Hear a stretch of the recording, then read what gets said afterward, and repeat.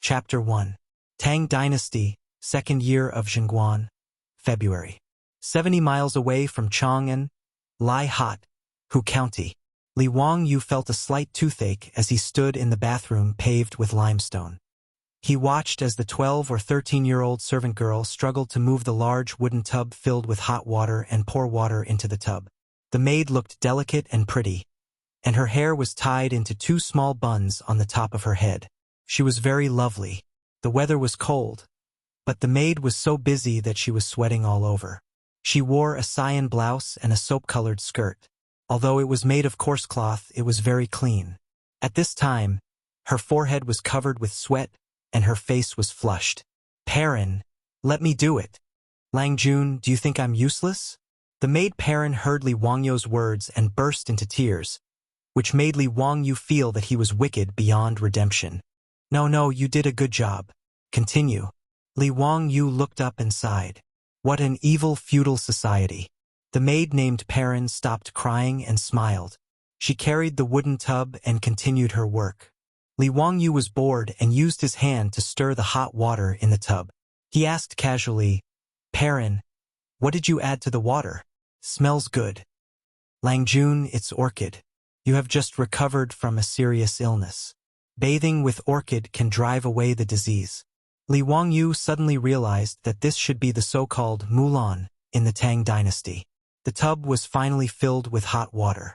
Li Wangyu breathed a sigh of relief. He didn't have to watch the maid work anymore. He reached out to take off his clothes and take a bath, but suddenly froze and looked at the maid Perrin. "Why don't you go out?" "Lang Jun, I'll help you take a bath." The maid Perrin's face was red. It was unknown whether it was because of the hot work or because of shyness. Li Wangyu was so shocked by Perrin's words that his fingers trembled. After a long time, he replied stiffly, "No need. You can go out. I'll wash myself." "Lang Jun, this is against the rules of the mansion." "What rules? Are you not going to listen to me anymore?" "This slave doesn't dare." The little maidservant began to cry again. This time, Li Wangyu did not fall for her trick. He directly pushed her out of the bathroom and closed the wooden door. "Li Wang, you really couldn't do such a beastly thing as letting a 12 or 13-year-old little lowly help him take a bath. After all, he was a good child who grew up under the red flag." Taking off his robe clumsily, Li Wangyu stepped into the bathtub, shivering in the cold. Soaking his body in the hot water that was filled with the fragrance of orchid, "Li Wang, you could not help but moan. It's so *king comfortable." He reached out to grab the soap, but there was only a small bucket in front of him. It was filled with a yellowish-brown greasy liquid. Li Wangyu stared blankly for a moment, wondering what it was. After a while, it dawned on him. It was a soap pod soup. The skin and seeds of the soap pod were peeled off, and only the flesh was dried. Then, the liquid was boiled in hot water. It was the Tang Dynasty's version of liquid soap that was used for bathing. Li Wangyu helplessly scooped up some of the greasy soap pod soup with his hands and smeared it on his body while secretly cursing. "Damn you, stinky woman. Crazy woman. You win." Li Wangyu had a reason to curse. A few days ago, he was still a promising young man with a bright future. He was the hope and pride of the whole village. Because he accidentally hitched a ride with his female superior, the trajectory of his life took a strange turn. His difficult and unruly female superior actually drove the car to chase after a thief, but accidentally got into a car accident. Li Wangyu, who was sitting in the passenger seat without a seatbelt, was directly thrown out and performed a scene of flying. The consequences were not serious. Really, it was not serious at all. It was just a transmigration. It was a pity that he had just paid the down payment for a mortgage house. He did not know which bastard would benefit from it. The only good news was that he did not have to pay the mortgage for the next 20 years. Wuxia Bank did not seem to have any plans to open a branch in the Tang Dynasty. Li Wangyu's soul transmigrated 1,000 years ago and possessed the body of a 16-year-old boy in the Tang Dynasty who had just died of an illness. The boy was also named Li Wangyu. After sleeping on the bed for a day and a night, Li Wangyu woke up. However, he had not completely absorbed and integrated the memories of the previous owner of the body. There were many things that he needed to think about in his mind for a while to understand. It had been a few days since he transmigrated. Although he was not used to his current identity, fortunately, he did not expose himself. Even Li Wangyo's personal maid, Perrin, did not realize that her master's soul had changed. Today, he finally could not stand the sweat on his body and told Perrin that he needed to take a bath, which led to the previous scene. Li Wangyu was soaking in the hot bath. In his heart, he was still complaining about the unreliable female driver who caused his soul to transmigrate to the Tang dynasty. Suddenly, he heard a scream, and then a black shadow appeared out of thin air. The next moment, the black shadow fell directly into the bathtub. With a loud splash, the hot water in the bathtub splashed everywhere, and steam filled the air. Caught off guard, Li Wangyu also let out a cry of surprise. Under his horrified gaze, a mass of long black hair slowly rose from the bathtub. Ghost! Li Wangyo's first reaction was that it was Sadako from the Japanese horror movies. He almost subconsciously kicked her. Ah! Another cry of surprise was heard. Li Wangyu realized that the thing he kicked did not seem to be a female ghost, but a person, a woman. The woman who was kicked by Li Wangyu finally stood up from the bathtub after letting out a miserable cry. Li Wangyu was stunned. He looked at the woman in front of him, who was wearing a wet tight suit and a short white skirt. Her hair was disheveled. Did he transmigrate back to modern times again? He stiffly twisted his neck and looked around. He was still in the same bathroom with green tiles and white walls.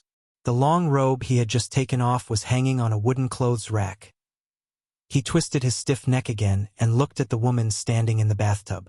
When the woman carelessly used her hand to push aside her long hair that was scattered in front of her face, revealing her beautiful face that was covered in water droplets, Li Wangyu let out a terrified voice from his throat as if he was in a nightmare. Su Changqing. The young woman called Su Changqing wiped the water droplets on her face with her hand. After opening her eyes and seeing everything in front of her, she once again let out an ear-piercing scream. Her voice was so loud that Li Wangyu could not help but cover his ears with his hands. After screaming a few times, Su Changqing suddenly reacted and fiercely hugged his hands in front of his chest, looking in horror at the youth sitting naked in the bathtub. Who are you? What do you want to do? Where is this? It really was Su Changqing.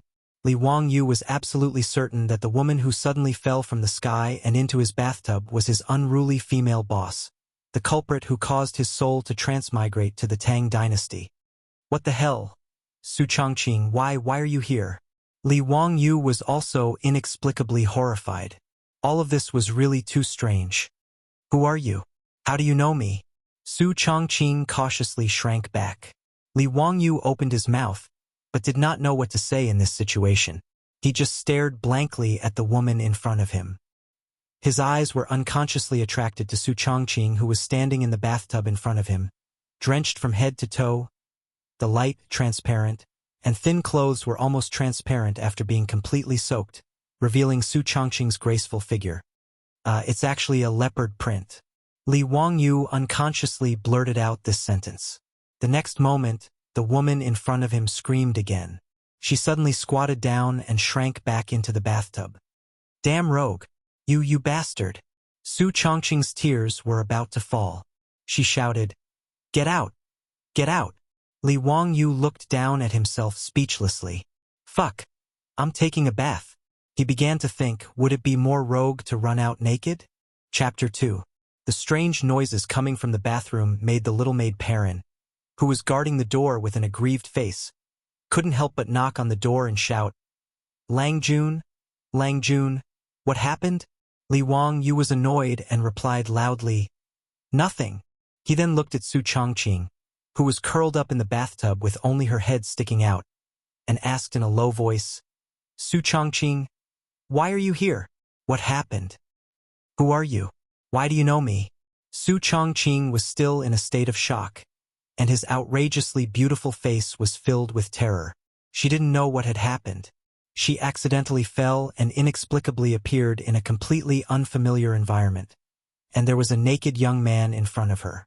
All of this frightened her. I'm Li Wangyu. Do you think I know you? Li Wangyu rolled his eyes weakly. It was strange enough that he had been in a car accident and his soul had traveled to the Tang dynasty. Unexpectedly, when he was taking a bath, his beautiful boss from his previous life fell into the bathtub. This completely subverted his worldview. Li Wangyu? No, you are not Li Wangyu. Li Wangyu is dead. It was fine if Li Wangyu didn't say his name, but when Su Changqing heard Li Wangyu's name, she suddenly broke down and burst into tears. Oh, I'm sorry. I'm sorry. It's all my fault. Li Wangyu, who had been cursing his beautiful boss, couldn't help but soften when he saw the beautiful woman in front of him like this. Instead, he comforted her. Okay, don't cry. I don't blame you. I'm not dead. I should say I'm alive again. No, I should say I'm reborn. Ah, what a mess. His words didn't stop the woman in the bathtub from crying. She could only weakly cover her forehead with her hand. Was this woman really so sad that he was dead? It seemed that the beautiful boss didn't seem to be as indifferent and ruthless to him as she usually did. This beautiful boss of Su Changqing, Li Wangyu and the other single dogs in the company all worshipped her as the goddess of the company. However, it was just a thought in his heart. White-collar, backbone, elite. How could Li Wangyu, a small white-collar worker from the countryside, spy on such a white-boned spirit? Promotion? Salary increase. Reaching the pinnacle of life, and marrying a rich and beautiful woman were just Li Wangyu's dreams in the dead of night. However, Su Changqing's tearful complaint made Li Wangyu's heart throb a little. Could it be that there were times when the goddess was blind? Su Changqing cried for a while and finally vented his emotions. With tears on his face, he looked at the young man opposite him with red eyes. Who are you? Why did you pretend to be Li Wangyu? Please, I am Li Wangyu. Li Wangyu lowered his head and looked at his current body. It was indeed not convincing. He thought for a while and said, Su Changqing, female, 24 years old, business administration at the University of Pennsylvania, USA. Extremely strong, outspoken, and abhorred evil. You killed me because you chased a thief with your car. You were the manager of Shanghai Group for 2 years. As a subordinate, you were very harsh to me and asked me to work overtime for a long time. I also wanted you to learn more. Besides, I also worked overtime with you. Su Changqing weakly defended herself. The next moment, she opened her beautiful eyes wide and asked in disbelief, You are really Li Wangyu? You believe that I am Li Wangyu? But you are not. Su Changqing felt that all of this was too unbelievable. After the car accident, she was filled with guilt and helped Li Wangyu with his funeral. After that, she was in a trance for the next few days. That was why she accidentally missed a step and fell down the stairs. However, she did not expect that she would fall into an ancient-looking bathtub with a young man who claimed to be Li Wangyu who had passed away. Li Wangyu softly told Su Changqing about what happened to him. After the woman heard it, her voice went up an octave. This is the Tang dynasty? We have all transmigrated? He wanted to reach out and cover the stupid woman's mouth. Was she shouting so loudly because she was afraid that the little girl outside the door could not hear her? That is the truth. Li Wangyu helplessly spread his hands. But why did your soul transmigrate, and I didn't? Su Changqing asked curiously. Li Wangyu rolled his eyes again. You ask me, but who am I supposed to ask? Su Changqing finally accepted the fact that she had transmigrated. She suddenly realized that the two of them were sitting in a steaming bathtub and Li Wangyu was still naked. She exclaimed again and reached out to cover her eyes. You? Why aren't you wearing clothes? Damn, big sister, who the hell wears clothes when taking a bath? Hurry up and get out, Su Changqing urged. So troublesome. Close your eyes and don't peek. Who wants to peek at you? I'm afraid of getting a needle eye. Little brat, is your hair all grown out? After Su Changqing regained her composure, she returned to her usual valiant self. Her words angered Li Wangyu so much that he stood up from the bathtub. He jumped out of the bathtub and hastily wrapped himself with clothes. This woman's mouth was still so poisonous. What the F***ck? I owe you. Wait here, I'll ask someone to bring you some clothes. Li Wangyu looked at Su Changqing, who was still soaking in the bathtub, and felt a headache coming on. How should he explain the identity of this woman who appeared out of nowhere? He lightly knocked on the wooden door of the bathroom. "Perrin, are you there?" "Yes, Lang Jun." "What happened inside?" The little maidservant Perrin had been very nervous. She didn't know what her Lang Jun was doing in the bathroom. "It's nothing. Go find another tall maidservant and borrow some clothes." The little maidservant Perrin was less than 1.5 meters tall, while Su Changqing was tall. She had the body of a model with long legs and a height of 1.7 meters. She had to make do with the other maidservant's clothes. "Lang Jun, what did you say? Borrow clothes? You want maidservant clothes?" The little maidservant Perrin outside the door almost thought that she had misheard. "That's right. Don't ask why. Go quickly." "Yes." Perrin was full of doubts, but she could only quickly leave to find other maidservants in the mansion. Li Wangyu looked back at Su Changqing in the bathtub with a bitter smile.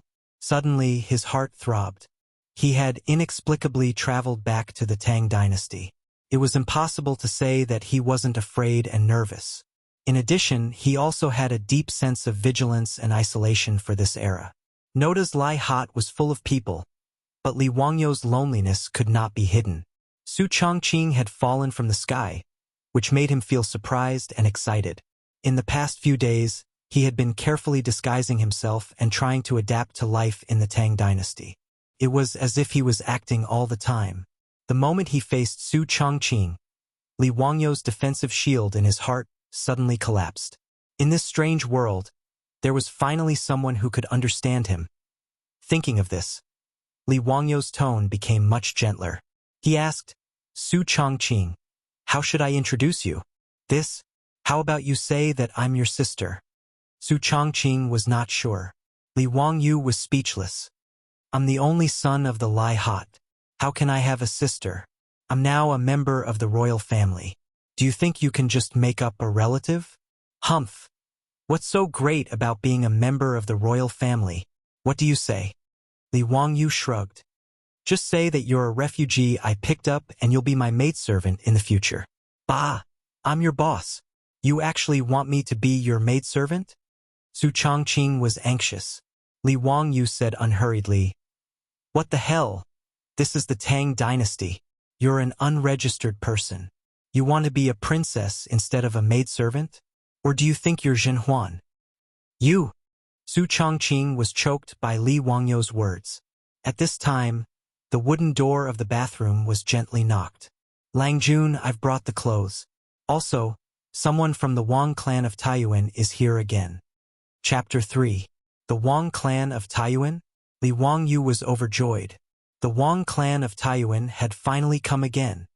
He was worried that the Wang clan would give up after the previous owner of his body fell ill from anger. The Li clan of Wuxia was a relative of the Li Tang dynasty. In the early Tang dynasty, in order to highlight the imperial family's supremacy and suppress the aristocratic families, great ancestor Li Yuan made a rule that all officials with the surname should be above the same rank. Every province would have one grandmaster, who would be in charge of overseeing the affairs of the imperial family. It meant that all officials with the surname Li were above those of the same rank. Those who did not hold a position would not be able to serve the imperial family. Furthermore, every province would have one grandmaster, whose main function was to supervise and intimidate. It was institutionalized. Li Wangyu's father, Li Zhou, was trusted by Li Yuan. He oversaw one of Chang'an's major cities, Wuxia, and was in the limelight. The aristocratic families of Taiyuan Wangs took the initiative to propose marriage, betrothing their eldest grandson to Li Zhou's son, Li Wangyu. Both sides would only wait for Li Wangyu to reach the age of 16 before the marriage was consummated. Unexpectedly, the great and upright Pai Lupi killed his brother through the Xuanwu Gate incident, forced his father to retreat, and ascended to the throne. Under the rule of Chang'an, the Tang dynasty flourished. However, because Li Zhou was dissatisfied with Pai Lupi seizing power and killing his brother, he spoke nonsense in court. The Pai Lupi directly demoted him and reduced his salary. He was also suspended from overseeing Wuxia. Li Zhou was so angry that he fell ill and died not long after. After learning that the Li family had been defeated, the Wang clan of Taiyuan immediately regretted it. The main reason was that the Wang clan of Taiyuan did not want to be tied to the Li family of Huxian. They were afraid that Pai Lupi would hate them, so they sent someone to tactfully break off the engagement. As a result, the previous owner of this body was anxious and angry. He, who had been weak and sickly since childhood, fell ill just like his father. In the end, Li Wangyu took advantage of it.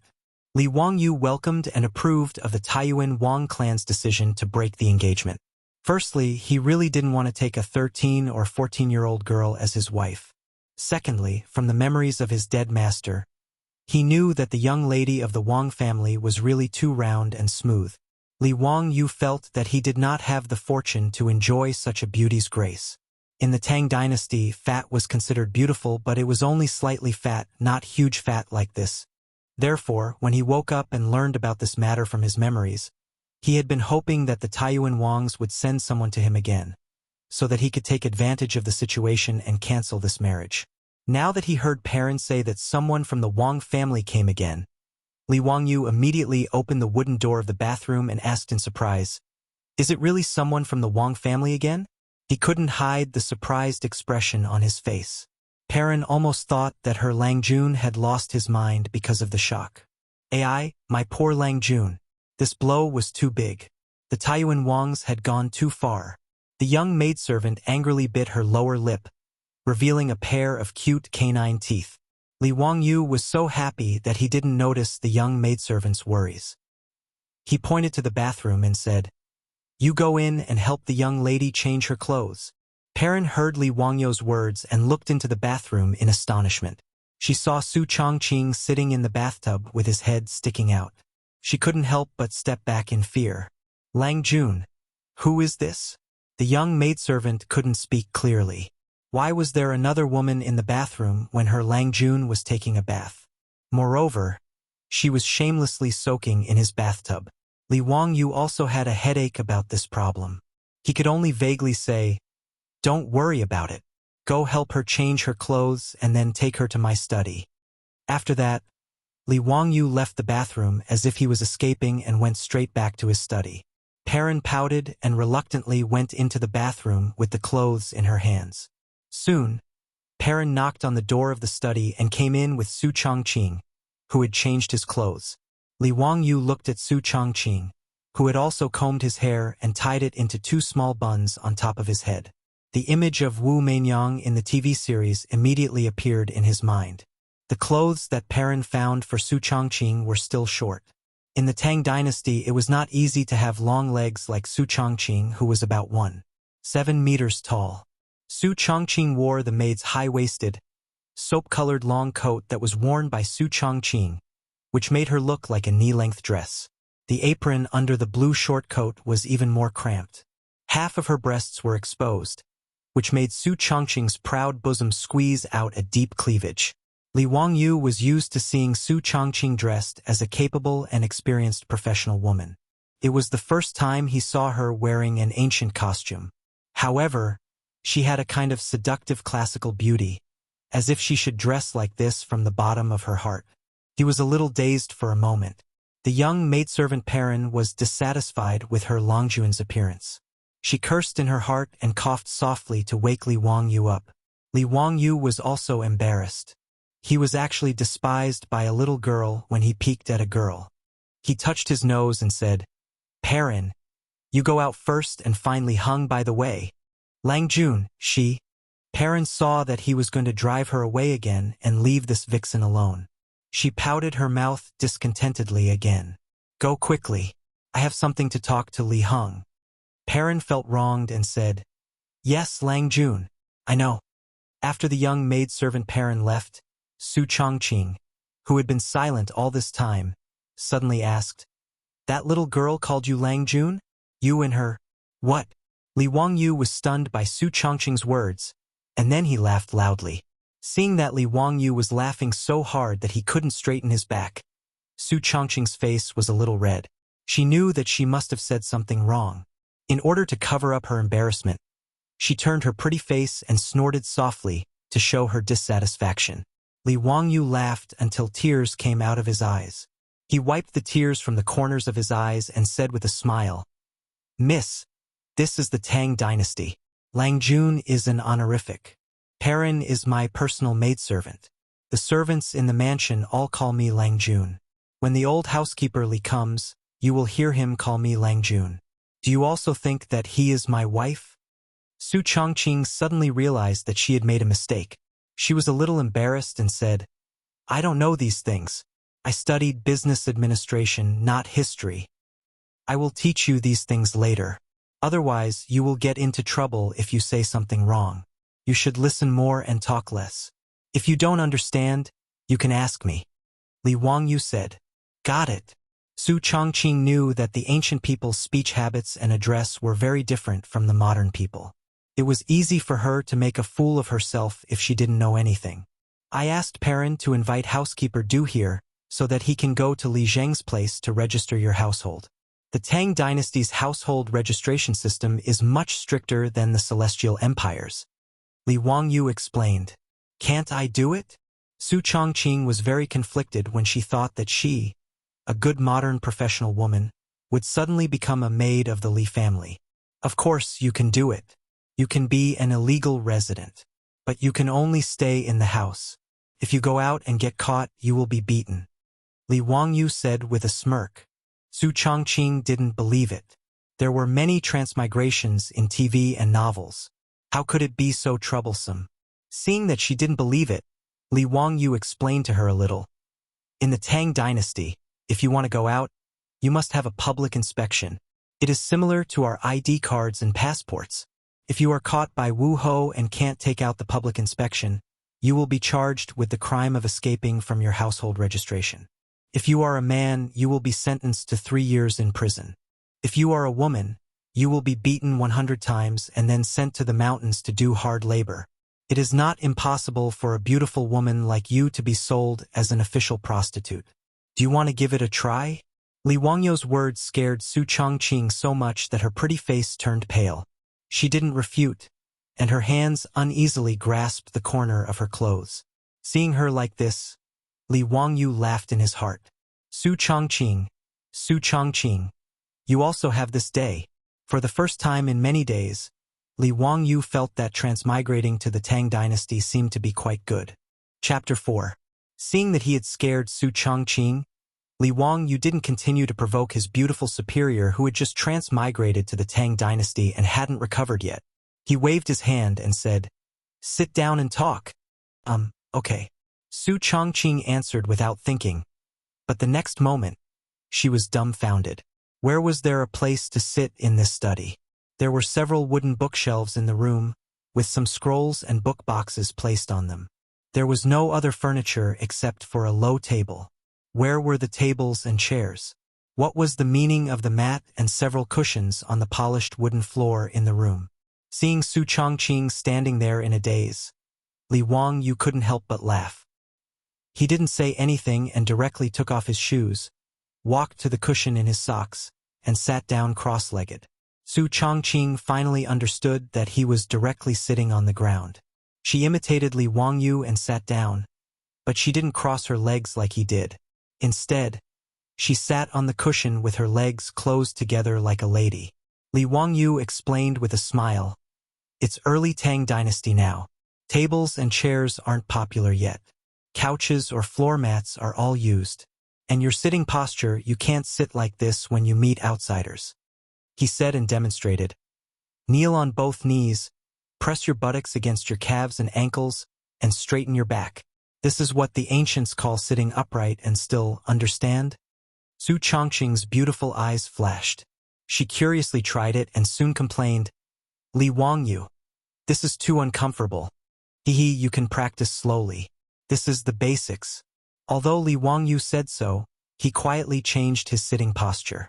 He couldn't stand that standard sitting posture. Although this body was inherited, Li Wangyu was really not used to kneeling like this. Then, he pulled over a small object from the side and leaned against it comfortably. Naturally, he couldn't hide from Su Chongqing's eyes. "Li Wangyu, what are you relying on?" Li Wangyu smiled and pointed to the armrest. "This is called a seat. You can think of it as the armrest of the sofa. The ancients were smart. With this, it's much more comfortable to sit on. Quick! Let me try it. Su Changqing was overjoyed. Li Wangyu smiled as he passed the wooden table to her. It was a wooden table with 2 supporting legs and an arc-shaped armrest on top. After Su Changqing took it, he didn't need to be taught and naturally placed his hand on it. Leaning forward, the weight of his body was supported, and his stiff waist could finally relax. Comfortable. By the way, remember to call me Lang Jun when there are people around. Be careful not to annoy housekeeper Li and drive you out. Li Wangyu did not forget to remind her. Got it. Pour me a cup of tea. I'm thirsty. Su Changqing stretched lazily. Li Wangyu's eyes almost fell into her tempting curves. Tea? Yes, what's wrong? I want green tea. Li Wangyu rolled his eyes again. He felt that he had rolled his eyes too many times today. He was speechless and said, Madam, do you want another cup of coffee? Hey, don't bully me. I know there's no coffee in the Tang dynasty, but there's definitely tea. Yes, there is tea, but what? Li Wangyu smiled and said, but you're not used to it. I'm afraid you'll flip the table. Su Changqing's beautiful big eyes flickered a few times, and she looked at Li Wangyu in confusion. What's wrong with tea? Hey, let me tell you how to drink tea in the Tang dynasty. The tea in the Tang dynasty is called fried tea. The tea leaves are roasted with fire and then crushed, poured into boiling water, and boiled together with scallion, ginger, pepper, mint, jujube, sugué, salt, cheese, and butter or mutton fat. Enough, stop talking. Li Wangyu was still describing vividly. Su Changqing could not stand it anymore. Was this still tea? Was this not soup? She felt a little sick listening to it. And do you think tea leaves are common? Except for temples and the south of the Tang dynasty, tea leaves are not common. There are not many tea shops in Chang, and that sell tea. Ah! Su Changqing did not expect that it would be so complicated to just drink a cup of tea. Be content. If you traveled to the Han dynasty, you would have to go to the pharmacy to get the medicine to drink tea. At that time, only pharmacies sold tea. Su Changqing was speechless. Actually, there were tea leaves in the mansion. They were sent by merchants from the south. Su Changqing glared at him. You only know how to tease me. Then help me boil a pot of tea without adding any ingredients. Li Wangyu spread his hands. I still don't have any. What's wrong? I drank it all. I have no money to buy it. Su Changqing was defeated by Li Wangyu's shamelessness. She weakly lay on the table. Although she was not clear about Li Wangyu's current family background, she saw the size of the mansion and the many servants and maids in the mansion. He even had the nerve to say that he had no money to buy tea leaves. Did he have any shame? Li Wangyu understood Su Changqing's meaning. He smiled bitterly and made a gesture of counting money. I really have no money. The mansion has been emptied a long time ago. The father of the original owner of this body owed a lot of debt before he died. The original Li Wangyu did not know anything and owed more and more debt. He stood up angrily. When I first transmigrated, I thought that I was lucky and became a rich second generation. But in the end, I became a debt second generation. How much money do you owe? Including principal and interest, it's almost 2 million. Damn it. I really don't know why I owe so much money. And it's a public loan shark. Li Wangyu was angry. 2 million? That's not much. If it's not enough, then let's sell this mansion. Su Changqing heard that it was only 2 million, so she did not think it was a big deal. Li Wangyu rolled his eyes at her again. Miss, do you think 2 million is the same as 2 million RMB in the future? In the early years of the Tang dynasty, 2,000 coins could buy 1 mu of land. This is equivalent to the value of 1,000 mu of land. Do you know how much this is equivalent to in the Tang dynasty? A first-rank official's monthly salary is 6,800 coins. This is equivalent to more than 290 months of salary. That's more than 20 years of salary. He began to count with his fingers for Su Changqing. 1,000 copper coins is equivalent to a string of coins. A string of coins is roughly equivalent to 4,000 RMB. 2 million copper coins is 2,000 strings of coins, which is almost equivalent to 8 million in the future. As for this mansion you mentioned, I've asked around. It's worth at most 50,000. This is not the real estate speculation of the future. The price of the house is not that outrageous. Seeing that Li Wangyu actually owed such a large sum of money, Su Chongqing was also stunned. What a miserable second generation of debt. Li Wangyu was not very worried. He even comforted Su Chongqing. Don't worry. With our abilities, how could we starve to death? It's just temporary. We'll earn this money back soon. When the time comes, I'll take you to eat and drink well. I'll raise you until you're white and fat. Bah, who wants you to raise me? Su Chongqing spat at him, but she felt an inexplicable sweetness in her heart. In the study, the two suddenly quieted down. Neither of them spoke and silently looked at each other. Just as the atmosphere became somewhat ambiguous, footsteps sounded outside the study, and someone knocked on the door. Chapter 5. Come in. Li Wangyu seemed to have been startled awake. Su Chongqing's face also flushed red. The two of them hurriedly sat up straight. After getting Li Wangyu's permission, a skinny old man came in. It was the housekeeper of Lai Hot, Li Heng. Lang Jun, you were looking for me? Yes, this is Chongqing. She will be my personal maid from now on.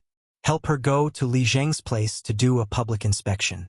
Li Wangyu pointed at Su Chongqing and introduced her to Li Heng.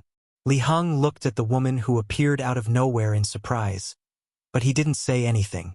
He had been a housekeeper for many years, so he had a good eye. Since his master didn't want to tell him, he shouldn't ask. Although he was old, he wasn't muddle-headed. The old housekeeper could tell that the young woman who suddenly appeared had a special relationship with his Lang Jun. He saw that she sat in front of his Lang Jun without any etiquette, but his Lang Jun didn't feel offended at all. After Li Wangyu finished talking, he saw that Li Heng wasn't in a hurry to leave.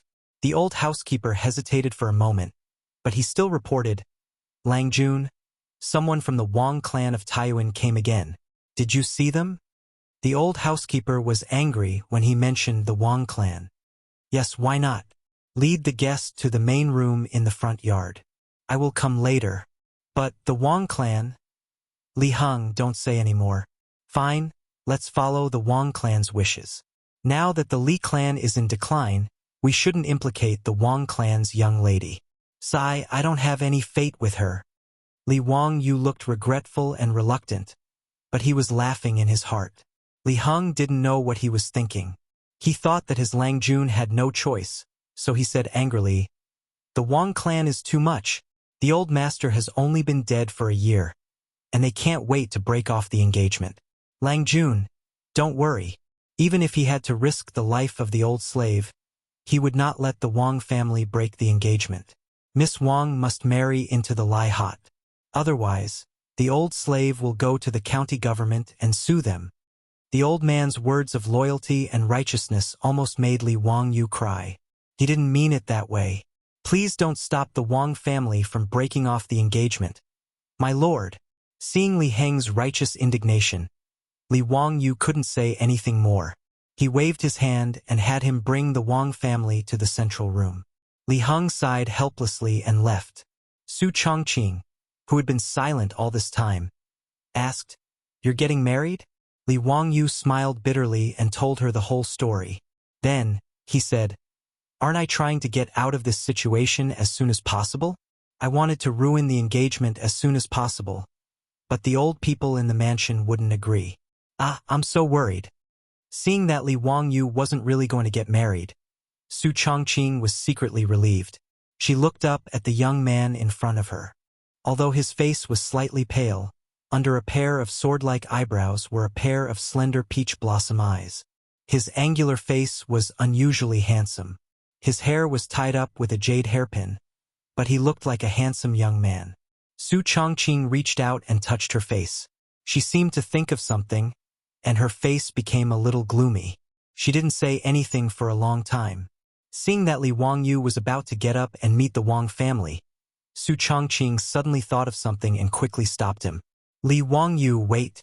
What's the matter? Is the Taiyuan Wangs also an aristocratic family of the Tang dynasty? Li Wangyu was a little confused about why she suddenly asked this. After thinking for a while, he answered, in the Tang dynasty, there are 5 families and 7 Wangs. The Chui clan of Bowling, the Chui clan of Qinghe, the Lu clan of Fanyang, the Li clan of Longxi, the Li clan of Zhao County, the Zheng clan of Xingyang, and the Wang clan of Taiyuan. These 7 families are the most distinguished. My family is connected by marriage with the Wang clan of Taiyuan. Is the Wang clan of Taiyuan very powerful in the Tang dynasty? Well, it should be so. The only sister of the retired emperor of the Tang dynasty, Li Yuan, and the only aunt of Li Shimin, great elder princess, married Wang Renyu of the Wang clan of Taiyuan. You can imagine the influence of the Wang clan of Taiyuan. That is to say, the Wang clan of Taiyuan is very rich? They should be very rich, right? What's the matter? Idiot, to think that you're a transmigrator. Come here. Let me tell you. Su Chongqing's breath was like an orchid as he whispered a few words into Li Wangyu's ear. After hearing this, Li Wangyu looked strange. Then he gave Su Chongqing a thumbs up and said, "Brilliant, really brilliant. Humph. Do you think I studied business administration at the University of Pennsylvania for nothing? I know you are brilliant. Otherwise, how can you be a manager and I be a white-collar worker?" Li Wangyu joked. "You are so talkative. Go ahead." "Yes, sir." Li Wangyu was in a good mood. When he went out of the study and looked at the ruined courtyard, he felt a little annoyed. Looking at his old clothes, it was obvious that there was no surplus in the mansion. It was so difficult that he didn't have new clothes to dress up when he met the guests. What an unlucky second generation of debt. Li Wangyu once again despised the irresponsible previous owner of this body, as well as that equally unreliable dead man's father. Only then did he let the little maid Pei Lan lead the way. Li Wangyu lifted his feet and walked towards the front courtyard. Although the Lai Hot was in decline, the mansion was quite big. The 3 entrances to the courtyard and the 3 entrances to the house were part of the ritual. The outer courtyard was used to receive guests. The second entrance was the inner courtyard. It was mainly used to house guests and relatives of the family. The third entrance was the inner room, where the master of the mansion lived.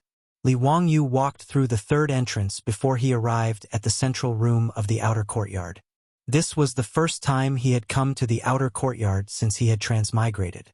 He curiously looked at the central room in front of him and felt that the architectural style was very similar to the Japanese architecture of the future. However, he suddenly realized that the so-called Japanese style of the future was copied from the Tang dynasty of the East by the Tang dynasty. Today, he finally saw the original with his own eyes. The central room for receiving guests was very spacious. When the Lai Hot was at its peak, the central room was not only used for receiving guests, but also for hosting banquets. The Tang dynasty's traditional central room only had 3 walls. Facing the front courtyard, there were only wooden pillars supporting the eaves. There were no walls or windows. With a wide field of vision, one could sit in the central room and enjoy the scenery in the courtyard. However, the Li family was in decline at the moment. The front courtyard was neglected and full of dead branches and leaves. It was still bleak in the early spring. Several servants of the Wang family stood in the front courtyard. An unfamiliar middle-aged man stood in the central room, accompanied by the housekeeper Li Heng. Li Wangyu raised his eyes and looked at the man from the Wang family in the central room. After searching through the memories of his predecessor for a long time, Li Wangyu finally confirmed that he had never seen the man in front of him. Only then did he open his mouth and ask, "May I ask who you are?" "Greetings, Lang Jun. I am the housekeeper of the Wang clan in Taiyuan, Wang Yu." The man from the Wang family respectfully bowed to Li Wangyu. Bowing was a traditional Chinese etiquette. The 2 hands were pushed forward and the body was slightly bent to show a salute. Bowing was similar to cupping one's hands, but it was more formal and thorough. "Sit down and talk," Li Wangyu said indifferently. With the help of Perrin, Li Wangyu took off his shoes, put on his socks, walked to the seat, and sat down cross-legged. Wangyu was not lacking in manners. After Li Wangyu sat down, he took off his shoes and sat down. Then, he respectfully knelt on the ground with his buttocks pressed against his calves and ankles. His back was straight. "Uncle Wang, are you well?" "Lang Jun, everything is well with my master." The two of them talked nonsense for a long time, but the housekeeper did not mention the purpose of his visit. This made Li Wangyu a bit irritated. He could not take the initiative to break off the engagement, so he was depressed.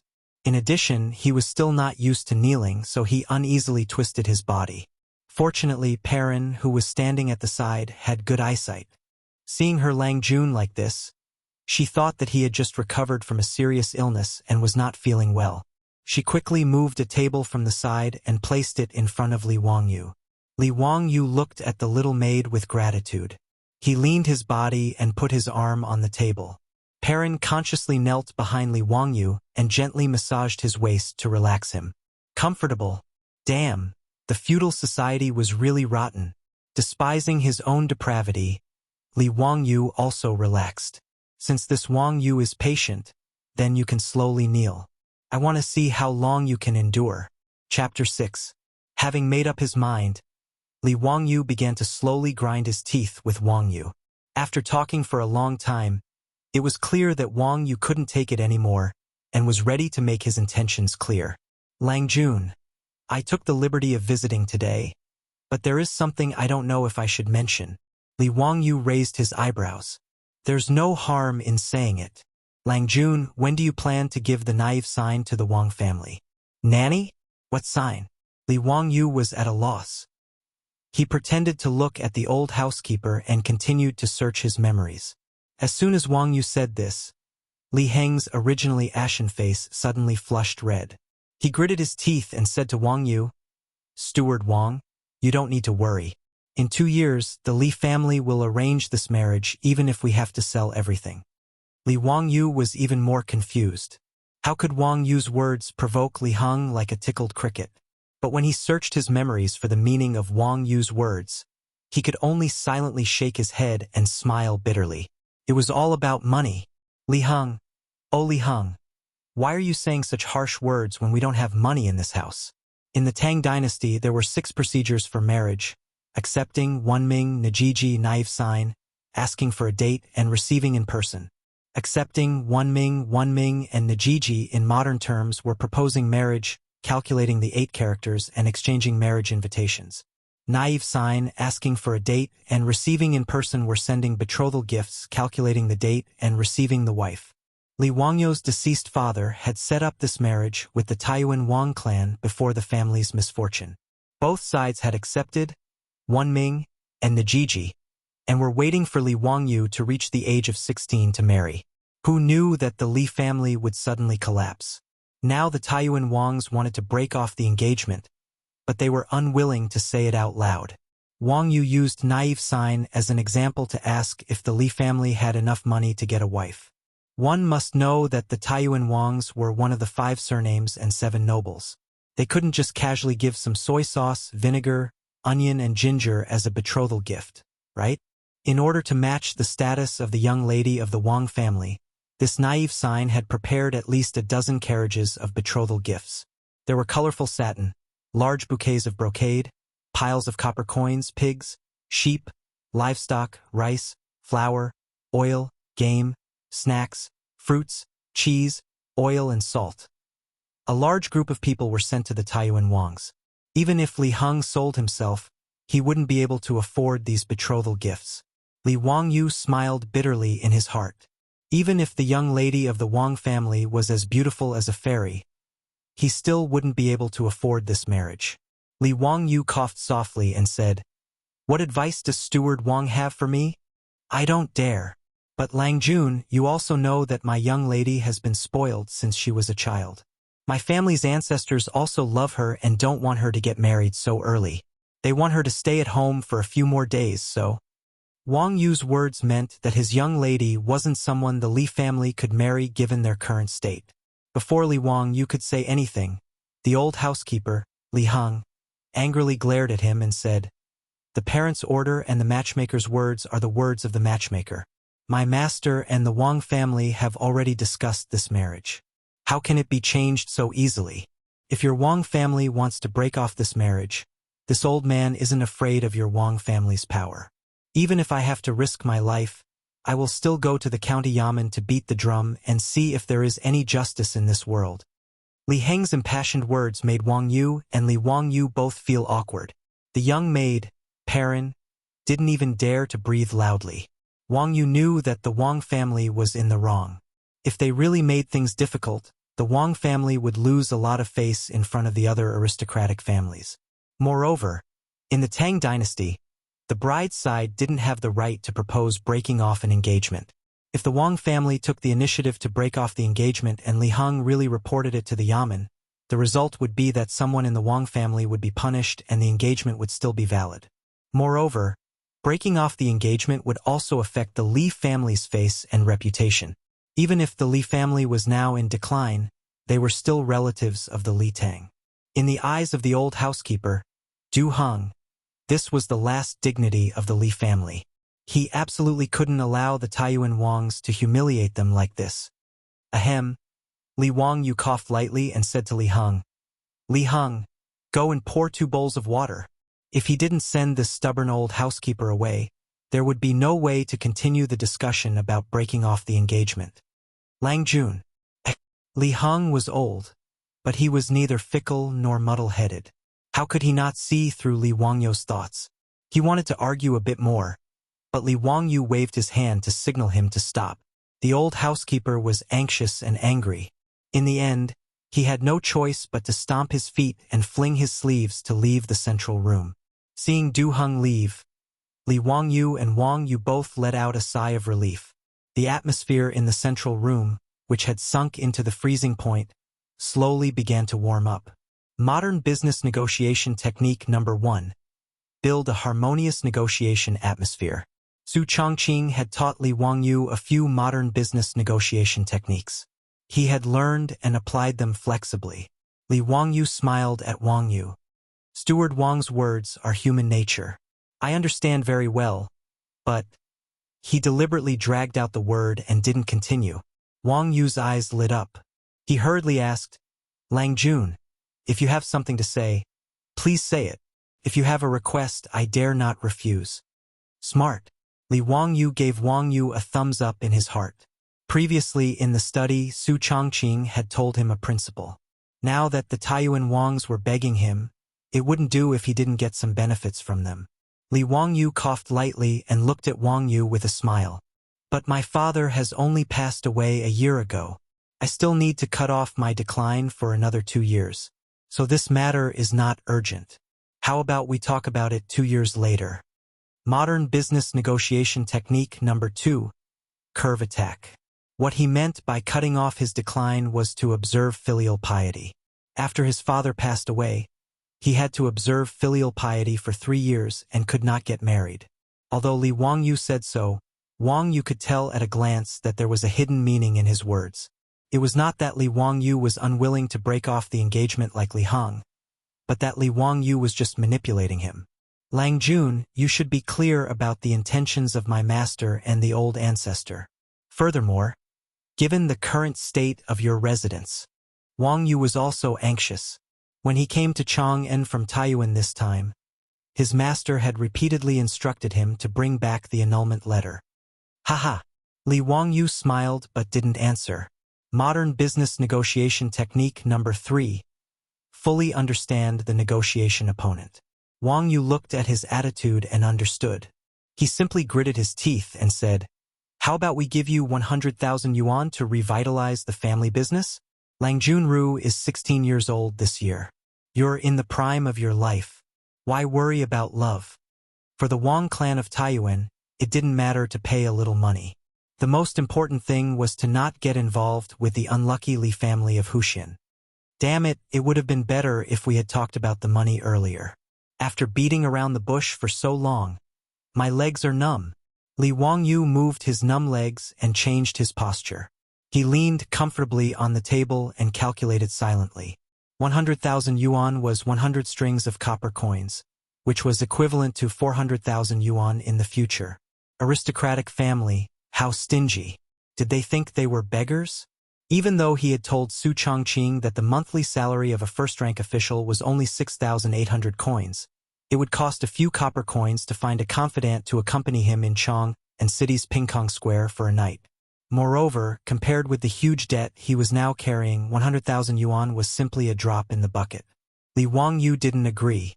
Instead, he began to manipulate him. Haha! This time it was the Wang clan who was begging him. How could he not take advantage of a local tycoon who came to his door? Chapter 7. Steward Wang, my Li family is now in trouble. However, my father taught me since childhood that I cannot forget righteousness in the face of profit and cannot go back on my words. Therefore, how can I not respect my father's teachings regarding the marriage arranged by my father? Business Negotiation Technique 4. Give way to attack. Li Wangyu's words were righteous, but Wang Yu secretly despised him. This Li family's appetite is not small. What can't forget righteousness in the face of profit? Isn't he implying that my price is not enough? 500,000. 2 million. Li Wangyu also opened his mouth like a lion and directly bargained with 5 or 6 times the price. 1 million, that's not much. Seeing Wang Yu gnashing his teeth, Li Wangyu estimated that he had reached his bottom line. So be it 1 million, I can repay half of the huge debt. Li Wangyu was satisfied. Business Negotiation Technique 5. Cannot be fickle. Li Wangyu knew when to stop. No matter what, his goal was achieved. Not only did he cancel the marriage, but he also solved a lot of the debt crisis. Right now, he even wanted to hug and kiss Su Chongqing. Sigh, I also have no fate with the Wang family's young lady. If that's the case, Li Wangyu said halfway and stopped. He looked at Wang Yu and then at the Wang family's servants outside the central room. Damn, where's the money? He suddenly thought of a problem. 1,001,000 strings of copper coins. 1,000 strings of copper coins is not light at all. The Tang dynasty's Kaiyuan Tongbao is very particular about the materials used, and the workmanship is very delicate. 1 Kaiyuan Tongbao is about 5 grams, 1,000 pieces is 5,000 grams. In other words, 1,000 strings of copper coins is 5 kilograms. 1,000 strings of copper coins is 5,000 kilograms, 5 tons. Li Wangyu sized up Wang Yu in front of him several times. He did not think that this guy is Doryman who can take out 5 tons of copper coins to give him. It was impossible to break off the engagement with empty words. What if he agreed later and the Taiyuan Wang clan refused to give him money? How could he reason with them? As the butler of the Taiyuan Wangs, Wang Yu had good eyesight. Li Wangyu's stare made his face darken. For better or for worse, the Li family in Hu County could be considered an aristocratic family. Although they were in decline, how could the Li family be so unscrupulous? He didn't say much and directly waved at the servants in the hall. Immediately, a strong servant came up to the hall and untied the bag on his back. He took out a wooden box and placed it on the table in front of Li Wangyu. The servant opened the lid of the wooden box and left with his hands hanging down. Li Wangyu was dazzled by the dazzling objects in front of him. There were dozens of gold ingots neatly arranged in the wooden box, which was very alluring.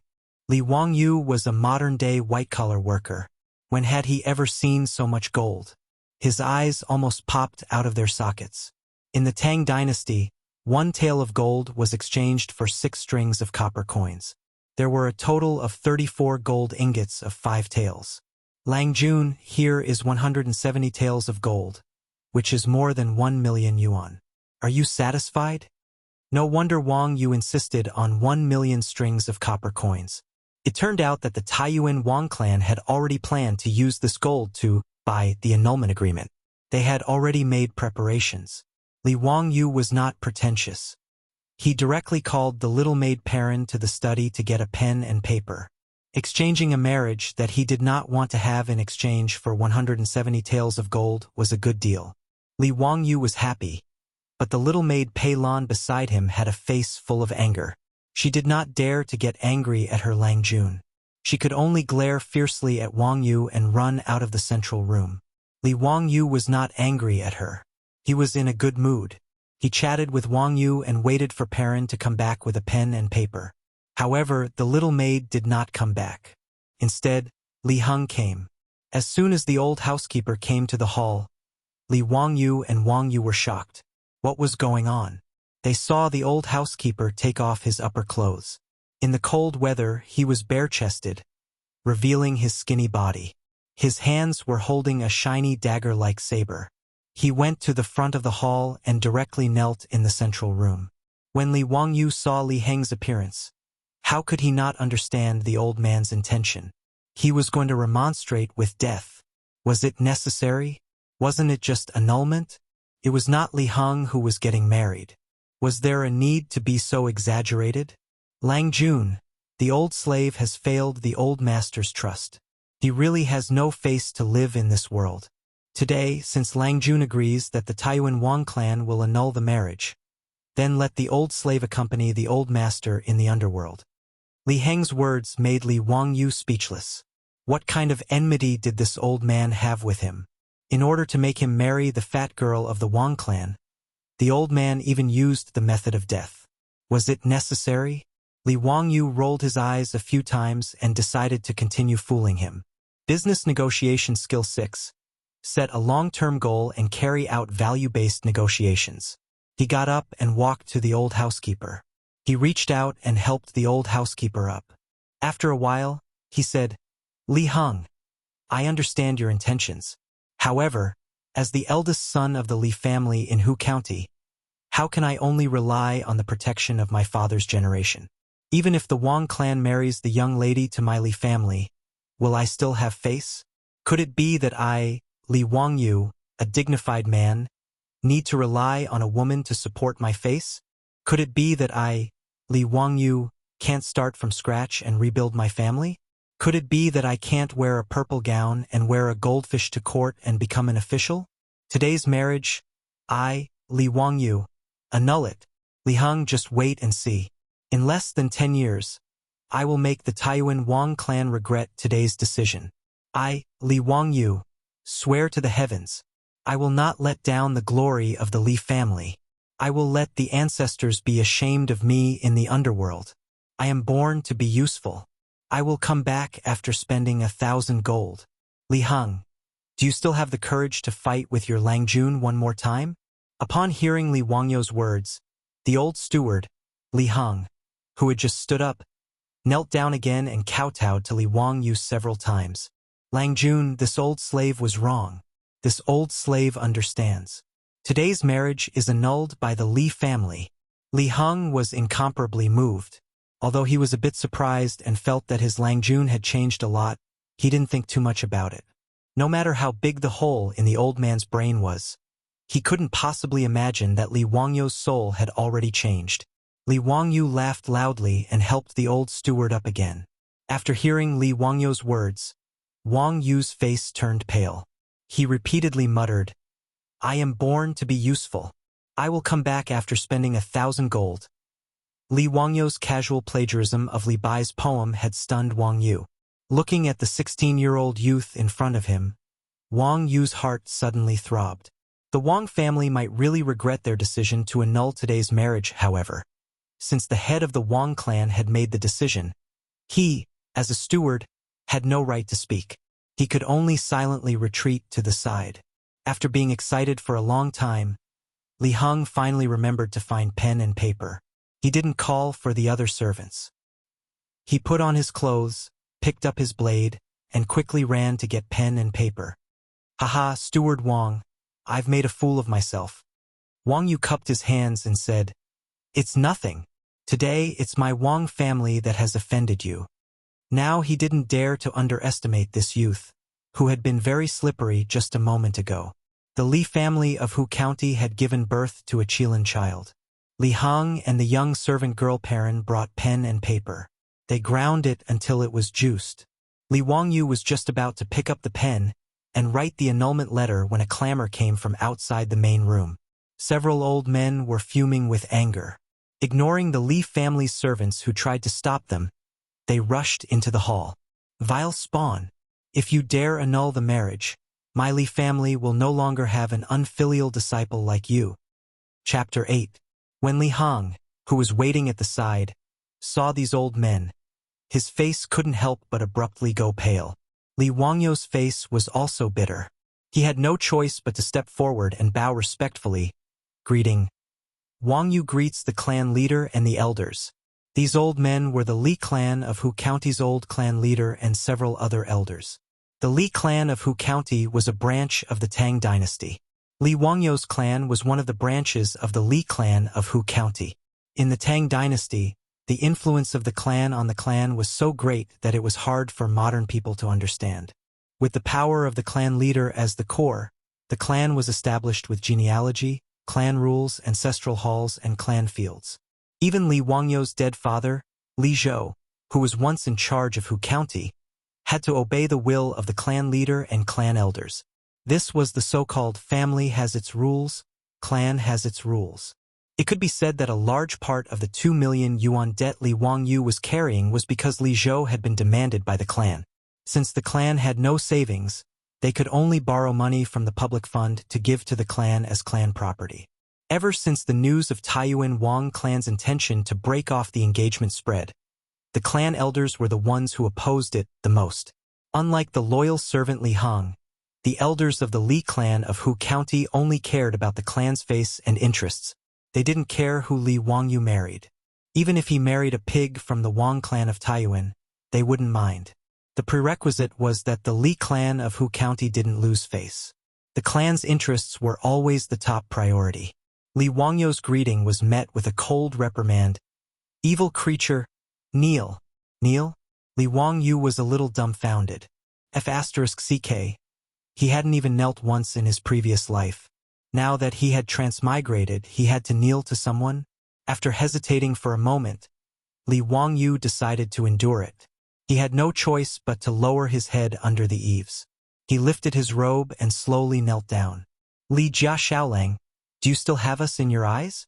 Are you going to write the annulment letter if we don't come today? The old patriarch walked straight to the main seat in the hall and sat down. The other elders also took their seats before asking. Aye.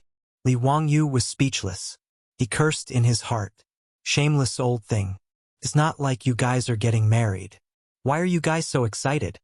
Li family's young man, let me tell you, unless I die today, it's not up to you to decide this matter. The white-haired old patriarch slammed the floor with his crutch, making the floor creak. Patriarch, you're right. Even if Li Zhou was here, it's not up to him to make the decision, let alone this little brat. The other elders agreed. It's up to you to make the decision. The old patriarch smiled and stroked his beard. He politely asked Wang Yu, who was fidgeting beside him, Are you from the Wang clan of Taiyuan? Greetings, Mr. Li. I'm Wang Yu, the steward of the Wang clan of Taiyuan. Wang Yu helplessly stood up and bowed. Steward Wang, you've come a long way. I'm the leader of the Li clan of Hu County. You can discuss the marriage with this old me. The old patriarch chuckled and waved at the little girl Pei Lan. Come here and massage my legs. Don't you have good eyesight? Perrin didn't dare to disobey. She sullenly knelt beside the old patriarch and gently massaged his legs. Li Wang, you couldn't help but raise his eyebrows when he saw how impolite this old thing was, completely treating his home as his own. However, he endured it and didn't say anything. The old patriarch's words made Wang Yu feel extremely disgusted. He'd already discussed the marriage with the Li clan. Now that these people had interfered, it seemed that there was going to be an unforeseen event. Mr. Li's words are too serious. I've already discussed the marriage with the Li clan. What do you think? He's just a junior. How could he understand these things? I still have to help him make the decision. Steward Wang, the Li family will definitely not cancel this marriage. I'll have to trouble Steward Wang to reply to your clan leader. The old patriarch rudely interrupted. This, facing the patriarch and elders of the Li clan of Hu County, Wang Yu didn't know what to say. He turned his pleading gaze to Li Wangyu, who was kneeling in the center of the room. Li Wangyu was helpless and could only say, Old patriarch, elders, Wang Yu has already discussed this matter with Steward Wang. One cannot go back on one's word. Impudent. When did it become your turn to speak? You better kneel there properly. The old patriarch slammed the table and angrily rebuked. Li Wangyu was so angry that he almost exploded. Did they still have human rights? He actually didn't have the right to speak about his own marriage. This was an evil feudal society. His temper also flared up. These elders completely treated him as a dish and could do whatever they wanted with him. Li Wangyu straightened his neck and loudly said, replying to the patriarch, when my clan leader was alive, he often taught me to keep my word. Confucius said, keep your word and act accordingly. What a petty person. Can also be considered second best. Since I've already promised Steward Wang, how can I go back on my word? The lord he was referring to was his father, Li Zhou. With a bang, the old patriarch directly flipped over the table in front of him. How could my Hu County Li clan give birth to such a vile spawn like you? The Li clan's face has been completely lost by your Li family's father and son. You're just like your dead father, only knowing how to smear the Li clan's name. You good for nothing. That's right, Li Zhou is also a scoundrel. He disobeyed our clan leader and lost his job for no reason, bringing shame to our Hu County Li clan. The elders also spoke up one after another, pointing their spears at Li Wangyu's father, Li Zhou. Li Wangyu, who had originally maintained a respectful attitude, was so angry at the elders' words that his body trembled. Although he had never even met Li Zhou, he was still the father of his current body. How could he endure being humiliated by these elders? Even the young maid Perrin, who was kneeling on the side and massaging the old patriarch's legs, couldn't help but speak up. Patriarch, my family's old master is a good person. Before the young maid could finish speaking, the old patriarch raised his hand and slapped her across the face. With a bang, the young maid fell to the side. Uneducated lowly servant. When did it become your turn to interrupt? This Li Zhou doesn't discipline his son well. Even his own servant girl is so unruly.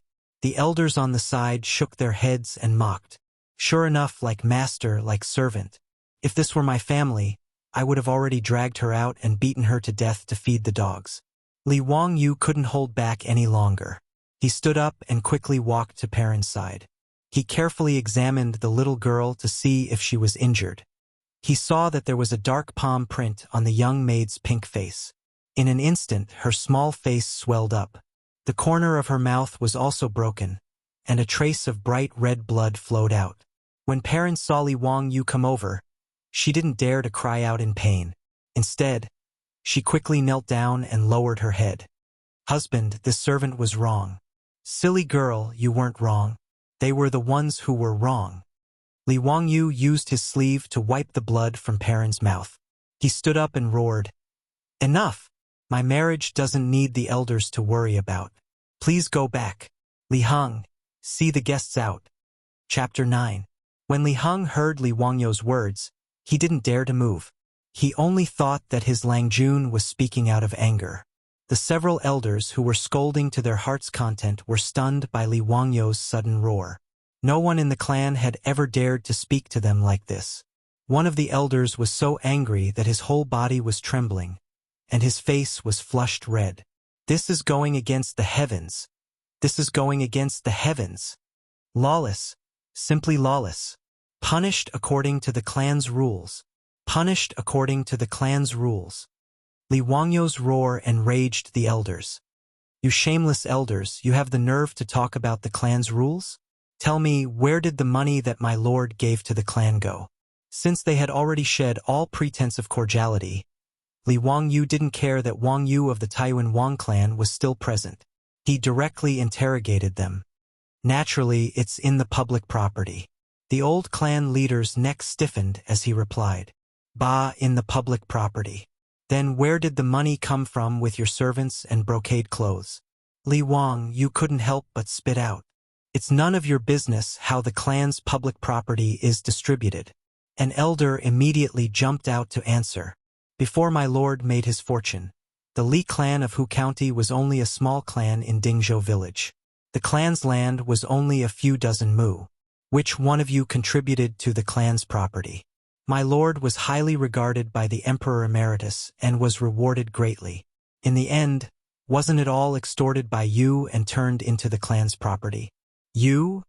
What about me? Aren't I speaking the truth? Because of your excessive demands, My lord was even forced to borrow money from the public and hand it over to the clan for the clan's property. What right do you have to insult my lord? How dare you? Why wouldn't I dare? My Li family owes the public 2 million. Is the clan willing to pay it back for me? If the elders are willing to pay it back, I will immediately kowtow and admit my mistake. I will accept any punishment. Li Wangyu pressed on and questioned. Nonsense. The clan property belongs to the entire Li clan. How can we use the clan property to pay off your family's debt? Hearing that Li Wangyu wanted the clan to pay for the debt, the elders immediately shook their heads like a rattledrum. Asking them to pay for the debt was better than asking for their lives. Li Wangyu was amused by the shameless words of these elders. It seemed that the Li clan of Hu County only wanted their own family's contribution, but did not get anything in return. They forced Li Zhou to borrow money for the clan's property, but wanted Li Wangyu to pay the debt himself. How shameless! What was even more outrageous was that they used the excuse of Li clan's face and even wanted to interfere with his marriage. This made Li Wangyu even more intolerable. The old clan leader coughed softly and softened his tone. Li Jia Xiaolang, as long as you don't break off the engagement with the Wang clan, we will pretend that we didn't hear what you said just now. He didn't mention anything about money at all. How much money Li Wangyu owed the public, what did it have to do with him? He only needed Li Wangyu to obediently marry the daughter of the Wang clan of Taiyuan and win glory for the Li clan of Hu County. He. Since the elders value the marriage with the Wang clan of Taiyuan so much, why don't you let your descendants propose the marriage? Li Wangyu was unmoved and asked with a sneer. The old clan leader and the other clan leaders cursed in their hearts. How could their descendants marry the Wang clan of Taiyuan? The rich and powerful families of the Tang dynasty all took pride in marrying the daughters of the 5 surnames. If not for the fact that Li Zhou was valued by Li Yuan, why would the Wang clan of Taiyuan take the initiative to propose the marriage? The Li clan of Hu County was said to be a member of the Li Tang imperial family, but they were only distant relatives. How could they be qualified to marry the daughters of the 5 surnames? Other than enjoying the freedom from corvée labor, they had no other privileges, let alone power and wealth. This was also the reason why they kept squeezing Li Zhou dry. Who would have thought that Li Zhou would offend the current emperor and lose his job? No one in the clan was an official in the imperial court, so marrying the daughters of the 5 surnames was the last straw for the clan to save face. This group of clan elders hoped to use this to maintain the clan's reputation. Li Jia Xiaolang, are you really going to be so stubborn? The old clan leader flew into a rage out of humiliation. You forced me to do this. Li Wangyu didn't back down at all. He was already sick of these clan elders. They were just greedy leeches lying on the Li family. His dead father had been sucked by them all his life, and now they still wanted to use him to achieve their goals. Looking at the silent maid Perrin on the side, Li Wangyu felt even more heartache. In the past few days after transmigrating, he had already treated this little girl who had taken good care of him as a little sister, but she had actually been beaten to this extent by this damned old man. His uncle could tolerate this, but his aunt couldn't. Fine, if that's the case, then don't blame me for not caring about our relationship. I will remove your name from the Li clan of Hu County's genealogy. The old clan leader shouted, trying to put on a strong front. As soon as he said this, everyone, including Wang Yu, was shocked. Li Heng was even more flustered. He immediately knelt on the ground. Clan leader, my Lang Jun didn't mean it that way. You can't do this. Li Heng, get up. Why are you kneeling on him? If you want to remove his name, then so be it. What's the big deal? Li Wangyu didn't care at all. He reached out to pull the old steward up. As a modern person, Li Wangyu had no attachment to the clan, nor did he have a sense of belonging. It was impossible to use the clan to make him submit obediently. However, in the eyes of the Tangs, the ancestral family rules were more important than anything else. Losing the protection of the clan and being removed from the genealogy was a disaster that could cause the world to collapse. Usually, only when the black sheep of the clan or those who had committed heinous crimes were punished would the clan leader and the elders hold a meeting to remove that person's name from the clan. When the old clan leader said that he wanted to remove Li Wangyu from the genealogy, Li Heng panicked. He never thought that things would develop to this point. The little maid, Pei Lan, knelt down again and cried, "Lord Patriarch, it's all this servant's fault. This servant didn't know the rules and spoke carelessly. Please don't blame my Langjun." "Perrin, get up. What are you doing?" Li Wangyu was anxious. Li Heng and Perrin's attitude made him very uncomfortable. In his view, he could live a better life if he left this group of vampires. However, in the eyes of Li Heng and Perrin, it was as if the sky had fallen. "Langjun, I beg you, please speak less. Talk to the patriarch properly. You mustn't leave the clan." Li Heng cried with tears and snot running down his face. "Li Heng, get up." Li Wangyu was also angry. He shouted, "If you still think of me as your Langjun, then get up. Let them do whatever they want. Today I'll say it right here. I, Li Wangyu, will definitely cancel this marriage." Good. Since Li Jia Shaolang doesn't care about the clan, then this old me has nothing to say. Tomorrow, I will hold a clan meeting and remove your clan status. Don't regret it, the old clan leader said coldly. "Do as you wish." "Humph, let's go." The old clan leader stood up and called everyone to leave. However, he was stopped by one of the clan elders. The elder looked greedily at the gold ingots in the wooden box on the table in front of Wang Yu. He said, "Clan leader, Li Zhou was raised by our clan with money and food. Since their family has nothing to do with the clan in the future, shouldn't the clan return the gold ingots that have been raised for so many years?" When these words came out, Li Wangyu and Li Heng's expressions changed. Chapter 10. Li Wangyu didn't know how much support and care his dead father received from the clan when he was young, but back then, the Li clan of Hu County was just a small clan living in Dingzhou village. How much help could such a small clan provide to Li Zhou? Ever since the establishment of the Li Tang, Li Zhou was trusted by Li Yuan and entrusted with important tasks. The Li clan of Hu County moved from Dingzhou village to Hu County and became a famous clan in Hu County. The clan's property also changed from a few dozen mu of barren land to 1,000 mu of fertile land. This was all obtained by sucking the blood of Li Zhou. Hu County was located in Guanzhong Road. It was the most prosperous area of the Tang dynasty.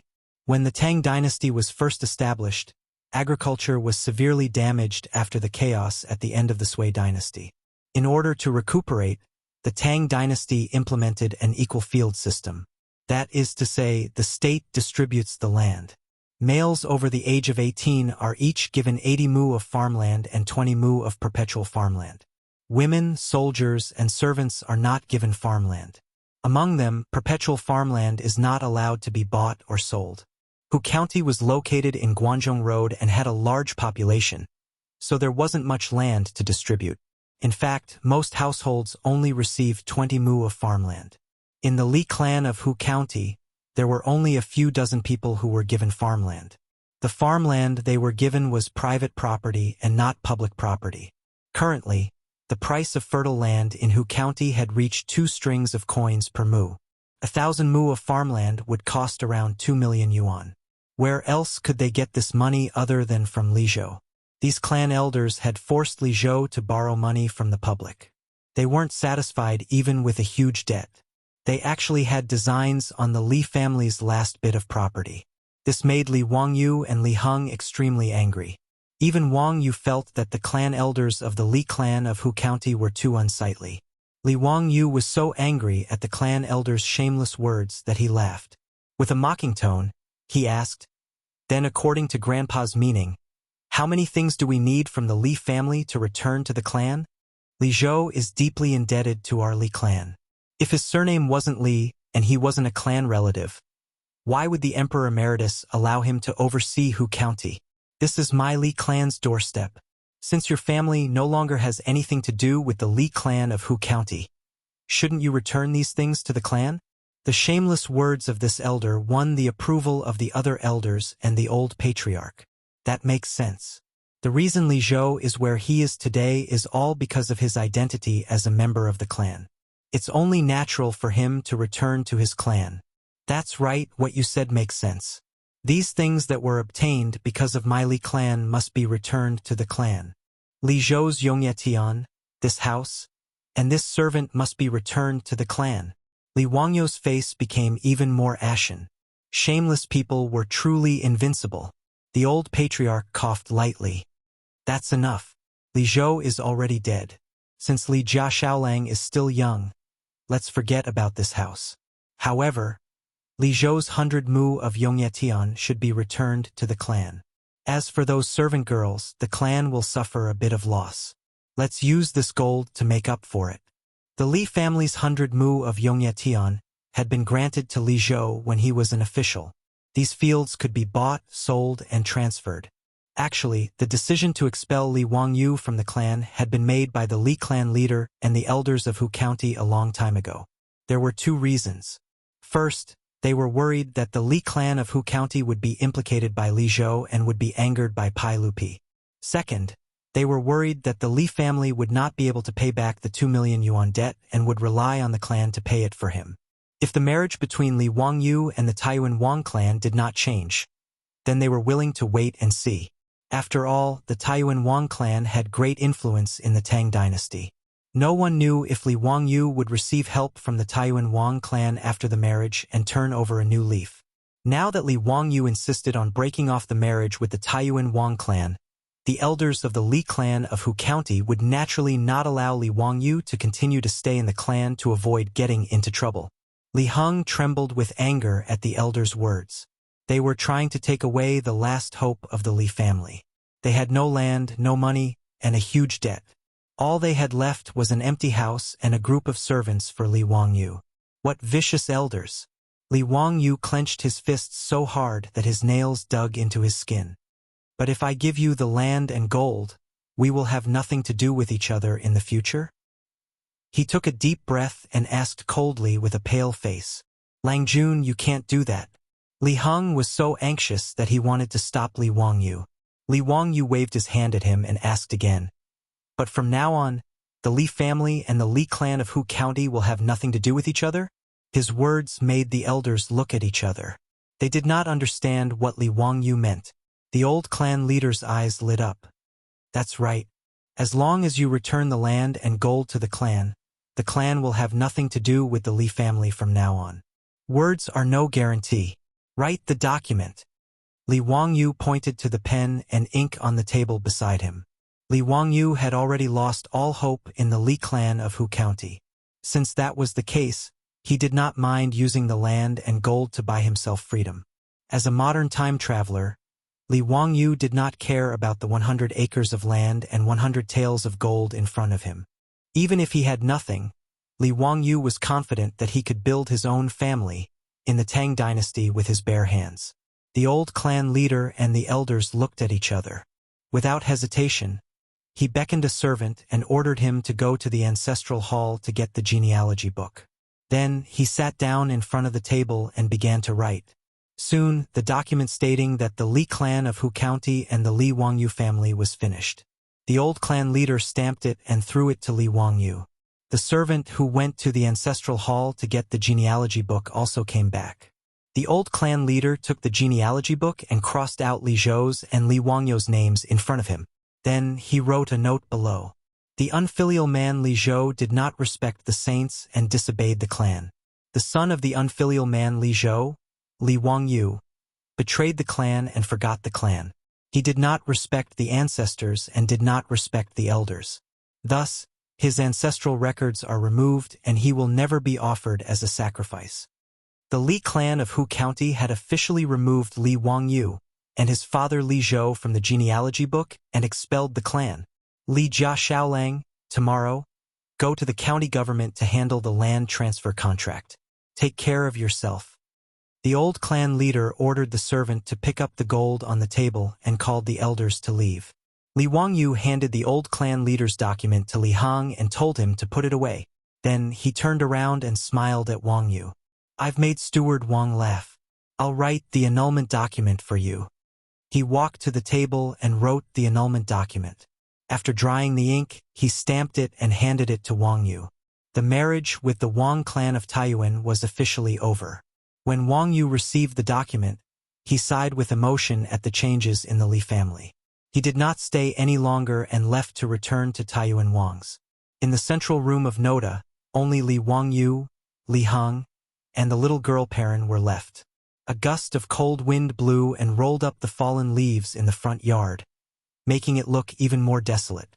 Lang Jun, you? The old housekeeper, Li Heng, wanted to say something. Today's events had already left him somewhat at a loss for what to do. Well, Li Heng, if you have anything to say it tomorrow. Li Wangyu exhaled a mouthful of turbid air and felt a bit lighter. The shackles that had been binding him had finally disappeared, making him feel very comfortable. Perrin, tell the kitchen to send food to the study.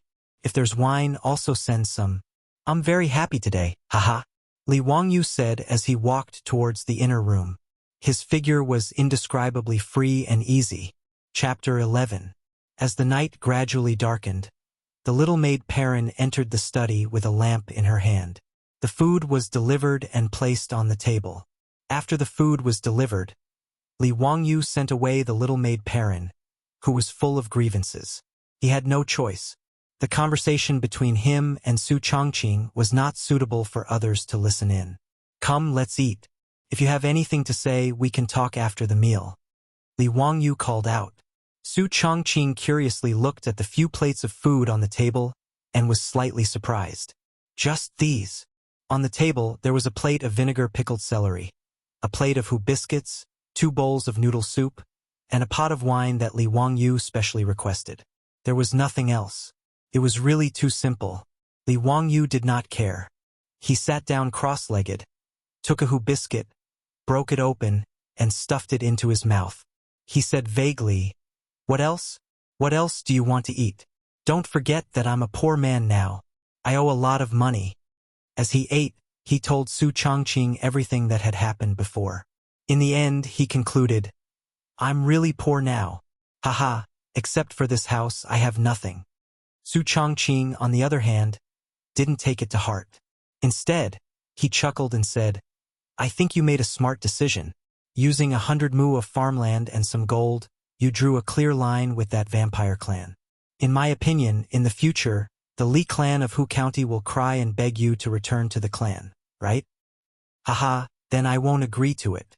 I won't even kneel down and kowtow." Li Wangyu laughed. In this world, only Su Changqing understood him. In Li Wangyu's view, the things that Li Heng and the others were worried about were nothing to be afraid of. With his and Su Changqing's knowledge that was thousands of years ahead of this world, after getting rid of that decadent and greedy clan, they would be able to swim freely in the vast sea and fly freely in the sky. Li Wangyu picked up the wine pot and poured Su Changqing a bowl of wine. "Su Changqing, come. I wish us a happy life in the Tang dynasty." Su Changqing smiled sweetly. She raised her wine bowl and lightly clinked it with his. The two of them raised their heads and drank. Then, Su Changqing couldn't help but frown. Li Wangyu's reaction was even more intense. He spat out the wine that he had just drunk. "Oh my God! Is this wine expired? Why is it sour?" Li Wangyu carefully examined the wine bowl under the oil lamp. The liquid in the wine bowl was light green in color. Not only was it turbid and unclear, there was also a layer of fine white ants floating on top of it. Smelling it, there was a slight smell of alcohol, but more of a sour smell. He couldn't help but slap his forehead and smile bitterly at Su Changqing. "I forgot that the winemaking technology of the Tang dynasty hasn't been developed yet, and there is no distillation and purification technology. No wonder it tastes so bad. If I had known, I would have made it myself." Su Changqing blinked her beautiful eyes and asked, "You know how to make wine? You forgot? I'm from the countryside in my hometown, and the children in the countryside know everything. My third uncle's family runs a winery that specializes in making sorghum wine. Although I'm not proficient in it, I have a general idea." Li Wangyu replied with a smile. "Li Wangyu, this seems to be a good way to make money. As far as I know, the Tangs should like to drink wine very much, right? That's for sure. Otherwise, how could Li Bai be known as the poet of 100 poems after drinking? You're right. We can make wine and sell it. It will definitely make money." Li Wangyu said in surprise, "You're really smart. You saw the opportunity to make money at a glance, haha." The more he thought about setting up a winemaking workshop, the more he felt that this was a very good way to make money. Li Wangyu couldn't help laughing. In the future, I, Li Wangyu, will be the god of wine of the Tang dynasty. Su Chongqing smiled and rolled her eyes at him. She didn't say much and continued to eat. Unfortunately, it's the Tang dynasty now. Potatoes, corn, chili, tomatoes, and so on haven't been introduced to China. The key is that the 3 cooking methods are roasted, boiled, and steamed back and forth. These days, I'm really sick of eating. Li Wangyu complained about the food problem of the Tang dynasty while eating. It was really unbearable. In fact, iron cooking utensils had begun to become popular in the Tang dynasty, but the Tang dynasty didn't have the habit of cooking. I'll make something delicious for you later. Su Chongqing picked up a piece of vinegar, pickled celery, and chewed it carefully. You know how to cook? Li Wangyu was surprised. His beautiful boss, as a modern white-bone fairy, actually knew how to cook. It was really rare. Su Chongqing raised her eyebrows. What? Do I look like someone who doesn't do household chores? Hee, no, I didn't mean that. Li Wangyu smiled embarrassedly. Humph. Su Chongqing ignored him and continued to eat dinner. Under the flickering candlelight, Su Chongqing slowly chewed and ate dinner while listening to Li Wangyu rambling on about the Tang dynasty. She gradually calmed down and even felt a trace of warmth. After transmigrating to this completely unfamiliar Tang dynasty for half a day, Su Chongqing felt nervous. Fortunately, Li Wangyu's existence prevented her from feeling overly panicked and helpless.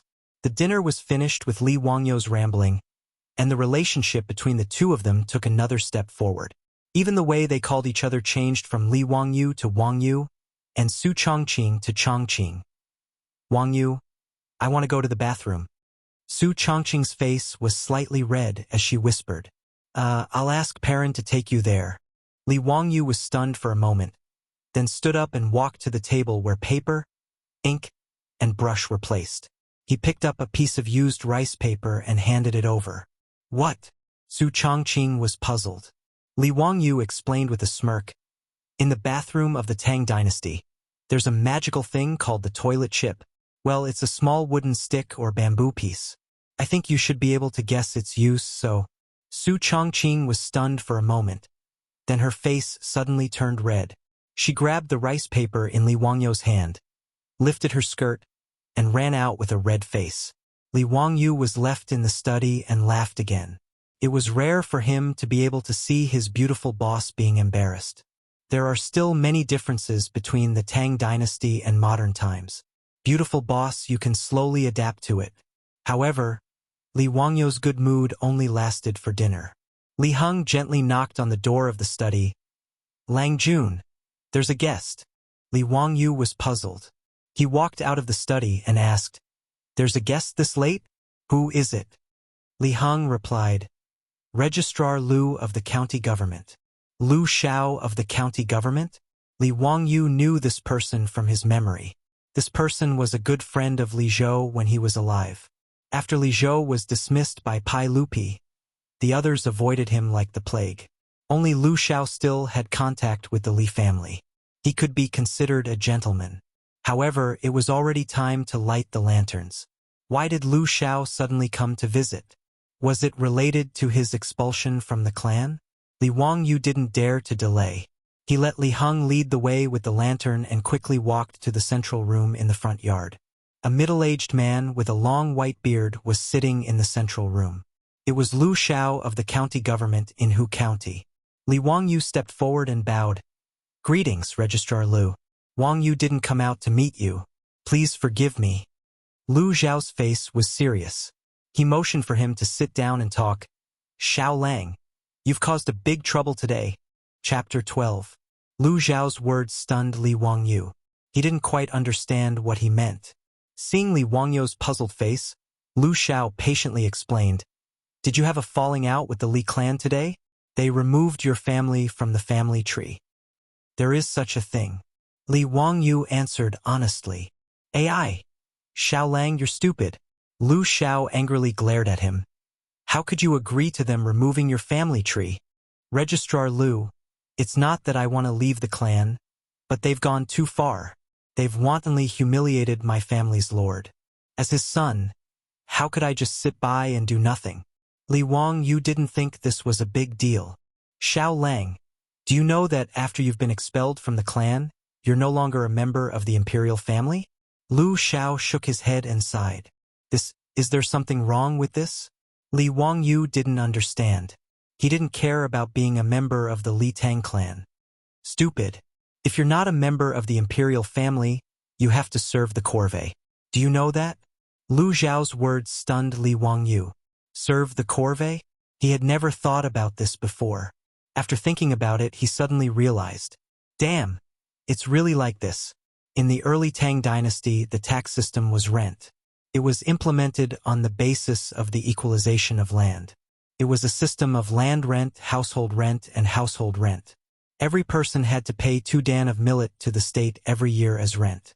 Paying 2 zhang of silk and 3 liang of silk was called transfer. Serving 20 days was called regular service. Those who didn't serve were called servants. Li Wang Yu originally didn't have to serve the corvée because of his status as a member of the imperial family.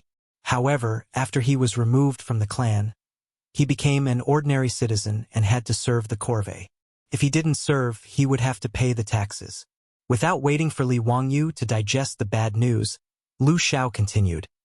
There's also the money your family borrowed from the government. Originally, Yang Mingfu didn't rush you to return the money because you were a member of the imperial family and you had 100 mu of land as collateral. However, after finding out that your name has been removed from the clan and that the 100 mu of farmland will be transferred to the Li clan, Yang Mingfu ordered that tomorrow the bailiffs will come to your house to collect the debt and clear it. The Yang Mingfu that Lu Xiao mentioned was the county magistrate of Hu County Yangquan. Ming House was the honorific title for county magistrates in the Tang dynasty. You want me to return the money tomorrow? How could the manor have the money to pay it back? Li Wang Yu curled his lips. Right now he was poor. Li Heng had said that there was only 7 or 8 strings of coins left in the mansion. It was almost not enough to cover the food expenses of the servants in the mansion. Asking him to return the money? Was he dreaming? Xiao Lang, have you forgotten about this servant in the mansion? Servant? Li Wang Yu was stunned, then suddenly stood up. Registrar Lu, does Yang Mingfu mean that he wants to take the servants of the Li clan to pay off the debt? There were currently 23 servants in the Lai Hot. These servants were private assets, and in fact, this was not a small amount of wealth. In the Tang dynasty, servants were not registered as household registers. They did not have personal freedom or any rights. They were regarded as livestock and assets. Their legal status was far lower than that of farmers. Moreover, the status of a servant was passed down from generation to generation. In the Tang dynasty, servants could be bought and sold at will. Beautiful female servants could be sold for hundreds of thousands or even millions of dollars. Elderly and sickly servants could be bought for 2 or 3 strings of coins. On average, each servant in the Lai Hot was worth 40 to 50,000 coins. The servants in the manor could be used to pay off the debt of about 1 million. Therefore, after learning that Li Wangyu's name had been removed from the clan, Yang Mingfu became anxious and angry. Tomorrow, he was going to send bailiffs to the Lai Hot to forcibly take away the servants and resell them to pay off the debt. Li Wangyu finally realized that if that was the case, the old housekeeper Li Heng and the little servant girl Perrin would all be taken away by the county government and resold. He was so shocked that he broke out in a cold sweat. Previously, he had taken it for granted that Li Heng would go and do a public examination for Su Chongqing. If it weren't for the fact that he had a lot of things to do today, Su Chongqing would probably become a servant in the Lai Hot and be sold as well. For a moment, Li Wangyu's mind was in a mess. He didn't know what to say. He hastily thanked Lu Xiao, who came overnight to tell him about this matter, and hurriedly returned to the inner room. In the inner room study, Su Chongqing was looking at the books on the bookshelf under the dim oil lamp. When he saw Li Wangyu walk in, he hurriedly asked him what happened. Li Wangyu sat down dejectedly and told him about the visit from the county government's registrar. Chongqing, what should I do now? Li Wangyu couldn't imagine the scene of the little servant girl Perrin being taken away and resold. If she met a master who was worse than a pig or a dog, He was afraid that the little girl's life would be worse than death. In the Tang dynasty, servants didn't have any human rights. Such a cute little girl, how could he personally push her into the fire pit? Li Wangyu felt that he was like Yang Bailao right now. He had a sad feeling of wanting to use Shi-Er to repay his debt. As for the other servants in the mansion, Li Wangyu felt disgusted and conflicted with the idea of using people as commodities. Even if he needed to pay back the money, he didn't want to use these servants to repay his debt. Li Wangyu wasn't a moral guardian. He also enjoyed the service of the servants with a clear conscience. When he had just transmigrated, he even fantasized about buying a beautiful Persian female slave to warm his bed. However, he was very conflicted. Li Wangyu couldn't personally sell these poor people as commodities, let alone use them to repay his debt. Li Wangyu was now facing a difficult situation. Su Changqing was also at a loss. Even if she was smart and proficient in business operations, she wasn't an immortal. She couldn't conjure up money, and she didn't know how to face the current situation in the Tang dynasty. The two of them were silent. In the study, it was so quiet that they could hear the light crackling of the oil lamp from time to time. After a long time, Li Wangyu suddenly slapped the table. "I'll bear this debt alone. I won't give away any of the servants in the mansion. Tonight, I'll release all of them." Releasing all of them meant releasing them. In the Tang dynasty, it was allowed to release private servants as good people. After the master of the house wrote a letter, the servant could be removed from the slave status and released as a good person. After Li Zhou's death, Li Wangyu was now the master of Lai Hot. As long as he wrote a letter, these former Lai Hot servants could be released from the slave status and become good people again. "Wangyu, have you thought it through? It's easy for you to release them, but if the people from the county government can't get them tomorrow, you'll be in trouble." Su Changqing stared at Li Wangyu's eyes and asked, "Changqing, I've thought it through. I, Li Wangyu, will bear this debt myself," Li Wangyu said resolutely, but Su Changqing was stunned. "As long as you've decided, I'll support you." Su Changqing's beautiful eyes flashed. At this moment, she realized that Li Wangyu was such a responsible man. Li Wangyu nodded, sat back in front of the table, and began to write the letter. Su Changqing helped him grind the paper, but from time to time, she raised her eyes and peeked at the young man who was seriously writing. Under the flickering light of the oil lamp, Li Wangyu's side profile was as beautiful as a sculpture, which made Su Changqing blush. Outside the room, the sound of the night watchman rang out. It was late at night and no one was sleeping. Chapter 13. The next day, before dawn, Li Wangyu walked out of the study with red eyes and ordered Li Heng to gather all 23 servants in the mansion. Li Heng didn't know what had happened, but he followed his master's orders and called all the servants in the mansion to the inner courtyard. After everyone had arrived, Li Wangyu walked out with a stack of papers in his hand. "Greetings, Lang Jun." All the servants in the mansion bowed to Li Wangyu. "I called you here today because I have something to tell you. My master owes the county yamen 2 million yuan. Today, the county yamen will come to the mansion and take you away to pay off the debt." As soon as Li Wangyu finished speaking, there was a burst of exclamations from the servants. Although the Lai Hot was in decline, both the old master and Li Wangyu treated them well. At least they didn't beat or scold them. These servants didn't think that they would be sold off by the county yamen because of the old master's debt. Now that they heard Li Wangyu say this, they all panicked. Some immediately knelt down and begged, some burst into tears, and some were at a loss. The courtyard became chaotic for a moment. "All right, quiet down." Li Wangyu took a deep breath and shouted loudly. Only then did the servants in the courtyard calm down. However, the sound of crying could still be heard from the crowd. "I, Li Wangyu, am the head of the Li family. How can I let you sell yourselves to pay off the debt for the Li family? I've decided. Today I will release all of you. This is the release document I wrote last night. Take this document to the yamen to complete the citizenship procedures." After Li Wangyu finished speaking, the crying crowd suddenly quieted down. The servants couldn't believe their ears. They looked at each other, trying to confirm that they hadn't heard wrong. "Lang Jun, this can't be done.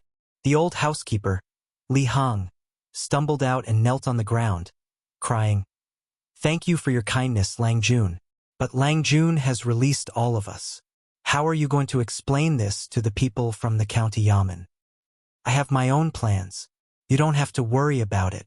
Lang Jun, if you drive the old slave away, the old slave will kill himself on the steps." Li Hong knocked his head on the ground. His white hair was messy and scattered on his shoulders. "Li Hong, get up." Li Wangyu grabbed the old housekeeper and tried to pull him up. "No, Lang Jun, the old slave was born a member of the Li family. Even if he dies, he will be a ghost of the Li family. Today, if you don't take back what you said, he will not get up." After Li Hong finished speaking, he turned his head and shouted at the servants below, "Say something! Persuade Lang Jun." However, except for the little maid Perrin who ran out of the crowd and knelt in front of Li Wangyu, the other servants suddenly became silent. Releasing them was good. This was what they had dreamed of. No one wanted to be a servant forever, and they didn't want their descendants to be slaves. Now that Li Wangyu had offered to release them, how could these servants not be moved? Seeing that the servants were silent, the old housekeeper became angry. Your conscience has been eaten by dogs? Did the old master and Lang Jun mistreat you? He wanted to continue cursing, but he was stopped by Li Wangyu. "Li Hong, that's enough. I have decided to release them. Perrin, give them the release papers." The little maid Perrin didn't listen to him this time. She didn't speak, but stubbornly knelt there and didn't move. Li Wangyu sighed. "Li Hong, Perrin, why bother? Even if I don't release you, you will be taken away by the county government and sold again. What is the point?" "Lang Jun, it is," Li Hong said stubbornly. "At least the old slave can reduce the debt of the Li family and make your life easier. In the future, when I go to hell, the old slave will have the face to see the old master." Li Wangyu didn't know whether to laugh or cry at this loyal old housekeeper. He would rather sell himself to pay the debt of the Li family. This damned feudal society should really be criticized. "Bah, you are just an old slave. How much can you be worth?" Li Wangyu laughed and scolded. He didn't want to continue talking nonsense with him. He took out Li Heng's release papers and stuffed them into the housekeeper's arms. He then took out Perrin's papers, pulled the little maid's hand, and stuffed them in. Then he stood on the steps in the courtyard and read the names of the servants one by one. He personally handed the release papers to each of them. The servants all had guilty looks on their faces as they silently walked forward. They first knelt down and kowtowed to Li Wangyu a few times. Then they respectfully took the release papers that represented their freedom with trembling hands and left. Many of the servants who received the papers couldn't help but cry. At this moment, they didn't even dare to dream. Freedom was such an unattainable word. Li Wangyu could understand their feelings. Seeing these pitiful people cry tears of joy, his mood also improved greatly. Soon, the release papers of the 23 servants in the residence were all given out. Li Wangyu laughed and said, "All right, you can all leave. I don't have the money to give you travel expenses. All of you scram. Thank you for your kindness, Lang Jun. This servant will never forget your kindness." In the courtyard, the servants once again knelt down and kowtowed to Li Wangyu to thank him for his kindness. Only then did they support each other and leave. After the servants left, Li Wangyu looked at Li Hong and Perrin who were still kneeling there. He couldn't help but ask curiously, "What are you two still doing here? Waiting for me to take care of your meals?" Li Hong took out the release papers from his bosom and tore them into pieces. He casually waved his hand, and the pieces of paper flew out like snowflakes. You're pissing me off. I can't be bothered to care about an old slave like you. If you're willing to be sold by the county yamen, then so be it." Li Wangyu stomped his feet in anger at the stubborn old man. Perrin also picked up the release papers and was about to tear them apart when Li Wangyu pulled her back. "Silly girl. He's just an old man and he's like that after being sold. You don't dare to learn from him. What if you meet an unscrupulous master who beats you and scolds you every day? What will you do?" Li Wangyu said to scare the little girl. "Perrin, I'm not afraid. What if your future master asks you to warm his bed? He could be a damn fatty or an old man who could be your grandfather. Li Wangyu continued to scare her. The little girl was already on the verge of crying. Tears were desperately swirling in her eyes. Li Heng, can you bear to see this little girl who's about the same age as your granddaughter be sold again? Li Wangyu said to the stubborn old man. The old steward, Li Heng, looked at Perrin. After a long time he sighed and said, Perrin, listen to Lang Jun. Keep the release papers properly. Hearing Li Wangyu and Li Heng's words, Perrin didn't tear the release papers in her hands. After hesitating for a moment, she finally put them away. Li Wangyu let out a long sigh. At this moment, the servant who had left earlier ran in with a panicked expression. Lang Jun, someone from the county yamen is here. Chapter 14. When Li Wangyu heard this, he wasn't nervous at all. He kicked Li Heng and said, Let's go, you stubborn old man. The people from the county yamen are here. It's too late for regrets now. Although he said this, he had already made up his mind to protect his old housekeeper. In any case, he had already released all of the servants. The county yamen wouldn't insist on taking the old housekeeper away and selling him. This old man was already so old. At most, he could be sold for 2 or 3 strings of coins. The county yamen wouldn't be so heartless, right? I won't regret it. This old slave won't regret it. Li Heng quickly got up from the ground, wiped his face, and led the way for Li Wangyu. The two of them rushed to the front yard. Lai Hat's front yard was a mess. The yamen runners had stopped all of the servants who were carrying their bags and trying to leave Lai Hat. None of them were allowed to leave. Li Wangyu saw that the county yamen registrar, Lu Xiao, who had visited last night, had also come. He was following behind a middle-aged man wearing a light green 9th-rank official's robe. The Tang dynasty was divided into prefectures and counties. Counties were further divided into upper, middle, and lower ranks. Hu County was the middle county. The county magistrate was at the 7th rank and wore a light green official's robe.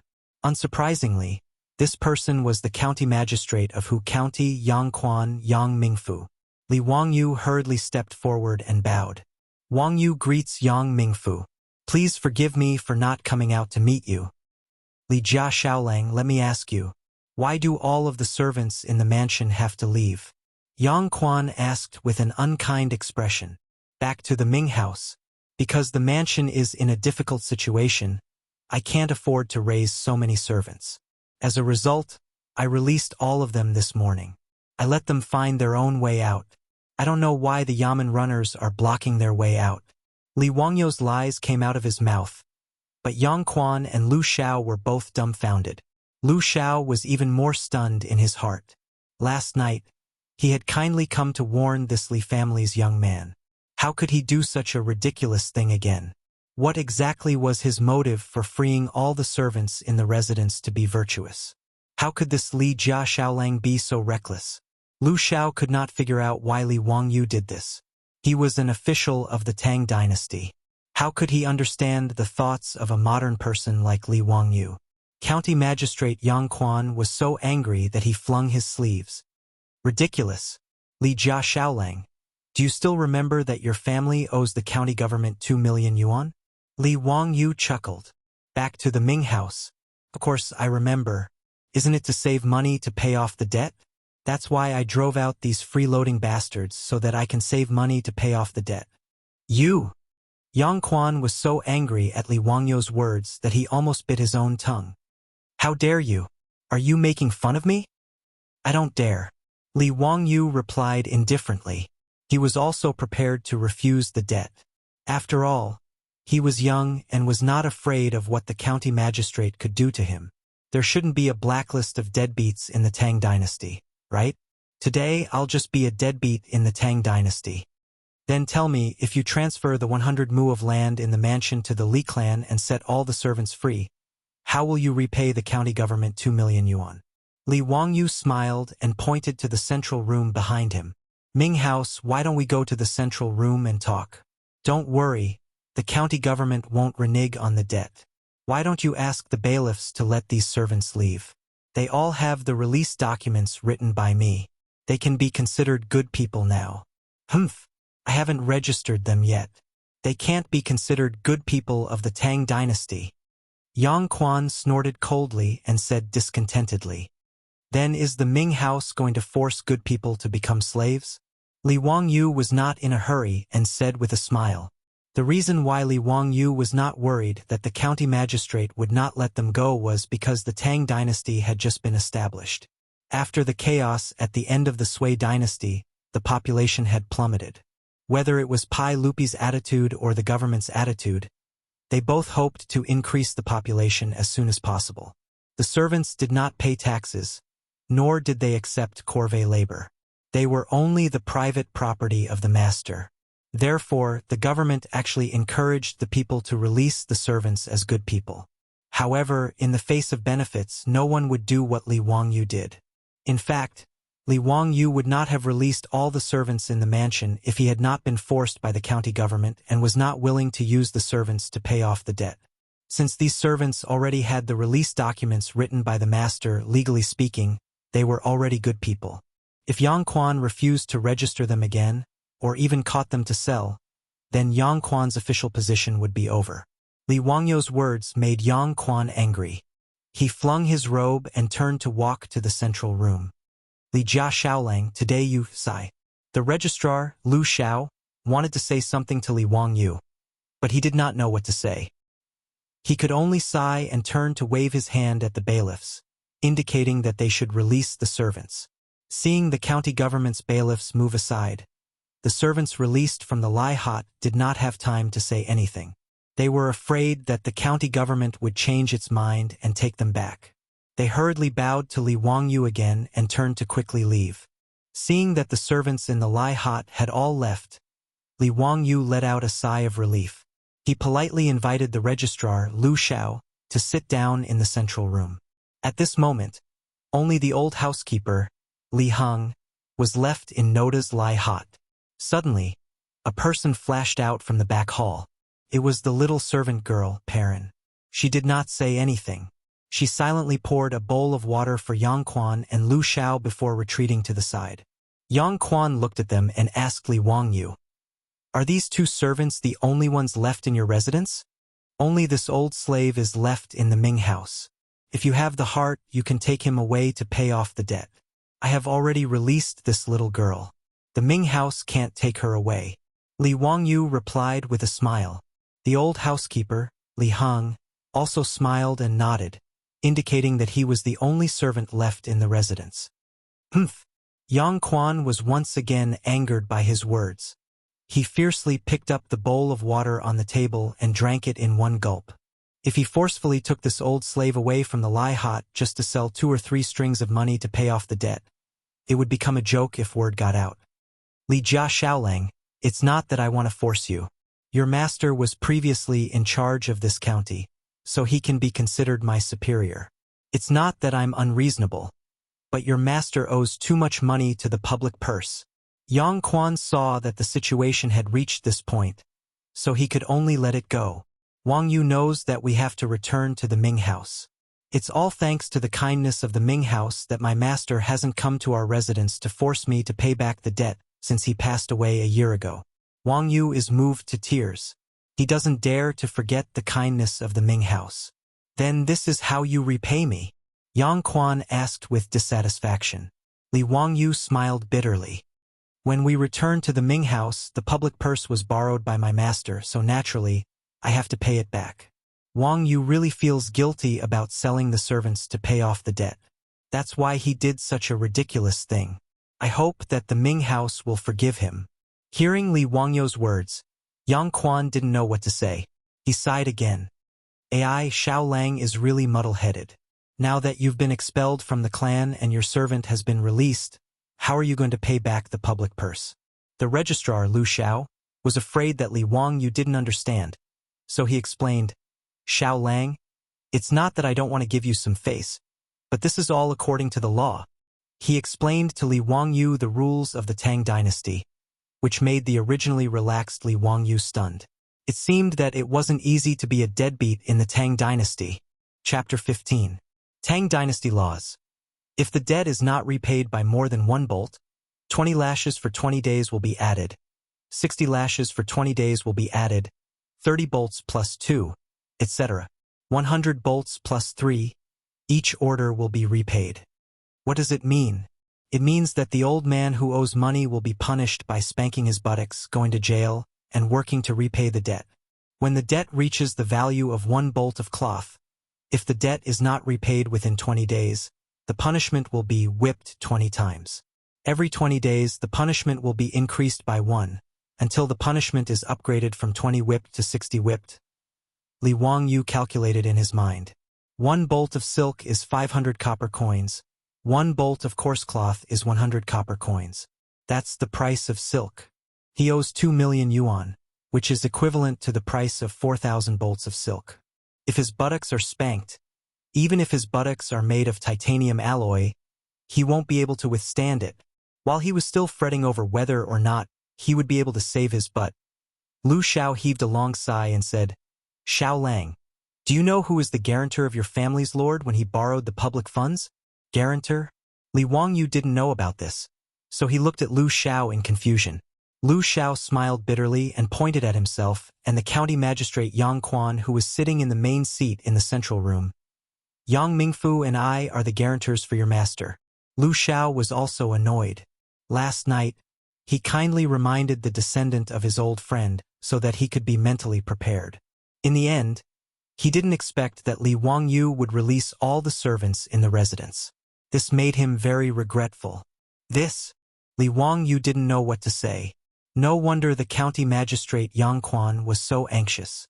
The Tang Dynasty order for collecting lost miscellaneous things article states, if the debtor escapes, the guarantor will pay on his behalf. It turns out that if he can't repay the 2 million public funds, the county magistrate Yang Quan and the registrar Lu Xiao will have to pay. Li Wangyu broke out in a cold sweat. The money that the Li family owed was the money that Li Wangyu's dead father, Li Zhou, had borrowed from the public accounts when he was alive, and it was a F***king loan shark. In the Tang Dynasty, there were merchants, monasteries, and public banks that lent money, which were the usury of the government. In order to obtain office expenses and official salaries, the government would take out taxes, treasuries, and other gifts to lend out loans and charge high interest rates in order to make a profit. In the Tang Dynasty, the highest annual interest rate for public loans was 100%, which was very frightening. Fortunately, Li Zhou was, after all, a relative of the Tang Dynasty at that time. Under the guarantee of County Magistrate Yang Quan and Registrar Lu Xiao, he only charged a 5% interest rate for the money he borrowed from the public treasury, which was 5% per month. In the first 2 years, Li Zhou had borrowed about 1 million from the public treasury. 1 year's interest was 600,000, and 2 years' interest was about 1 million. This was also because the Li family was a relative of the Tang Dynasty, so there was no compound interest. If Li Wangyu couldn't pay back the money this year, he would have to pay back 6 million next year. He stood up and bowed deeply to Yang Quan and Lu Xiao. "Yang Mingfu, Registrar Lu, I was rash.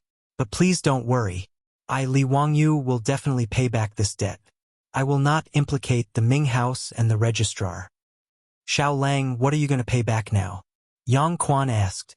With such a huge debt, it wasn't that Yang Quan and Lu Xiao couldn't pay it back, but it would definitely hurt them. They might even have to sell their own fields and servants. Li Wangyu had indeed thought of a way to make money, which was to brew wine, but this matter still needed to be kept secret. It was not convenient for him to say it clearly, so he could only say vaguely, "Yang Mingfu, please bear with me for a few days. Wangyu will definitely pay back the public debt." "Xiao Lang, it's not that I don't want to give you a chance, but I have been in office for 3 years. At most, I will leave in 1 year. This public debt must be settled before I leave office. Otherwise," Yang Quan didn't finish his words, but Li Wangyu understood the meaning behind his words. When he left office, the public debt as a guarantor must be paid back. Otherwise, Li Wangyu could only eat a plank and go to jail, and then Yang Quan and Lu Xiao would have to pay out of their own pockets. 1 year's time, Li Wangyu calculated in his heart. It was indeed difficult to earn a huge sum of money equivalent to 8 million yuan in his previous life, but now he could only grit his teeth and fight. "Yang Mingfu, Registrar Lu, if the two of you believe Wangyu, Please give Wang Yu 1 year's time. I will definitely pay back this debt. Li Wangyu stood up and replied resolutely. You are just a young man. How can you boast like this? Yang Quan shook his head. He didn't believe that Li Wangyu could pay back the debt in 1 year.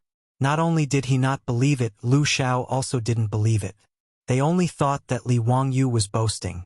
When Li Zhou was alive, it was already difficult to pay back the debt, let alone a young man like Li Wangyu. The two middle-aged men didn't know what to do for a while and sighed. Li Wangyu was now 16 years old, and according to the Tang dynasty's law, he didn't even count as a middle-aged man. Although he could get married at 16 years old, he had to be 20 years old to officially become an adult. It was obvious that Li Wangyu was being looked down upon. He rolled his eyes and suddenly remembered a story. He turned to Perrin and said, Perrin, go to the study and get a brush and paper. Yes, Lang Jun. The little maid Perrin hurriedly left. The others didn't understand what Li Wangyu was trying to do. Soon, the brush and paper were brought. Li Wangyu didn't say much and let Perrin grind the ink. After licking the ink, Li Wangyu walked to the table, waved the brush, and splashed the ink.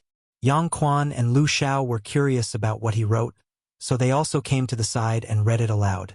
On Yang Quan, the great Peng rises with the wind one day, soaring up 90,000 miles. When the wind stops, it can still sweep away the water of the Tsangming. When the world sees my Hung Shu tune, they all sneer at my words. My father fears the younger generation. My husband is not young. Hiss. When the two finished reading the poem, they couldn't help but gasp. Good poem. Absolutely good poem. Xiao Lang, did you write this poem? Although the poem's name was Yang Quan, it meant that it was presented to Yang Quan. But the two of them couldn't believe that such a good poem was written by the young man in front of them. Li Wangyu didn't answer. He put down the brush and bowed to the two again. Yang Mingfu, Registrar Lu, my husband is not young. Please believe that Wang Yu will pay off the debt within a year. This poem was actually written by the immortal poet Li Bai when he was young. Li Wangyu shamelessly plagiarized it. The original title of the poem was On Li Bai. When Li Bai went to visit Yuzhou provincial governor Li Yong, he was looked down upon, so he wrote a poem in return. Li Wangyu directly plagiarized Li Bai's poem, changing the title of the poem from On Yang Quan to On Yang Quan. The meaning of the poem was, Don't sneer at my bold words. Confucius also said, The younger generation will surpass us in time. Who knows if it will come today? A real man shouldn't look down on a young man. Don't bully a young man for being poor. The great Peng rises with the wind one day, soaring up 90,000 miles. Yang Quan repeated it a few times, his eyes shining.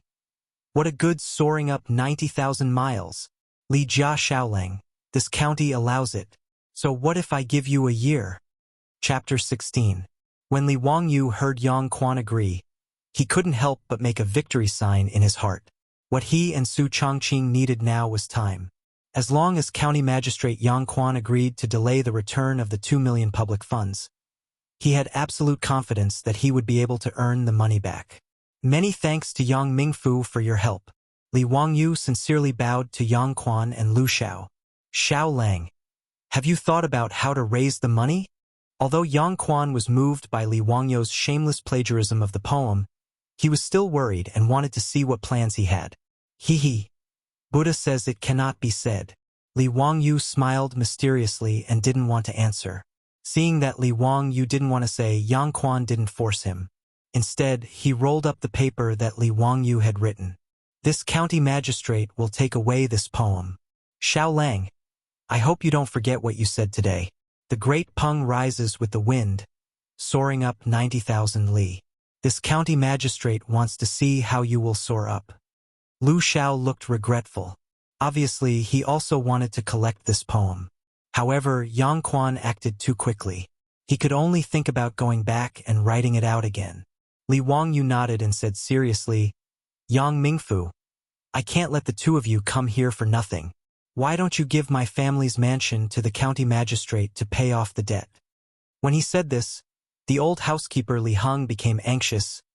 Lang Jun, you can't. This mansion was bought by the old master. How can you use it to pay off the debt? Why not? Now that I have released all the servants in the mansion, will you, an old slave, clean Noda's mansion alone? Li Wangyu said with a smile. Lang Jun, the servant, can also help clean. The young maid Perrin said crisply. You? Aren't you going to leave the mansion? Li Wangyu looked curiously at the young maid. He had already given her the release document. Did she still want to follow him? The young maid bowed to Li Wangyu. As long as Lang Jun doesn't chase this servant away, Perrin is willing to serve Lang Jun forever. Li Wangyu shook his head speechlessly. This young maid was both lovable and annoying. Why did she want to follow him? However, when he thought about it, he remembered that Perrin was sold when she was young and didn't seem to have any relatives. He was indeed worried about letting her leave the Fu, so he simply nodded and agreed. Seeing that Li Wangyu agreed to let her stay, Perrin couldn't help but cheer. She quickly shut her mouth, afraid that she would disturb the people in the central room. Was ants. Yang Quan stroked his beard and said with a smile, Xiaolang's servant is indeed affectionate and righteous. It's rare. The Ming residence is overpraising me. What I said just now is the truth. Please send someone to take over this residence. Xiaolang, have you thought it through? This mansion is your family's master's blood and sweat. Return to Ming House. Wang Yu has thought it through. As the saying goes, break the cauldrons and sink the boats. Without destruction, there can be no construction. Since Wang Yu has decided to start from scratch, why should he care about this mansion? Li Wangyu actually had something in his heart that he didn't say. If he, Su Chongqing, Li Heng, and Perrin were to live in such a large and dilapidated mansion, he was afraid. Moreover, he planned to open a brewery. How could he do it in a county town with so many people talking? It would be better to move to the countryside. It would be easier to keep the secret. Good, you have ambition. I now believe that you can pay off your debt within a year. Since that's the case, I'll give you 3 days to move out of this mansion. As for this mansion, I'll pay it off with 80,000 yuan. Thank you, Ming House, for your kindness. Li Wangyu knew that Yang Quan had given him extra money. The mansion was worth 50,000 yuan to pay off his 80,000 yuan debt. Although it was a drop in the bucket for his debt of 2 million yuan, it was still a kind gesture. Lang Jun, where will we live after we move? Li Heng saw that Li Wangyu had made up his mind and could only sigh helplessly. Back to the old mansion in Zhou village. But that old mansion has been in disrepair for a long time. It's too much for Lang Jun to live there. Li Wangyu waved his hand. It's fine. As the saying goes, when heaven is about to give a great responsibility to a man, it will first torment his will, tire his muscles and bones, starve his body, and empty his body. This little bit of suffering is nothing. Good. Li Jia Xiaolang is indeed ambitious. Yang Quan was not stingy with his praise. After today's interaction, he had a good impression of Li Wangyu. The two got up and prepared to return to the county yamen. Li Wangyu suddenly remembered something and hurriedly called out to Lu Xiao. He whispered, Registrar Lu, there's something I don't know if I can ask you for a favor? What is it? Haha. It's a small matter. I have a distant cousin. Because her family is in trouble, she wants to marry into the family. I want to apply for her citizenship in the county. I don't know if Registrar Lu would be able to make an exception. The issue of Su Chongqing's identity had to be resolved. Previously, he had half-joked and wanted to tease Su Chongqing. He had asked Li Heng to go to the village chief and register Su Chongqing as a servant of the Li family. However, after this incident where the county yamen wanted to use the Li family's servant to pay off the debt, he did not dare to joke about this matter anymore. If he wanted to give Su Chongqing an official Li family household registration, he could only ask Lu Xiao, the registrar, for help. The registrar was an assistant to the county magistrate in charge of documents. He was responsible for checking errors and supervising officials. Originally, Li Wangyu had not left the Li clan, so this matter was indeed difficult to handle. However, since he had been removed from the Li clan, he was no longer a member of the imperial family. He was just an ordinary citizen. Adding a new person to the household registration was not a big deal. Lu Xiao was also straightforward. He asked Li Wangyu for Su Changqing's name, age, and appearance. He wrote down one by one and recorded it as a registration. It was the Tang dynasty's version of the household registration form. Lu Xiao took this registration back to the county yamen. After the registration, Su Changqing would officially have the Tang dynasty's household registration. There were a total of 3 copies of this household registration. The Chang and Ministry of Revenue would send 1 copy to the archives, the prefectures and counties would keep another copy, and the county would keep another copy. It could be said that if Su Changqing had not coincidentally fallen into Li Wangyu's bathtub, she would have had a hard time moving around in the Tang dynasty. She might even have been caught and beaten with a plank. This was definitely not a threat from Li Wangyu. After sending off the county magistrate Yang Quan and the registrar Lu Xiao, Li Wangyu ordered Li Heng and Perrin to pack up and prepare to move. He went straight to the inner room to find Su Changqing. Li Wangyu was the only master of Lai Hot now. He lived alone in the main room, and the little maid, Perrin, slept in the side room outside the main room. Last night, Li Wangyu originally wanted Perrin to take Su Changqing to the side room in the inner room. Who knew that Su Changqing would be afraid to live alone, so she simply squeezed into the side room with Perrin. She accidentally crossed over to the Tang dynasty yesterday and was frightened for a long time. She also accompanied Li Wangyu to write the release document for most of the night, so she didn't get up until late in the morning. Changqing, are you up? Li Wangyu gently knocked on the door of the side room. After a long time, a slightly lazy voice came from inside the room. Wangyu, what time is it? What time? Do you still think you're in modern times? Li Wangyu ridiculed in his heart.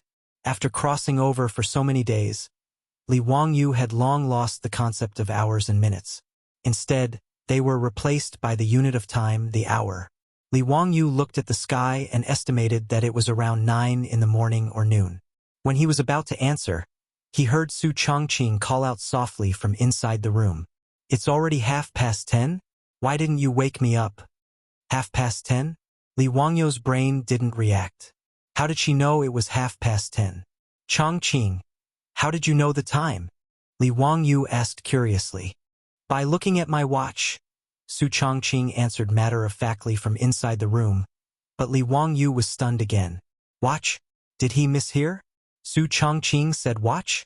Chapter 17. Where did you get the watch? Li Wangyu was stunned. The door of the side room opened with a squeak. Su Changqing yawned and appeared at the door with a tired face. I usually wear the watch. What's wrong? Su Changqing was still not fully awake, and replied in a slightly confused manner. Li Wangyu slapped his forehead. Wasn't that right? He was possessed by a soul, so naturally, he couldn't bring any modern items with him. However, Su Changqing's body inexplicably fell into her bathtub yesterday. She was still wearing modern clothes, so naturally, the watch and other personal items were also brought to the Tang dynasty. He immediately became excited and asked, Changqing, what other modern items do you have on you? Hearing Li Wangyu's words, Su Changqing suddenly reacted. She turned around and ran back into the room. Li Wangyu quickly followed her in, but saw Su Changqing take out a lady's bag and pour all the things inside on the bed. At this moment, Li Wangyu couldn't help but want to thank God. Modern women were usually used to carrying all kinds of bags to carry some personal items. When Su Changqing fell into the bathtub yesterday, she also carried her bag, but Li Wangyu didn't notice. As a high-class white-collar woman in the workplace, Su Changqing's income was not low, and the quality of her bag was also good. At least when she fell into the bathtub yesterday, the things in her bag didn't get into the water. Li Wangyu looked carefully. There were a lot of small things on the bed. Wallet, lipstick, hand cream, sunglasses, chewing gum, makeup foundation, makeup mirror, perfume, mobile phone, cable, tissue. One item was suddenly snatched by Su Changqing. Her face was slightly red, and she stuffed it behind her back. However, Li Wangyu's sharp eyes had already seen the small wings on the packaging. Fine personal items see no evil. Li Wangyu was pleasantly surprised to find a box of cephalosporin capsules from a pile of junk. It was the medicine that Su Changqing had bought from the pharmacy a few days ago when he was not feeling well. He couldn't help but be overjoyed. In the Tang dynasty, this box of cephalosporin capsules was the most valuable thing. In the Tang dynasty, modern medicines that could save people's lives could not be bought with money. In addition to the lady's watch on Su Changqing's wrist and the wet set of modern clothes, these were all the modern items that Li Wangyu and Su Changqing owned in the Tang dynasty. Li Wangyu casually tossed a piece of chewing gum into his mouth. As he chewed, he smiled happily and said, "Changqing, you brought a bunch of treasures." Although it had only been a few days since he transmigrated to the Tang dynasty, Li Wangyu was still playing with all kinds of modern items like a naughty child.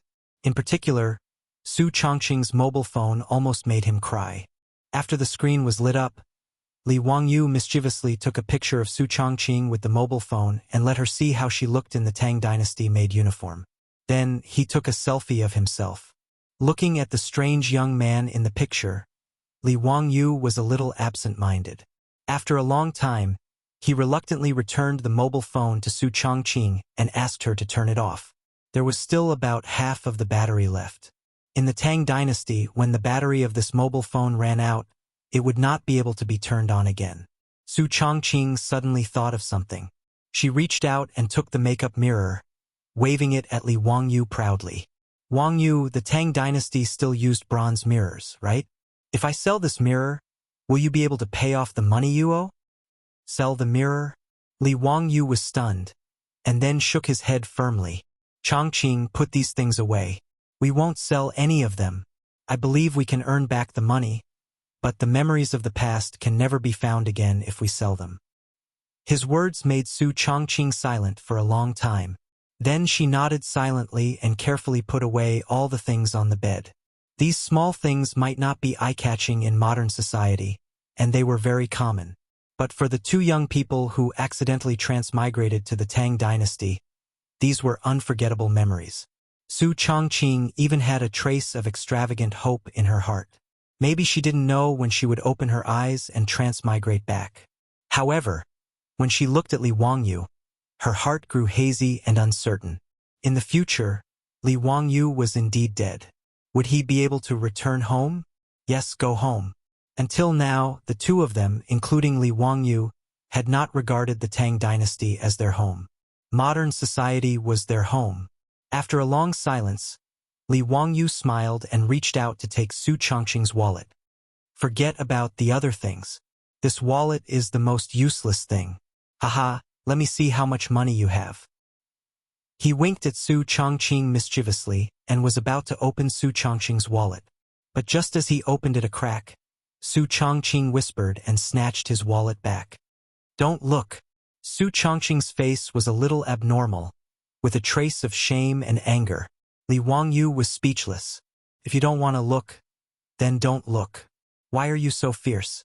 However, the moment the wallet was opened, his sharp eyes saw a photo in the wallet. It seemed to be his previous life. There was a photo of him in the beautiful boss's wallet. Li Wangyu was a little surprised. Did Su Changqing really like him? Thinking about it carefully, the beautiful boss seemed to treat him differently. Although she made him work overtime for a long time, she would always work overtime with him. There were so many colleagues in the office, but only he and the beautiful boss often worked overtime in the office at night. And every time after working overtime at night, Su Changqing would drive him home. Although it was very deceptive that he lost his life because of the beautiful boss's car, and his soul went to the Tang dynasty. But Li Wangyu thought that the beautiful boss's car had never been taken by another colleague. Could it be that the beautiful boss was interested in him? He looked at Su Changqing, whose face was a little red, with a playful gaze. The beautiful boss's neck stiffened. "What are you looking at? Don't think too much. I put your photo in my wallet because the master told me that you died because of me. In order to not be haunted by the ghosts, I have to put your photo with me for 49 days. Yes, that's right, that's it." The beautiful boss pretended to be calm and explained, but Li Wangyu almost couldn't hold back his laughter. "Then the master you found is not reliable. He sent me to the afterlife, but you sent yourself to me, haha." Li Wangyu couldn't help but laugh. Su Changqing, who was angry out of shame, reached out and pinched him hard. Okay, I won't joke with you. The two laughed for a while, and Li Wangyu said seriously, put these things away carefully. Don't let others see them. These things are all great things in the Tang dynasty. I'm afraid that money will move people's hearts and attract people to peep. Su Chongqing knew this, and nodded and put away the modern things. Chongqing, I've helped you with your household registration. Now you are my distant cousin. You came to me because your family is in trouble.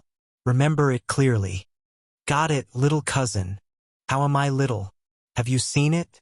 Li Wangyu couldn't help but joke. Bah, you little dirty turtle.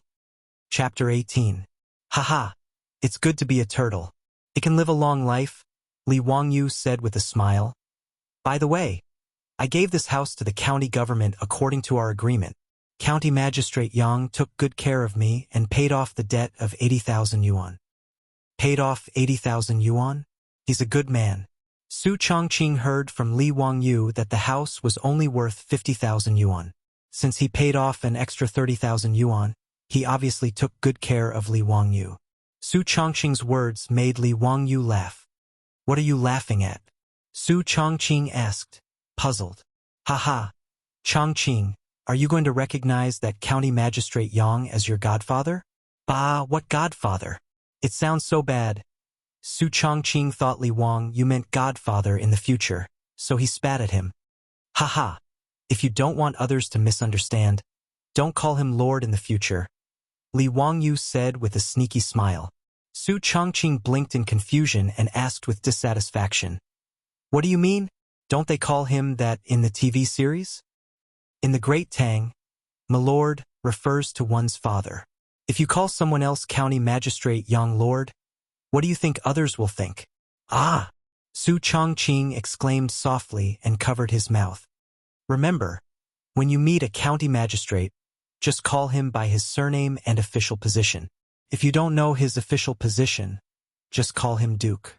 Su Chongqing nodded repeatedly, rejoicing in his heart that he had Li Wangyu by his side to teach him, and his gaze towards Li Wangyu carried a trace of tenderness. After having a simple lunch with Su Chongqing, Li Wangyu took the old butler Li Heng to the county government to deal with the land transfer contract. Because the house was short of money, the cattle and horses had been sold out. Li Wangyu didn't pretend to be pretentious. He walked with Li Heng to the county government. When they arrived at Cross Street, they saw that there was a huge crowd in front of them. It was even livelier than the New Year. Li Wangyu was curious, so he squeezed into the crowd with Li Heng to see what was going on. After squeezing through the crowd with great difficulty, he saw a monk sitting cross-legged by the roadside with his eyes closed, not saying a word. Beside the monk, there were a few old men who were talking to the monk. It's them? The ones who were talking to the monk were the clan leader and several elders of the Li clan of Hu County. What was going on? Out of curiosity, Li Wangyu asked the crowd what had happened, but the answer he received surprised him. It turned out that this monk had been meditating here for 3 days and 3 nights. He did not move at all and did not eat or drink. Although it was already early spring in February, the temperature at night was still very low. Many people were worried that the monk would freeze to death on the street. But after 3 days, the monk's face was glowing red, and his breathing was even. He was safe and sound. In 3 days, the news had spread throughout Hu County. Other than Li Wangyu, who was in seclusion and didn't know anything, the people of Hu County all thought of this monk as a senior monk. Some people even began to burn incense and kowtow to the monk. Today, as the crowd was discussing the monk, the clan leader and several elders of the Li clan happened to pass by. After hearing the news, they were very surprised and came to take a look. When the monk saw the elders arrive, he, who had been silent all this time, suddenly shouted, "Do you know that a great disaster is imminent?" His sudden outburst scared the few elders, and they quickly asked the monk why he said that. But after the monk shouted those words, he closed his eyes again and didn't say a word.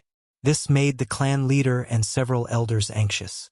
They wanted to leave, but they didn't dare to. They kept asking the monk why. When Li Wangyu arrived, he saw the elders of the Li clan surrounding the monk and talking non-stop, hoping to get an explanation. The onlookers were also discussing in whispers. The monk said that a calamity will befall these old men. Looks like it's not far from the truth. I recognize these people. They are the clan leader and elders of the Li clan of Hu County. TSK. I'm afraid the monk's words are true. Why do you say that? Do you know that the Li clan leader's family has been involved in a murder case recently? The man said mysteriously. The people around him quickly asked him, but he didn't say anything. Is this monk really that amazing? He even knows about this. Isn't that right?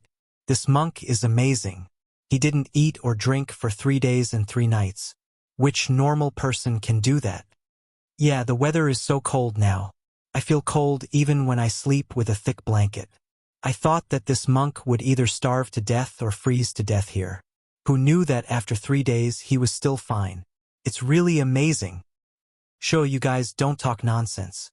What monk? Call him master. He's an enlightened monk.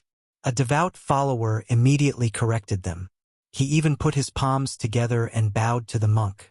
When Li Wang, you heard these discussions, he thought to himself, could there really be an enlightened monk?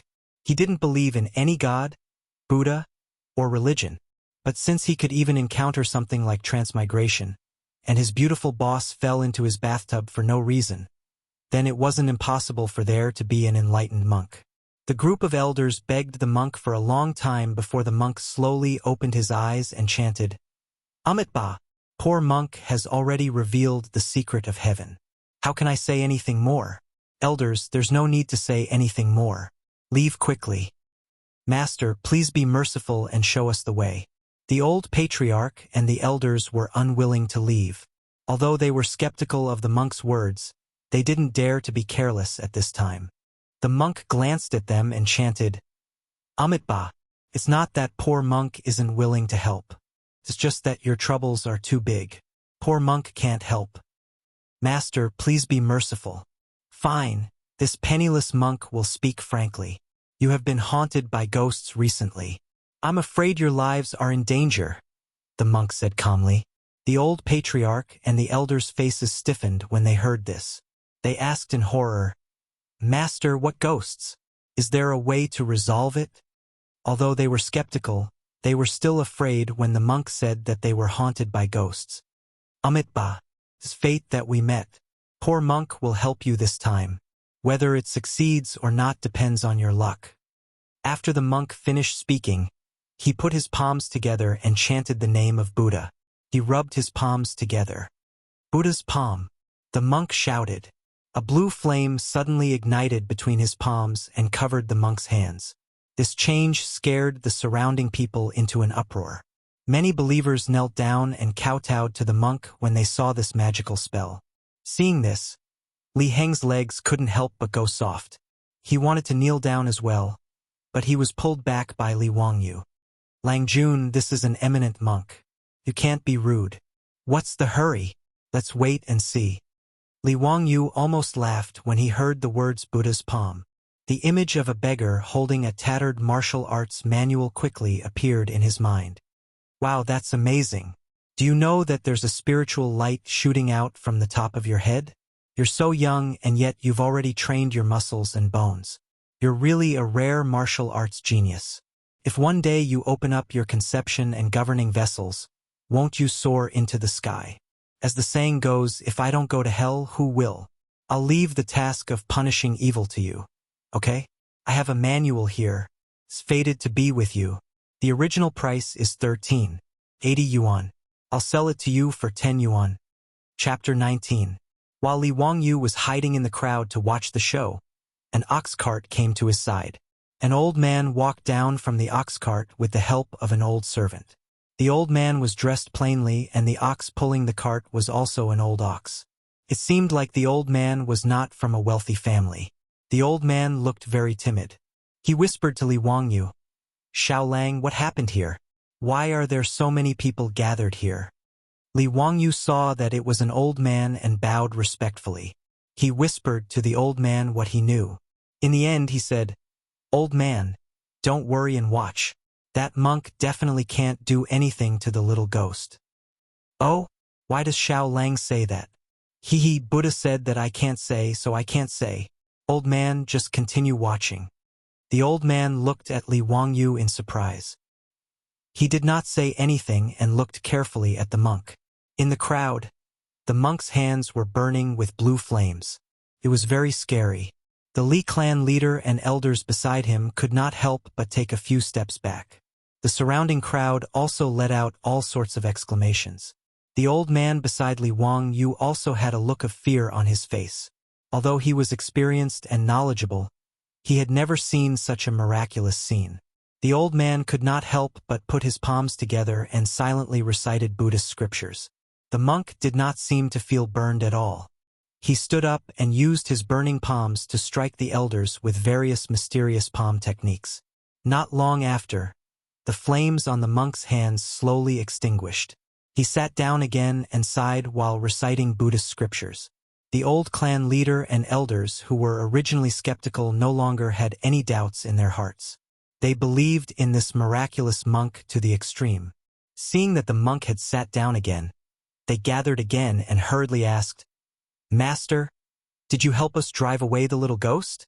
"Amitba, Sai, I don't have enough mana.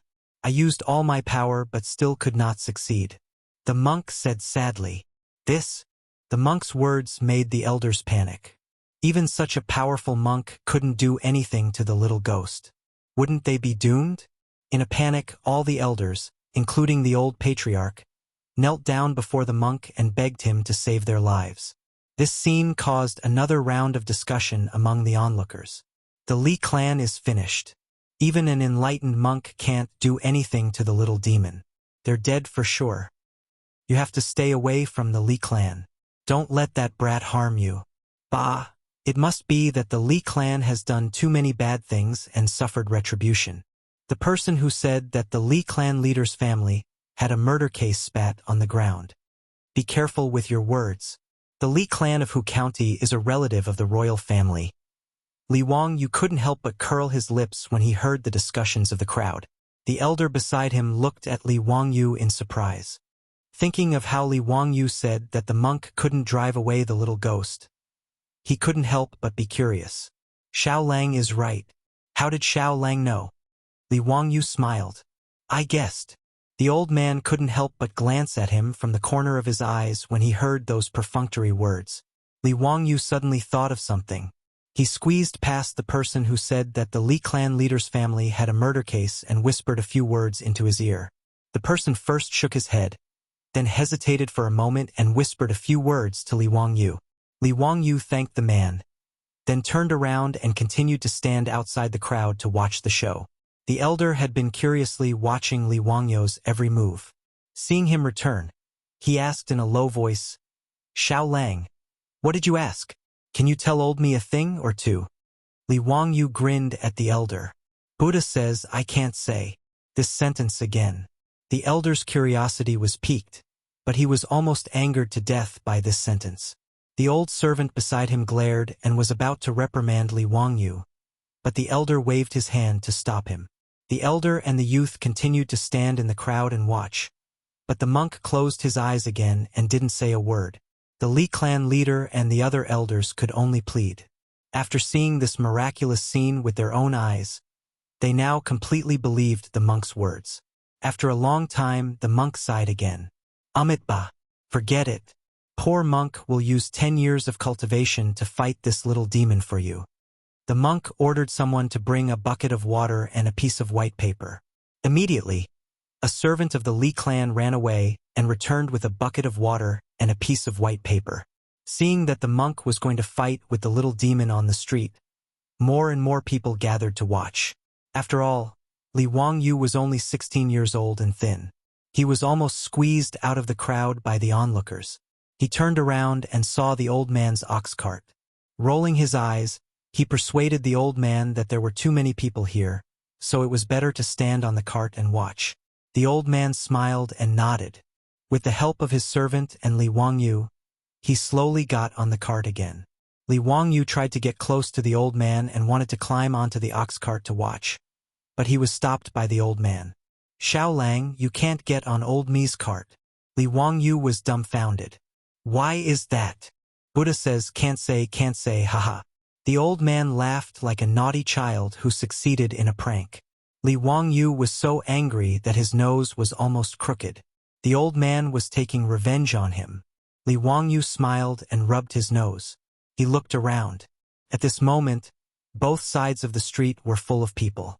Even the walls were full of people. Where could he find a place to watch the show? Li Wangyu looked pitifully at the old man who was standing on the cart and watching the show. The old man couldn't help but stroke his beard and laugh. He beckoned him to get on the cart. The old man and the young man stood side by side on the cart. The old man couldn't help but scold. "Xiao Lang, you must be honest." These words made Li Wangyu dazed. He almost wanted to ask the old man if he had also transmigrated.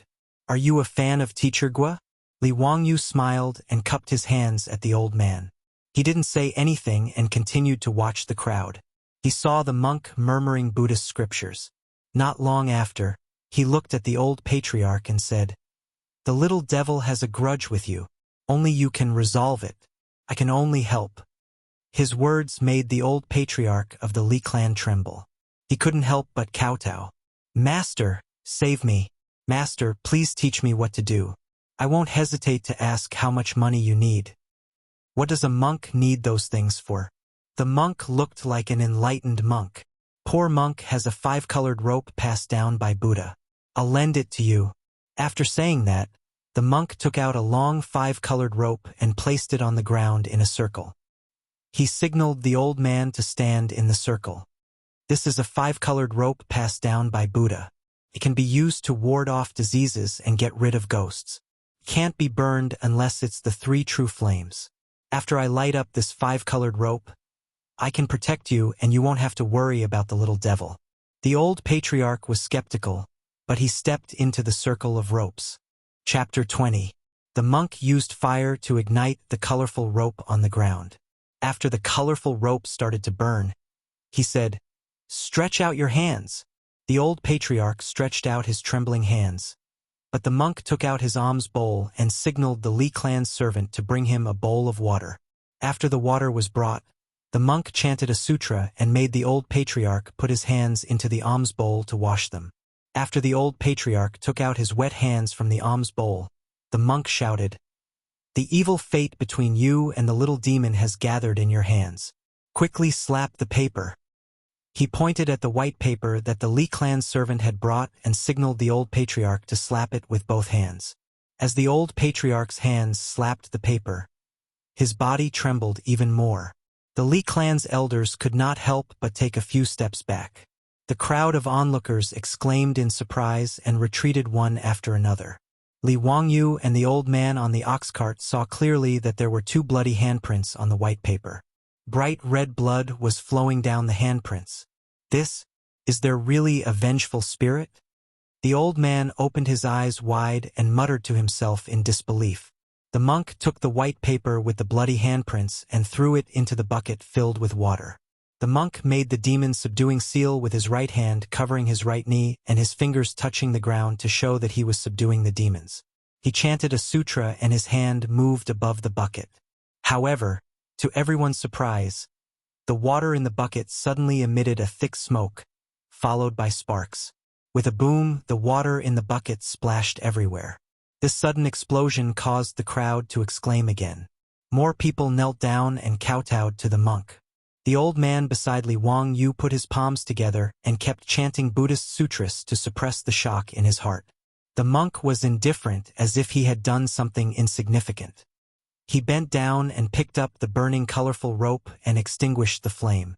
Everyone was surprised to find that the colorful rope was intact and there was no trace of it being burned. Treasure. It's really a Buddhist treasure. As expected, only the 3 true flames can destroy this treasure. Ordinary flames are completely ineffective. Master, you just said that this colorful rope can ward off diseases and get rid of ghosts. It must be an incredible treasure. Great Master, have the little ghosts that pestered us been executed? The old patriarch was concerned about the little ghosts that pestered him. That's right, the little ghost has been released from purgatory. You can leave now. The monk didn't say much. He sat cross-legged on the side of the street and closed his eyes to rest. Thank you for saving my life, Grandmaster. The Li clan's patriarch felt his body, and sure enough, he felt a bit lighter. He then looked at the 5-colored rope in the monk's hand, his eyes filled with greed. Grandmaster, may I ask if you can lend the treasure to old me for a look? The monk was not pretentious and directly handed the 5-colored rope in his hand to him. The old patriarch held the 5-colored rope in his hand, and all the elders gathered around to examine it carefully. It looked like an ordinary multicolored rope, but it was made of green, red, yellow, white, and black threads. However, it was so magical that it could not be destroyed by fire. What a treasure! Ward off diseases and get rid of ghosts. Immune to fire and water. It's really a Buddhist treasure. An elder suddenly whispered, Patriarch, if you leave this treasure in our Li clan or offer it to His Majesty. He didn't finish his sentence, but all the elders understood what he meant. Their eyes were filled with greed. Master, this old man has a presumptuous request. Can you transfer this 5-colored rope to my Li clan so that we can worship it day and night, so that we can feel the mercy of Buddha and the boundless Dharma of Buddha? The old patriarch raised his request to the monk. No, this is a gift from Buddha. How can it be given to others? The monk directly refused. Besides, poor monk still needs this 5-colored rope to display the power of Buddha. Can't be lost. The old patriarch looked at the 5-colored rope in his hand, his heart filled with reluctance. An elder suddenly asked, Great Master, may I ask how much gold is needed to cast Buddha's golden body? Our Li clan is willing to donate it to the Great Master. His words made the eyes of the old patriarch and the other elders brighten. That's right. If the monk wanted to cast Buddha's golden body, wouldn't he need gold? Using gold to exchange for this 5-colored rope was not a loss. Gold was easy to obtain, but this immortal treasure was hard to come by. Yes, how much gold does the Great Master need? Our Li clan is willing to donate it. We only ask that the Great Master bestow this 5-colored rope. The words of the elders made the monk hesitate. He asked with uncertainty, To cast Buddha's golden body, it requires 1,000 taels of gold. Are you willing to give it? The monk's words made the elders gasp. 1,000 taels of gold. 6,000 strings of coins. 6 million taels of gold. This was an astronomical figure. The conversation between the Li clan's elder and the monk also made the crowd gasp. Everyone coveted treasures, but 1,000 taels of gold immediately made everyone's eyes widen. Li Wangyu was also stunned. This monk's appetite was too big. He only owed 2 million taels of gold, yet the monk asked for 1,000 taels of gold. Even if the Li clan sold themselves, they still wouldn't be able to afford it. Li Wangyu calculated that the Li clan could only take out 2 to 3 million taels of gold, not including the fields and servants. This also included the 170 taels of gold that they extorted from him yesterday. The elder beside him also let out a long sigh. It was unknown whether he was regretting that he had no fate with such an immortal treasure, or sighing at the monk's offer of 1,000 taels of gold. Great Master, our Li clan really can't afford 1,000 taels of gold. Yes, Great Master.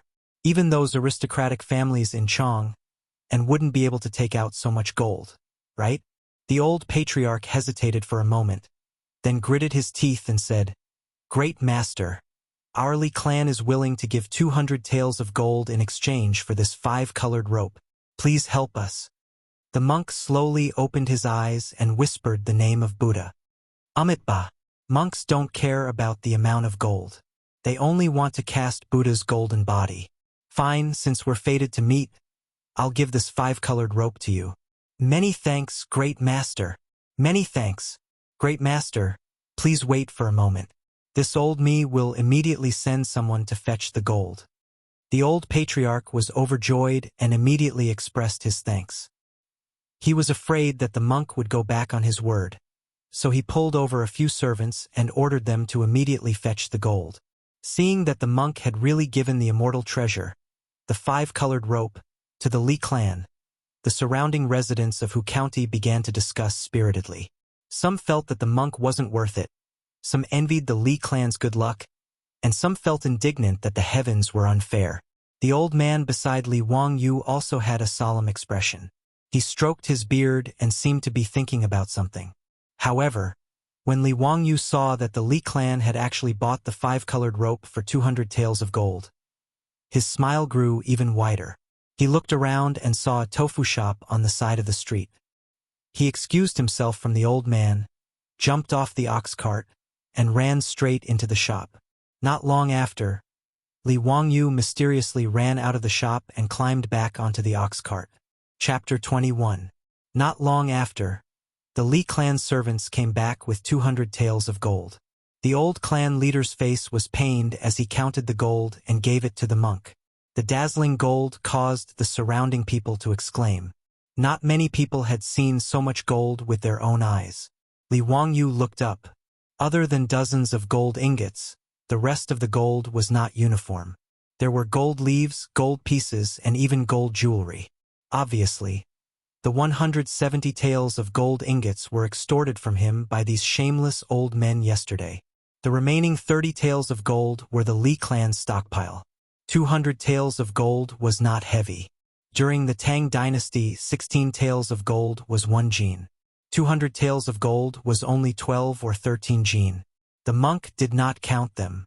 He looked at the gold and whispered a Buddhist mantra. Then he put the gold into the alms pouch.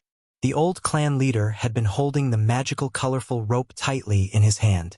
Now that the monk put away the gold, he sighed in relief. "Thank you for giving it to me. May I know your Buddhist name? Where are you going to help the Buddha build his golden body? When the Buddha's golden body is completed, we will go burn incense and thank the Buddha." "Poor monk is a righteous monk.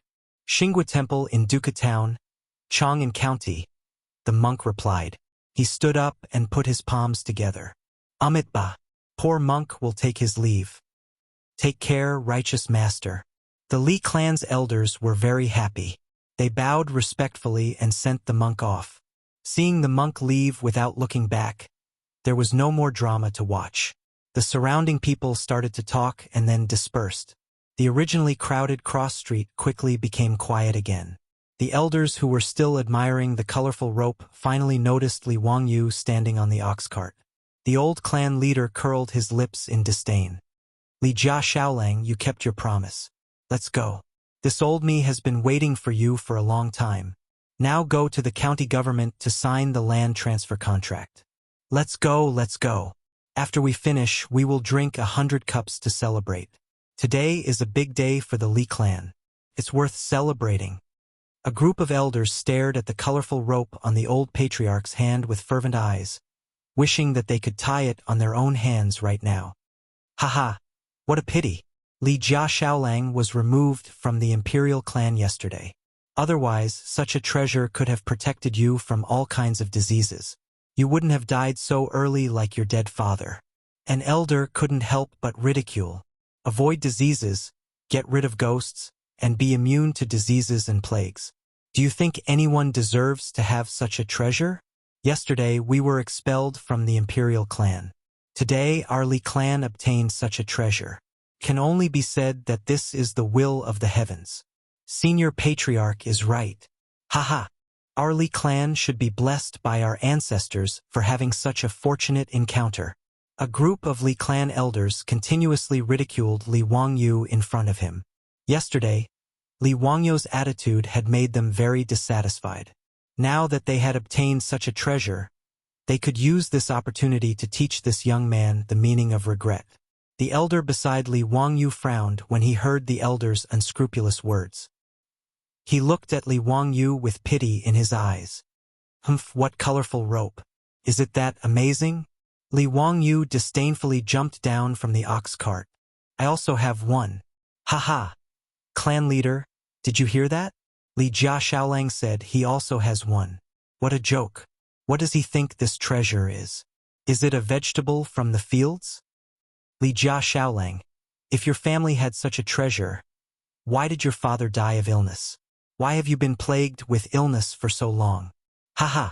Li Wangyu didn't get angry. He directly raised his arm. His wide sleeve slid down, revealing the colorful rope wrapped around his wrist. "Do you see? Do you think I would lie to you? This colorful rope was accidentally obtained by my father. He didn't know how to use it, so he missed the opportunity to recover. I only understood the use of this colorful rope when I was on the verge of death. Otherwise, how could I still be standing here talking to you? Li Wangyu spoke as if it was natural, but Li Heng was puzzled. The colorful rope tied around his Longjuan's wrist, no matter how he looked at it, looked like the one that Perrin, that little maid, had tied around Li Wangyu's wrist in order to pray for him when he was seriously ill. Was this a treasure? Li Heng shook his head. If this was a treasure, then wouldn't that little maid, Perrin, be a fairy? Li Wangyu's words made the elders hesitate. That's right, Li Jia Shaolang was seriously ill and on the verge of death a few days ago. They heard that Li Heng had already prepared for his funeral. How could he have recovered when they saw him yesterday? How could they know that the real Li Wangyu had indeed died of illness and went to find his dead father? And ever since Li Wangyu's soul crossed over into his body, for some unknown reason, his body miraculously recovered. One of the elders hesitated for a moment before asking, "This colorful rope is impervious to fire and water. Naturally, it is the same as the monk's rope. Li Heng, bring me a match." Li Wangyu removed the colorful rope from his wrist and hung it on the door knocker by the roadside. He blew on the match and set the colorful rope on fire. The elders of the Li clan, Li Heng, and the elder beside Li Wangyu all looked on in amazement. The colorful rope on the door knocker burned for a long time, but it didn't show any signs of burning. Li Wangyu extinguished the flame on the colorful rope and picked it up. It was as good as new. This is actually a divine object. Li Jia Shaolang actually has such a divine object. No wonder when I saw Li Jia Shaolang a few days ago, he was already terminally ill and didn't seem to have much time left. Now he can recover. So it's like this. They originally thought that Li Wangyu was just a young man talking big, but now they saw with their own eyes that the colorful rope on his wrist was impervious to fire. In addition to Li Wangyu's miraculous recovery, the elders were convinced that the colorful rope on his wrist was really a divine object. It was the same as the divine object they had just exchanged for 200 taels of gold. The elder beside Li Wangyu couldn't help but shake his head. He thought to himself that a young man was indeed a young man. How could he show such a divine object to others so easily? He still didn't understand the sinister nature of people's hearts. Sure enough, after confirming that the colorful rope on Li Wangyu's hand was also a divine object, the elders of the Li clan revealed greed in their eyes. They looked at each other and one of the elders couldn't help but say, "Li Jia Shaolang, why is this colorful rope in your hands? The clan lent it to your master to treat his illness. Why haven't you returned it to the clan?" This was clearly blackmail. Li Heng, who had been stunned by the previous scene, immediately said angrily, "Nonsense. How could the clan have lent it to the old master? This is—" He was just about to say that the little maid Perrin had woven it herself, but Li Wangyu stopped him and didn't let him say it. "Elders, you said that my master borrowed it. Do you have a written proof?" At that time, we saw that he was seriously ill and didn't care so much. However, the elders can testify to this. That's right. Now it should be returned to its rightful owner." The other elders also spoke in support. Li Wangyu couldn't help but laugh. He laughed so happily. Chapter 22. As expected, these Li clan elders were still as greedy and shameless as ever. Li Wangyu had already anticipated this and replied with a smile, "Words are no proof. If you want to take away my family's treasure with empty words, I advise you all to give up. Li Heng, let's go. They are still waiting for us to go to the county yamen and transfer the land to them." Li family's little boy, wait. How could these elders be willing to let him go? They directly blocked his path. "What? You want to rob me in broad daylight?" Li Wangyu glared and pretended to be angry. "Li Jia Shaolang, this item is indeed the property of my Li clan. What right do you have to take it for yourself? If you want to take the treasure, you will have to step over my dead body." One of the elders wanted to take advantage of his seniority and directly lay down at Li Wangyu's feet, ignoring the mud on the ground. "Old me will fight you to the death if you don't return the treasure." Even if we go to the county yamen to file a lawsuit, my Li clan won't let you go. The group of elders threatened the young man. The elder beside Li Wang, you couldn't help but want to speak, but he was stopped by the old servant beside him. Master, you can't get involved in this matter. I just learned that the Li clan in Hu County is a relative of the imperial family. Even if the saint personally came, so what? The elder glared and shook off the old servant's hand. The saint mentioned by the elder was the current emperor. The word emperor was only used in writing. No one would call the emperor this way. Saint, master, and everyone were all titles for the emperor. However, in front of the emperor, people would still call him His Majesty. This elder was also a person who abhorred evil. Even though he was 70 years old and rarely seen since ancient times, he was unwilling to stand by and do nothing when he saw such injustice. But before the old man could say anything, the old leader of the Li clan stepped forward and said to Li Wangyu with a pleasant expression, Li Jia Xiaolang, don't blame your grandfathers for acting this way. This divine item indeed belongs to the Li clan and should be returned to its rightful owner. However, this old man will not force you to give it to me. How about an exchange? Li Wangyu secretly rolled his eyes. Do you really think I'm a child? A bunch of elders are playing the bad cop, and you're playing the good cop. Fine, let's see what you have to say. He didn't say anything and just pretended to be dumb as he looked at the old patriarch. How about 100 mu of farmland in exchange? When the old patriarch said this, Li Wangyu almost laughed out of anger. This old fox had a good plan. Using the 100 mu of farmland that he was going to transfer to the clan in exchange for his things. Did he have any shame? That's inappropriate. Previously, you exchanged 200 taels of gold with the righteous pathmasters. Why are you only offering 100 mu of farmland now? The old man beside Li Wang, you couldn't bear it anymore. Afraid that Li Wangyu would agree in a moment of confusion, he hurriedly tried to dissuade him. Who are you, sir? Seeing that the old man was much older than him, the old patriarch was unhappy, but he couldn't do anything about it. Just a passerby. This is a matter of the Li clan. Sir, please do not interfere. Seeing that the old man wasn't willing to reveal his identity, the old patriarch naturally didn't give him any face. Oh, this Xiaolang is a member of the Li clan? The old man asked. This? The old patriarch was momentarily speechless. He and the others had just removed Li Wangyu's name from the family register yesterday. Now that Li Wangyu was a member of the Li clan, he naturally couldn't accept it. This is the divine item that his father borrowed from the Li clan. Naturally, it should be returned. Now that the old patriarch is kind and benevolent, he is willing to exchange 100 mu of farmland for it. What's wrong with that?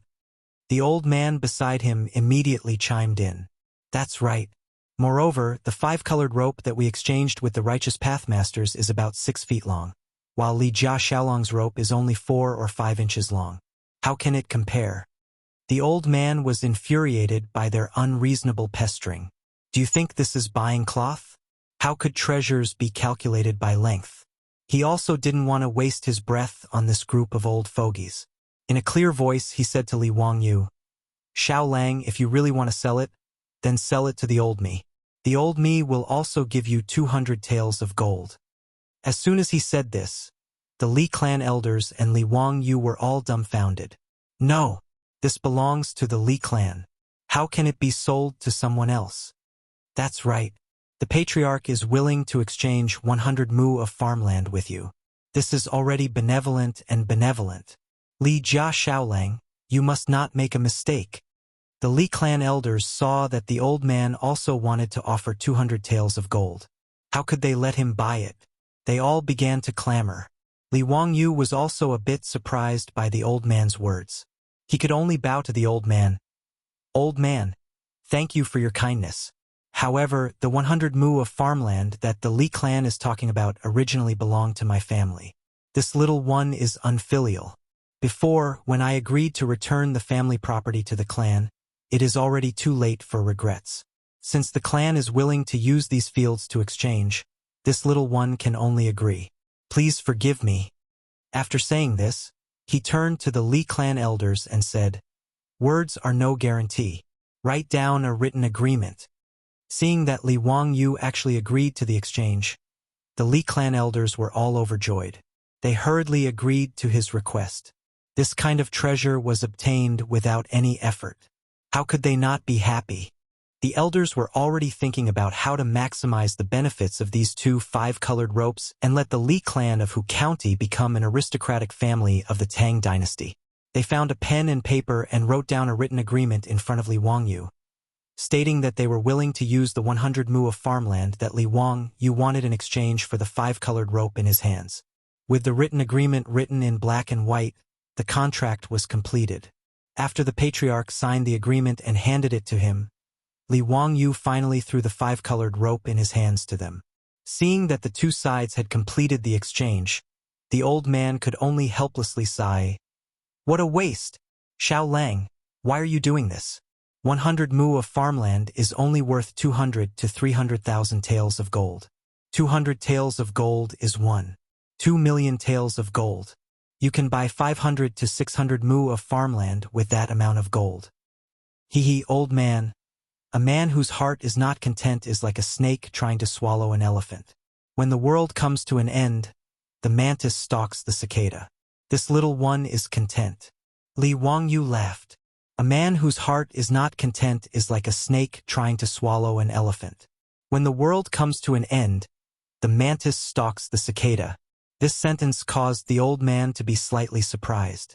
He repeated it a few times, and his eyes lit up.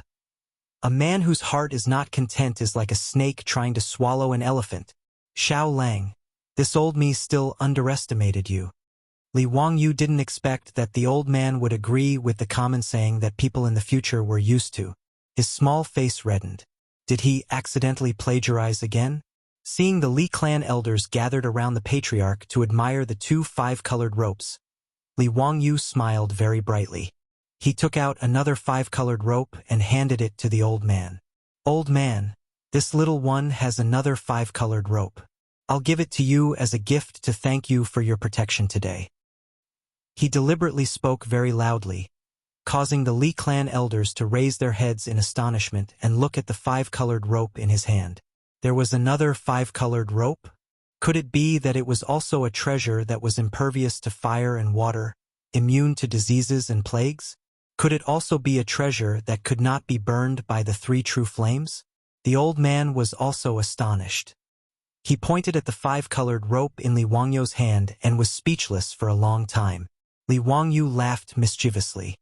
He used the lighter in his hand to light the five-colored rope and hung it on the door knocker by the side of the road. Under the stunned gaze of everyone, the five-colored rope burned for a long time without breaking. Li Wangyu stepped forward to extinguish the flame. As expected, the five-colored rope in his hand was still intact. Another divine object. Since when did this divine object become the same as the vegetables in the field? There was even a buy one get one free?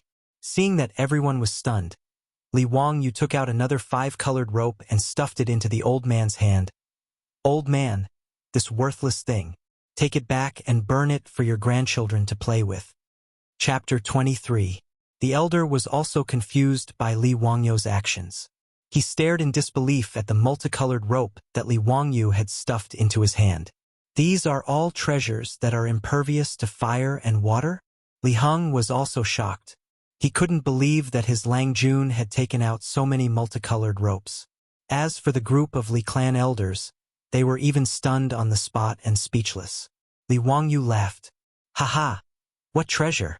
I just bought it from a peddler. It's not worth much. I only bought it for 1 copper coin. What? The elder shook his head. Then why doesn't the fire burn it? Li Wangyu pointed at the tofu shop on the side of the road and smiled. These multicolored ropes have been soaked in the tofu shop's salt brine. They won't burn for a while. If you're interested, you can find any rope to try. This? The elder and Li Heng were both dumbfounded. The miraculous treasures from before were actually ordinary ropes that had been soaked in salt brine? The elder suddenly turned his gaze to the multicolored rope that the Li clan leader still held tightly in his hand. Could it be that the orthodox master? That monk's magic tricks are not bad. Li Wangyu looked at the multicolored rope in the elder's hand and laughed happily. Magic tricks? The Orthodox master is a fake? I don't know if he's a fake monk, but his Buddha's palm is really just a magic trick. When they heard Li Wangyu's explanation, the Li clan's patriarch and elders were greatly shocked. One of the elders was so angry that he spat out a mouthful of blood and fainted. In a panic, he ordered the servants to send the fainted elder to a doctor. Then, the group of elders surrounded Li Wangyu. You! The Li clan elder pointed a trembling finger at Li Wangyu, panting heavily. Since you knew that the monk was a fake, why didn't you expose him? Why would I expose him? Li Wangyu asked curiously. Do I know you all that well? How cruel Li Jia Shaolang is. This old man will report you to the county yamen. That monk must be in cahoots with you to deceive my Li clan. What a joke. Almost all the people in the county saw what happened just now. How can you say that I'm in cahoots with the monks? You just swindled away 100 mu of land with that lousy rope. You still dare to deny it? Li Wangyu didn't argue and directly waved the contract in his hand at them. When did I lie to you? You're the ones who forced me to trade with you. It's written clearly in black and white. Don't slander me. Li Wangyu's words caused the Li clan leader and elders to freeze. Thinking about it carefully, this Li Wangyu really didn't say what kind of divine item his multicolored rope was, nor did he say what use it had. He only used words to mislead them. What a sharp tongue. This old man won't argue with you. Let's go to the county yamen and let Yang Mingfu make the decision. After realizing that they had been tricked, the monk who called himself Righteous Path did not continue to search. The group of elders dragged Li Wangyu back and insisted on going to the county yamen with him.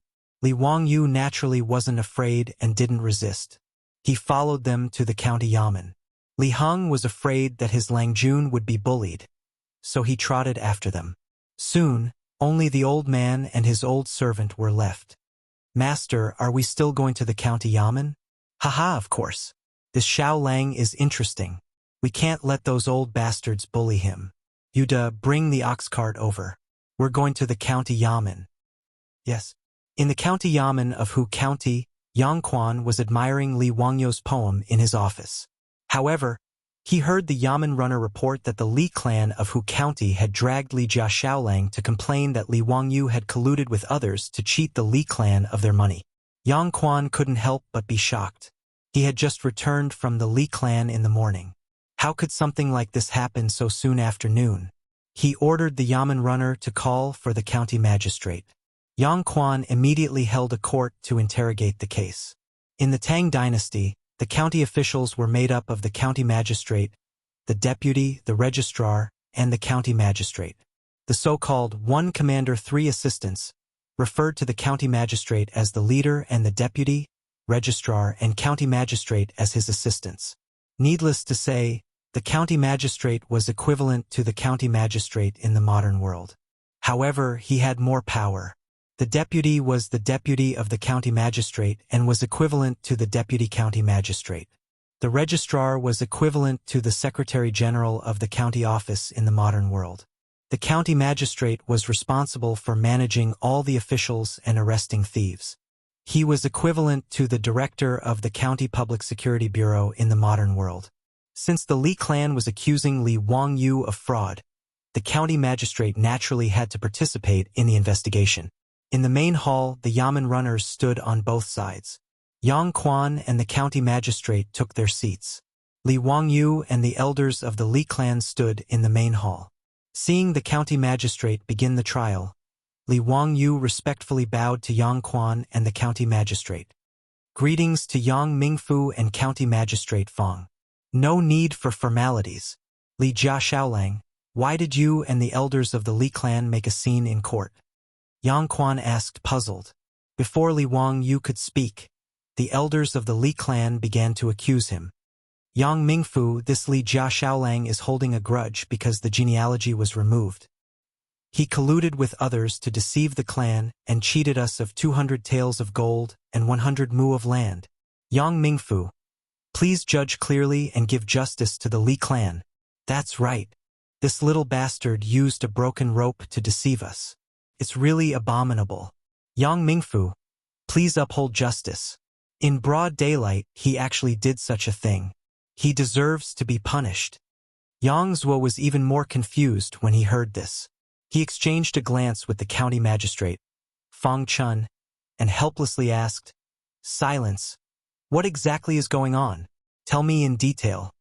Only then did the group of crying elders finally calm down. Then, the old patriarch told the story of how he was deceived by the monk, and how Li Wangyu swindled him out of 100 mu of fertile land. In the end, he presented the multicolored rope as evidence. Li Wangyu also presented the written agreement from the Li clan. Yang Quan couldn't help but shake his head when he heard such a ridiculous thing. Even though he had been an official for many years, he still couldn't figure out how the monk was able to do all this.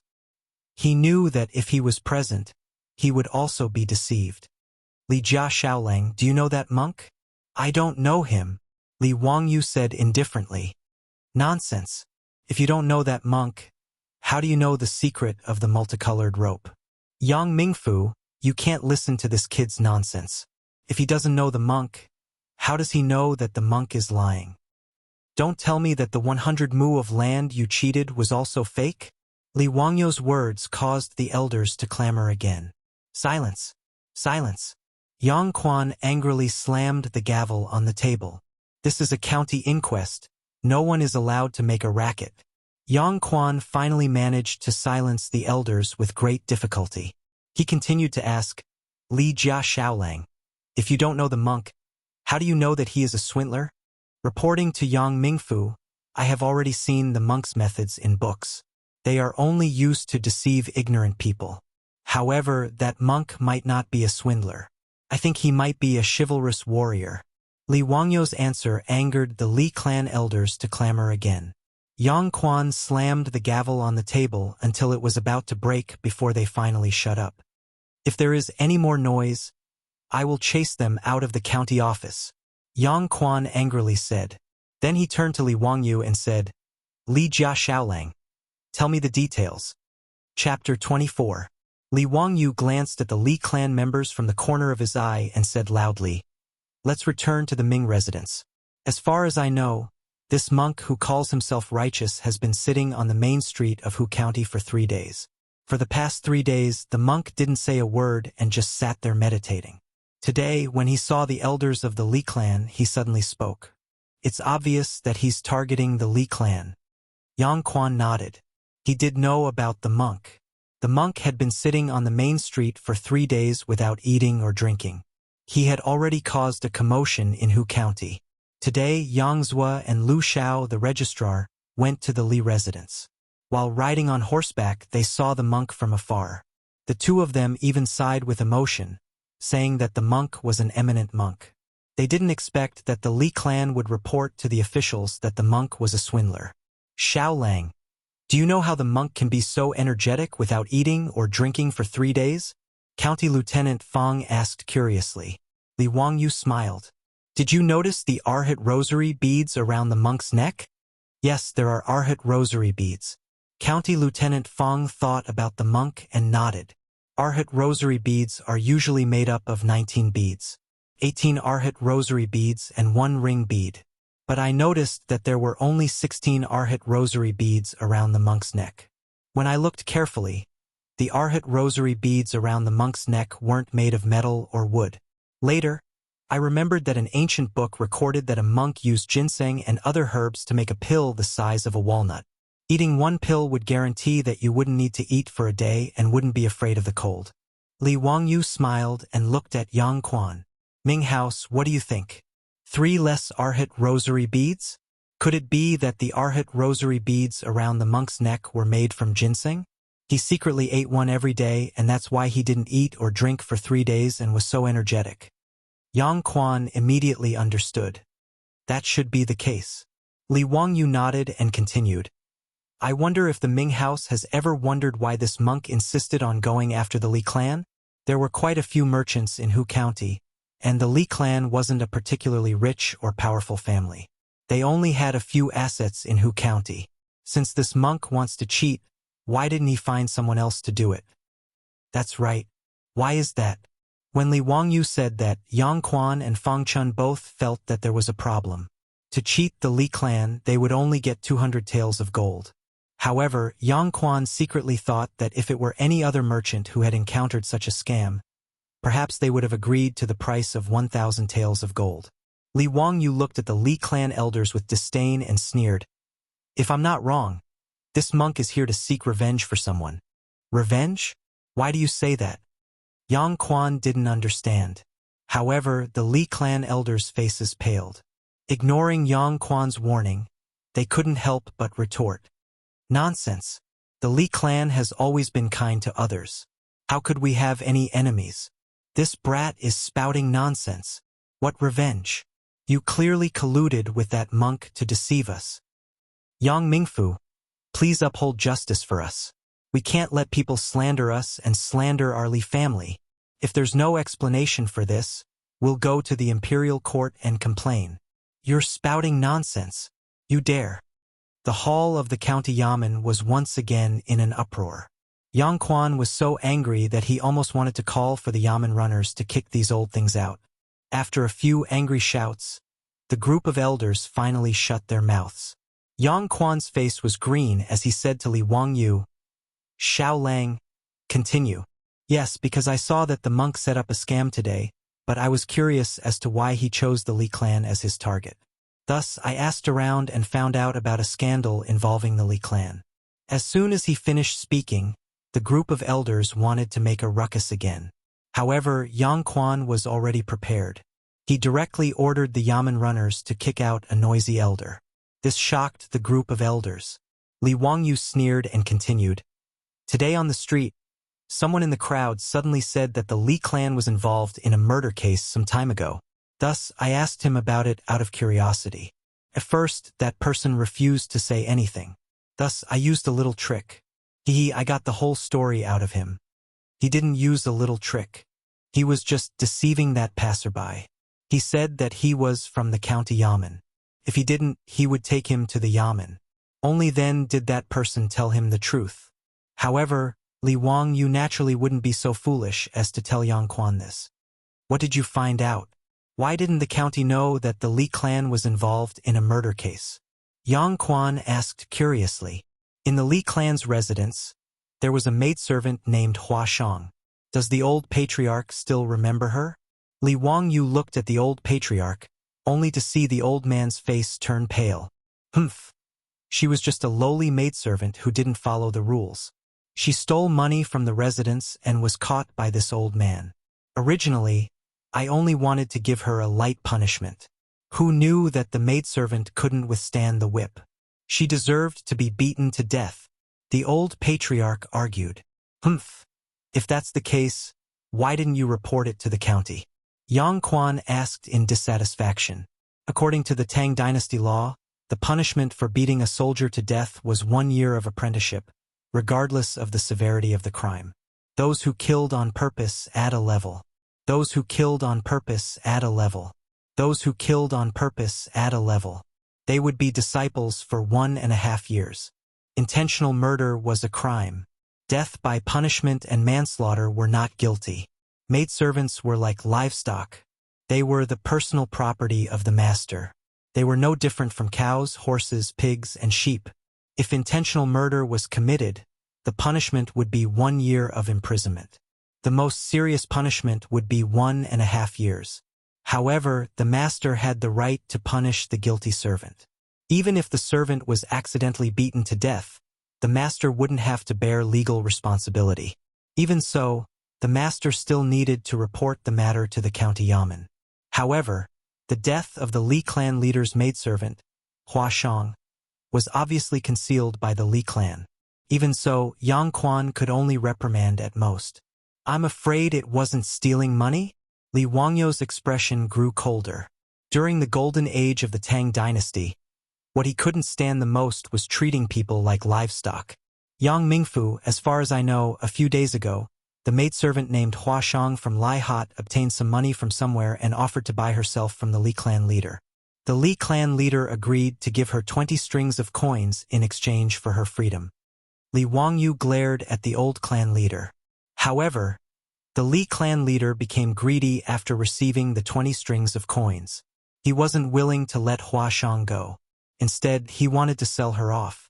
Thus, Huashang jumped into a well at night and committed suicide. Since then, she has been gone forever. I'm afraid that's why the monk went to the Li clan leader. What little ghost, vengeful spirit, and injustice resolved with a bucket. He must be referring to Huashang's suicide. Nonsense. Faced with Li Wangyu's accusation, the old clan leader pointed a trembling finger at him. He wanted to refute, but he couldn't find the words to say. Li Wangyu stared into the Li clan leader's old eyes and said coldly, "Whether it's nonsense or not, let's ask Yang Mingfu and County Magistrate Fong to send bailiffs to retrieve Huashang's corpse. Then we'll know whether she died from being whipped or drowning." The Li clan leader became even more flustered and hurriedly corrected himself. Old me remembered wrongly. That lowly maidservant lost her footing and fell into the water. Li Wangyu couldn't be bothered to pay attention to his incoherent words. However, he heard an angry roar from the entrance of the hall. What a Huxin Li clan! Despicable, shameless, untrustworthy, and ungrateful for profit. You're a member of the imperial family in vain. A scoundrel. Chapter 25. Everyone in the hall looked at the entrance of the hall in shock. Li Wangyu saw the old man he had met by chance earlier walking into the courtroom with the help of the old servant. Before he could speak, Yang Quan hurriedly got down from his seat and ran to the old man. He bowed deeply and said, "Teacher, why are you here? Please forgive me for not coming out to meet you." "Su Qing, there's no need to be so courteous. You can continue with the trial. This old man will listen to the trial from the side." Su Qing was Yang Quan's courtesy name. Yang Quan hurriedly asked the yamen runner to bring a soft stool for the old man. He respectfully invited the old man to sit before returning to his seat. The Li clan leader's expression turned ugly after being reprimanded by the old man. However, seeing the county magistrate being so respectful to the old man and even calling him teacher, he couldn't do anything about it. He could only pretend that he hadn't heard anything.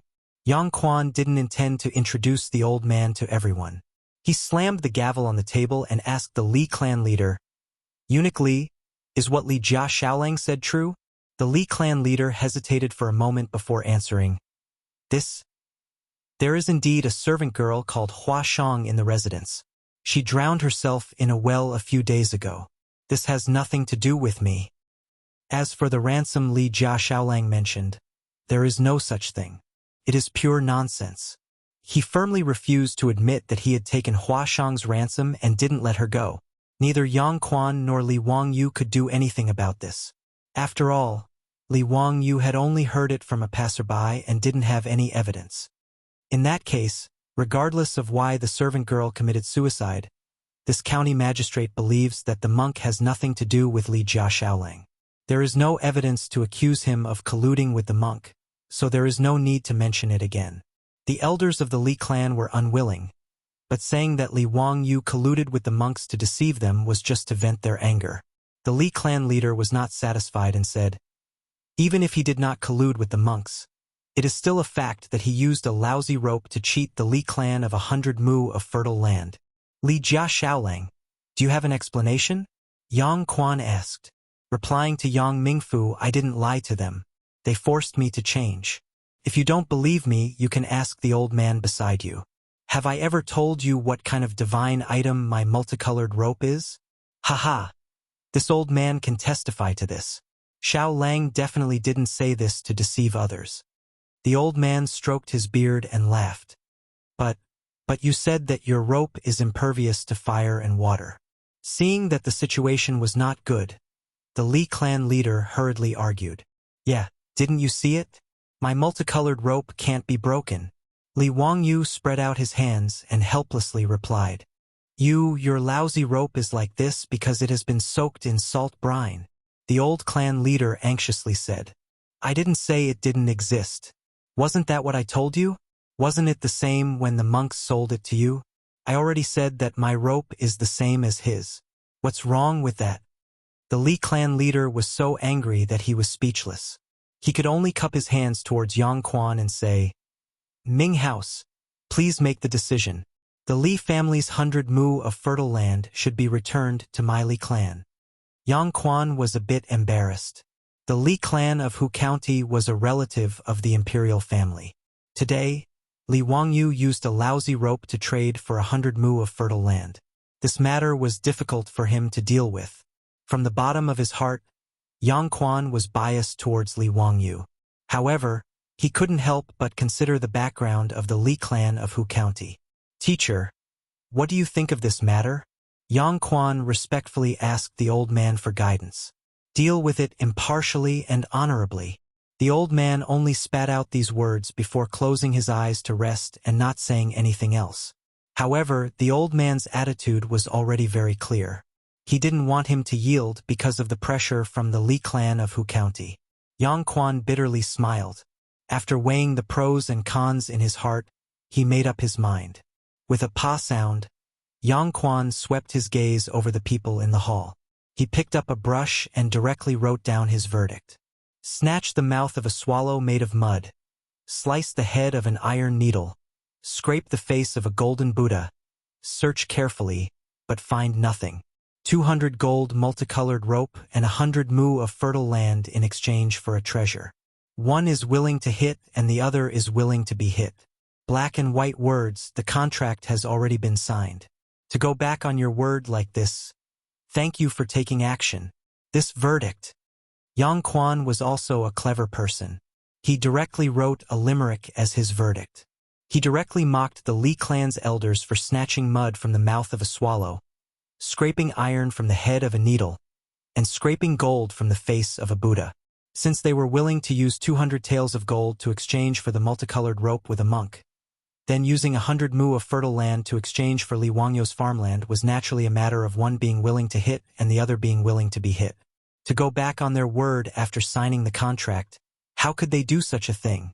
After the Li clan's elders in the hall saw this unreasonable verdict, they all felt their faces turn red. Even with their thick skin, they still felt that this matter had caused them to lose face. They didn't dare to stay and make a ruckus. They simply cupped their hands and took their leave. They didn't dare to bring up the matter of fighting a lawsuit against Li Wangyu to get their farmland back. The Li clan of Hu County could be considered to have lost face. Not only were they cheated of 100 taels of gold by a swindler, but they were also ridiculed by Yang Quan. This slap to their old faces couldn't be described as not loud and clear. For the Li clan's elders who cared a lot about their reputation, this matter was even worse than death. However, Li Wangyu wasn't satisfied. Hua Shang's innocent death wasn't even explained, let alone punished. Regarding this matter, there was nothing he could do. However, he made a mental note of this matter. Li clan of Hu County, let's ride a donkey and read a songbook. Just wait and see. Many thanks for Yang Mingfu's protection. Seeing this, Li Wangyu hurriedly bowed respectfully to Yang Quan. He only wanted to anger the group of greedy elders of the Li clan. As for whether or not he could get his farmland back, he didn't have much hope. Li Jia Shaolang, there's no need to be overly courteous. Quickly come and greet my teacher. In Qin Guanglu Daifu, Hong Wen Guan Scholar, Secret Supervisor Yu. Yang Quan smiled as he left the court and pulled Li Wangyu over to greet the elder. Secret Supervisor Yu? Li Wangyu knew that Secret Supervisor referred to an official position, the junior supervisor of the secretarial department. A name suddenly flashed through his mind and he couldn't help but become excited. Yu Chang'an, one of the 4 great families of the early Tang dynasty, Yu Chang'an. Looking at the aged elder, Li Wangyu was even more certain that this was the famous person of the ages, Yu Chang'an. In the 2nd year of Zhenguan, Yu Chang'an was already 71 years old. He submitted a petition to resign from his position, but Pai Lupi refused and promoted him to the crown prince's right concubine's son. Yu Chang'an firmly refused and was promoted to junior supervisor of the secretarial department. Li Wangyu was extremely excited to be able to meet this famous person of the early Tang dynasty. Li Wangyu greets Secret Supervisor Yu. I have offended you before. Please forgive me. Li Wangyu respectfully bowed with his hands clasped in front of his chest. The county magistrate Fang Chunfang also hurriedly stepped forward and bowed to Yu Shinan. Ha ha! Xiaolang, you didn't have this attitude before. This old man remembers that you said twice that you can't talk about the Buddha. Can you talk about it now? Yu Shinan laughed loudly and made fun of Li Wangyu. This made Li Wangyu very embarrassed. How could he have imagined that the old man sitting in the old ox cart was the famous Yu Shinan? Secret supervisor Yu, please don't blame me. Stinky brat, hurry up and tell this old man what method that monk used to create all those things. Yang Quan and the county magistrate Fang Chunfang were also very curious about this matter. To be able to deceive a group of old foxes, this monk's methods must be extraordinary. Li Wangyu rubbed his nose and smiled embarrassedly. He first explained to the old man the secret of how the monk could not eat or drink for 3 days and 3 nights. Yu Shinan repeatedly sighed as he listened. As for the Buddha's palm, the white paper blood handprint, and the clear water explosion, it's actually not that mysterious. It's just to deceive a country bumpkin. Li Wangyu explained with a smile. Chapter 26. The Buddha's palm wasn't mysterious at all. It was just that the monk had covered his hands with flour in advance, and then secretly hid camphor powder, phosphorus powder, and sulfur powder in his sleeves. Once these 3 powders were on his hands, he would rub them hard, and they would ignite naturally. The monk's hands were protected by the flour, so they wouldn't be burned. All he had to do was extinguish the fire in time. The white paper and the bloody handprint wasn't complicated either. It was just soaking the paper in alkaline water and drying it under the sun. The monk's alms bowl must have contained turmeric water. When the Li clan leader patted the paper with his wet hands covered in turmeric water, it naturally turned red. It was just a simple acid and alkali reaction. Li Wangyu knew about this because he grew up in a village. When he was young, there were many gods and goddesses who deceived the villagers, and many villagers were deceived. Later, the government popularized scientific knowledge and got rid of superstitions. They used these deceptive examples to propagate in the village for a long time. Li Wangyu had a very deep impression of them. However, Li Wangyu knew the principle behind the water explosion, but he was also very curious about where the monk got the material. If he guessed correctly, the monk should have hidden a small piece of sodium metal in his hands. When it was thrown into a bucket when people weren't paying attention, the sodium metal would explode under a chemical reaction when it came into contact with water. But this was the Tang dynasty. Where did the monk get the sodium metal? Li Wangyu couldn't figure it out. Li Wangyu didn't tell Yu Shinan and Yang Quan about the sodium metal. He only said that it was something that would explode if it was thrown into water. Yu Shinan didn't ask too much about it, but he thought for a while and asked, Xiaolang, if that's the case, there must be something wrong with the servant of the Li clan. He was the one who colluded with the monk. Li Wangyu laughed. Why do you say so, secret supervisor Yu? Brat, do you think I'm old and blind? The white paper and the turmeric water in the monk's alms bowl were both obtained by the servant of the Li clan. If the monk didn't collude with him, how could he have done this? Secret supervisor Yu is wise. When Yang Quan heard this, he wanted to ask the bailiffs to go to Lai Hot to arrest them, but Li Wangyu stopped him. Yang Mingfu, can you investigate that maidservant called Huashang first? He wanted to see if she still had any family members. If his guess was correct, that monk must be related to her family. Why don't we figure out the whole story before arresting him? Li Wangyu felt that if what the passerby said was true, the monk might not be a bad person.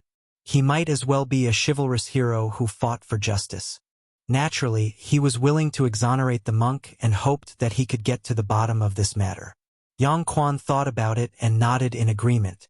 He sent someone to find the registrar Lu Xiao to check the information left behind by the Li clan's maidservant, Huashang.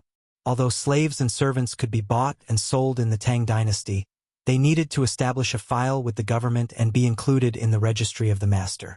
Soon, Lu Xiao came to the hall with the registrar.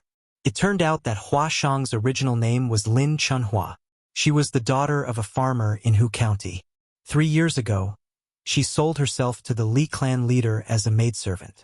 Yang Quan also ordered someone to find the village chief of the Lin family's village. After a round of questioning, everyone understood the whole story. Lin Chunhua originally had parents and an older brother. However, 3 years ago, her father passed away due to illness. Her mother was also seriously ill. Her older brother went out to do business and hadn't returned for many years. Out of desperation, in order to treat her mother's illness, Lin Chunhua sold herself as a slave and sold herself to the head of the Li clan for the price of 10 strings of coins. However, her mother couldn't be cured and passed away not long after. According to the village chief, not long ago, someone in the village saw Lin Chunhua's older brother, Lin Daniu. He seemed to have returned home from doing business. However, the house was already empty and Lin Daniu was nowhere to be seen. When Li Wangyu heard this, he seemed to understand where Hua Shang got the money to redeem herself. Presumably, her older brother, who hadn't returned for many years, found her and gave her the money to redeem herself. However, he didn't expect the Li clan leader to be so greedy. Not only was he not satisfied with the money, he even turned hostile and wanted to sell Hua Shang. In the end, Hua Shang committed suicide by jumping into a well. Li Wangyu wasn't the only one who thought of this.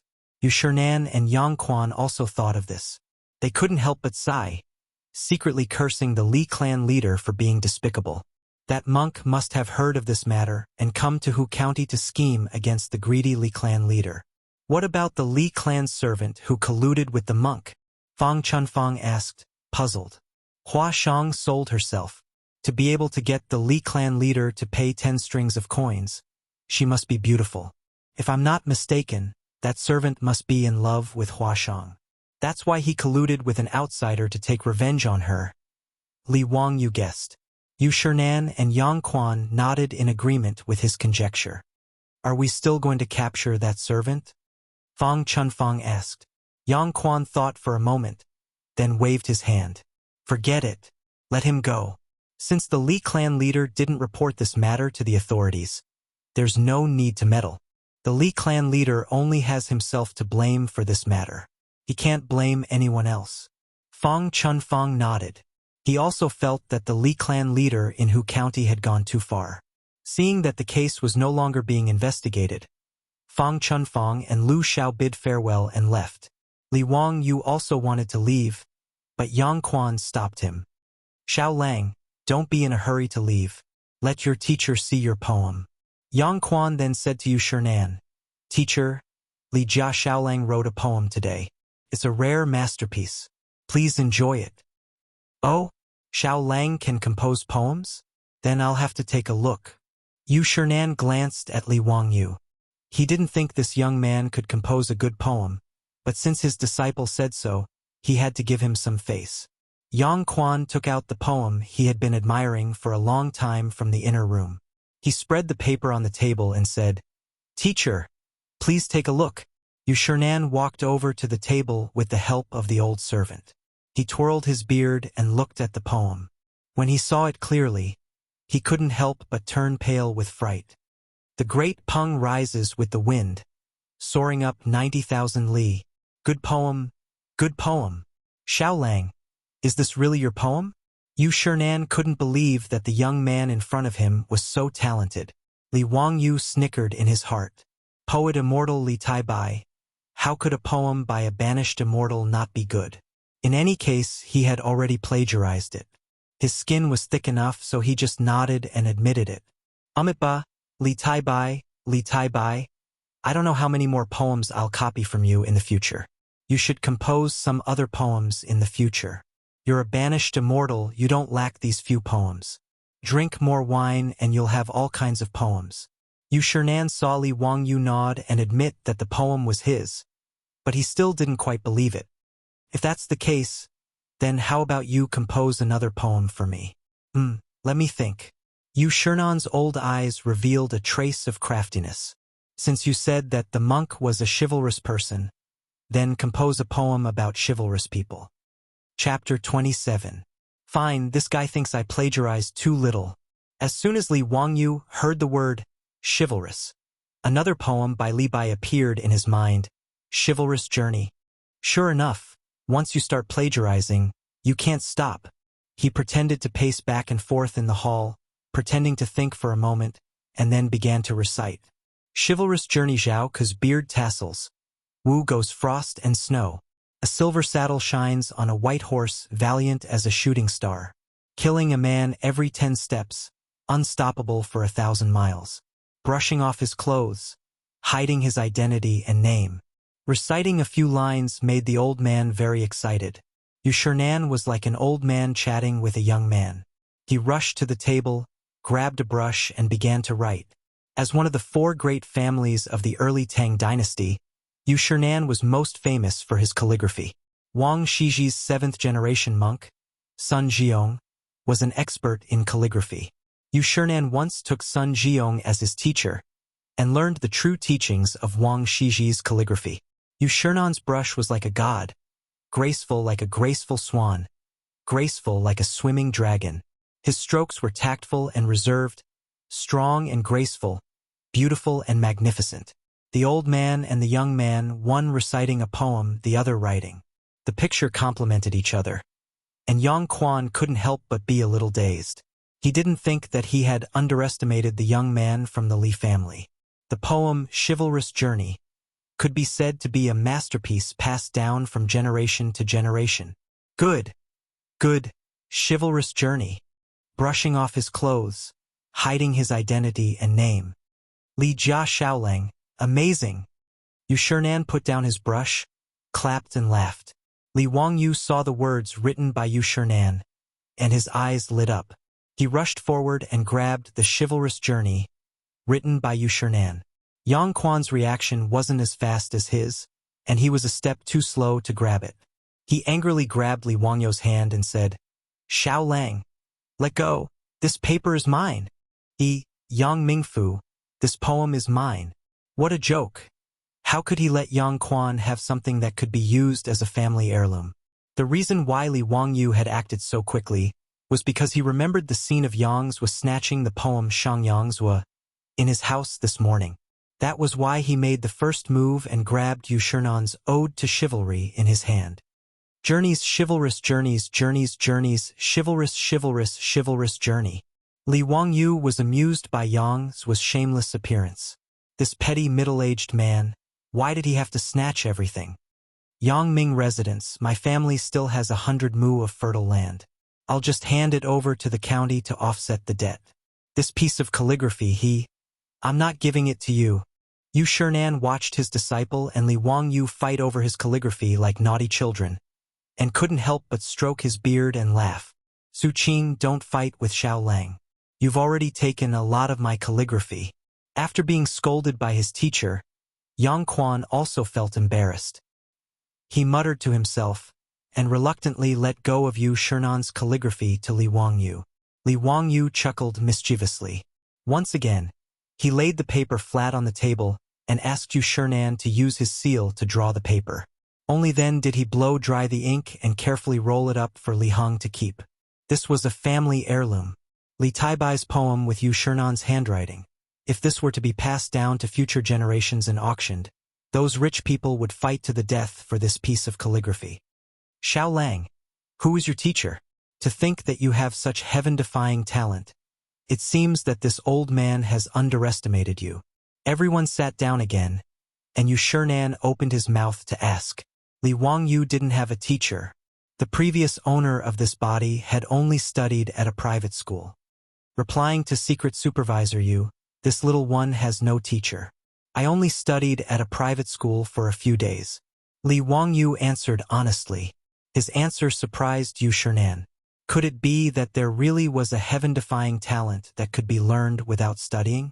Chang'an's murky eyes kept sizing up Li Wangyu, trying to see what was so special about this young man.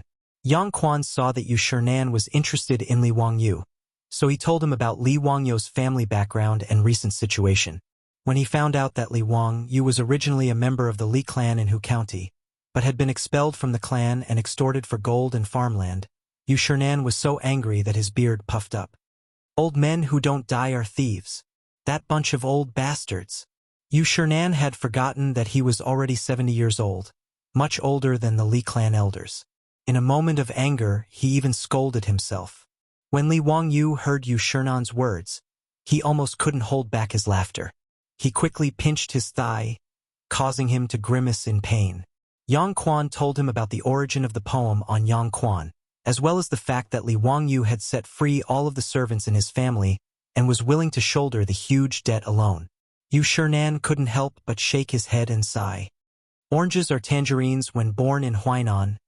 Oranges are tangerines when born in Huaibei. Xiao Lang, you have a good father. He was reading a conversation between Yan Zi and the king of Chu in Yan Zi's Spring and Autumn Annals. He lamented that although they were both members of the Li clan in Hu County, the difference in their conduct was too great. Li Zhou was also an official in the same court as Yu Shernan. Although they didn't have any interactions, he knew that Yu Shernan was a gentleman. That was why he spoke so vehemently after the incident at Pai Lupi's Xuanwu Gate and angered the sage. Yu Shernan only thought that Li Wangyu could be like this because his father, Li Zhou, taught him well. Li Wangyu smiled bitterly. Forget it, he had taken over Li Zhou's son's body. Could be said that he had reincarnated in someone else's body. However, he still owed this favor and could only silently accept Yu Shernan's praise of Li Zhou. Knowing that Li Wangyu was in a difficult situation, Yu Shernan's love for talent was aroused. He probed, Xiao Lang, do you still want to continue studying?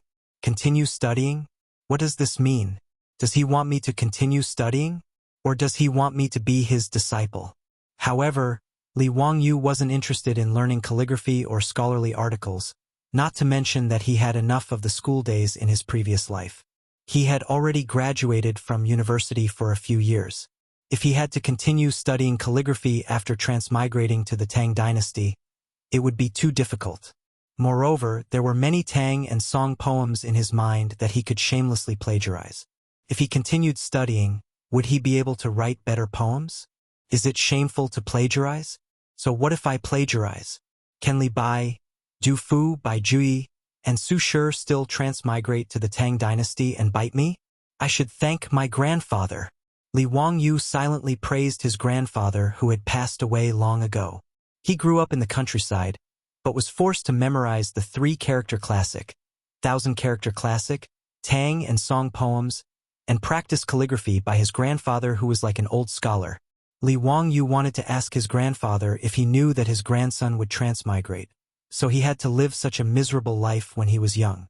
He couldn't remember how many times he had been beaten by his grandfather for memorizing and practicing calligraphy, and he couldn't even remember how many times he had cried.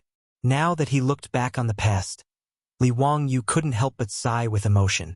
At the same time, he felt more gratitude and understanding towards his grandfather. His grandfather didn't make him memorize poems, but the history of China. Li Wangyu was lost in thought for a while and didn't speak for a long time. However, Yang Quan beside him was anxious. Li Jia Xiaolang, the teacher is asking you a question. Chapter 28. What?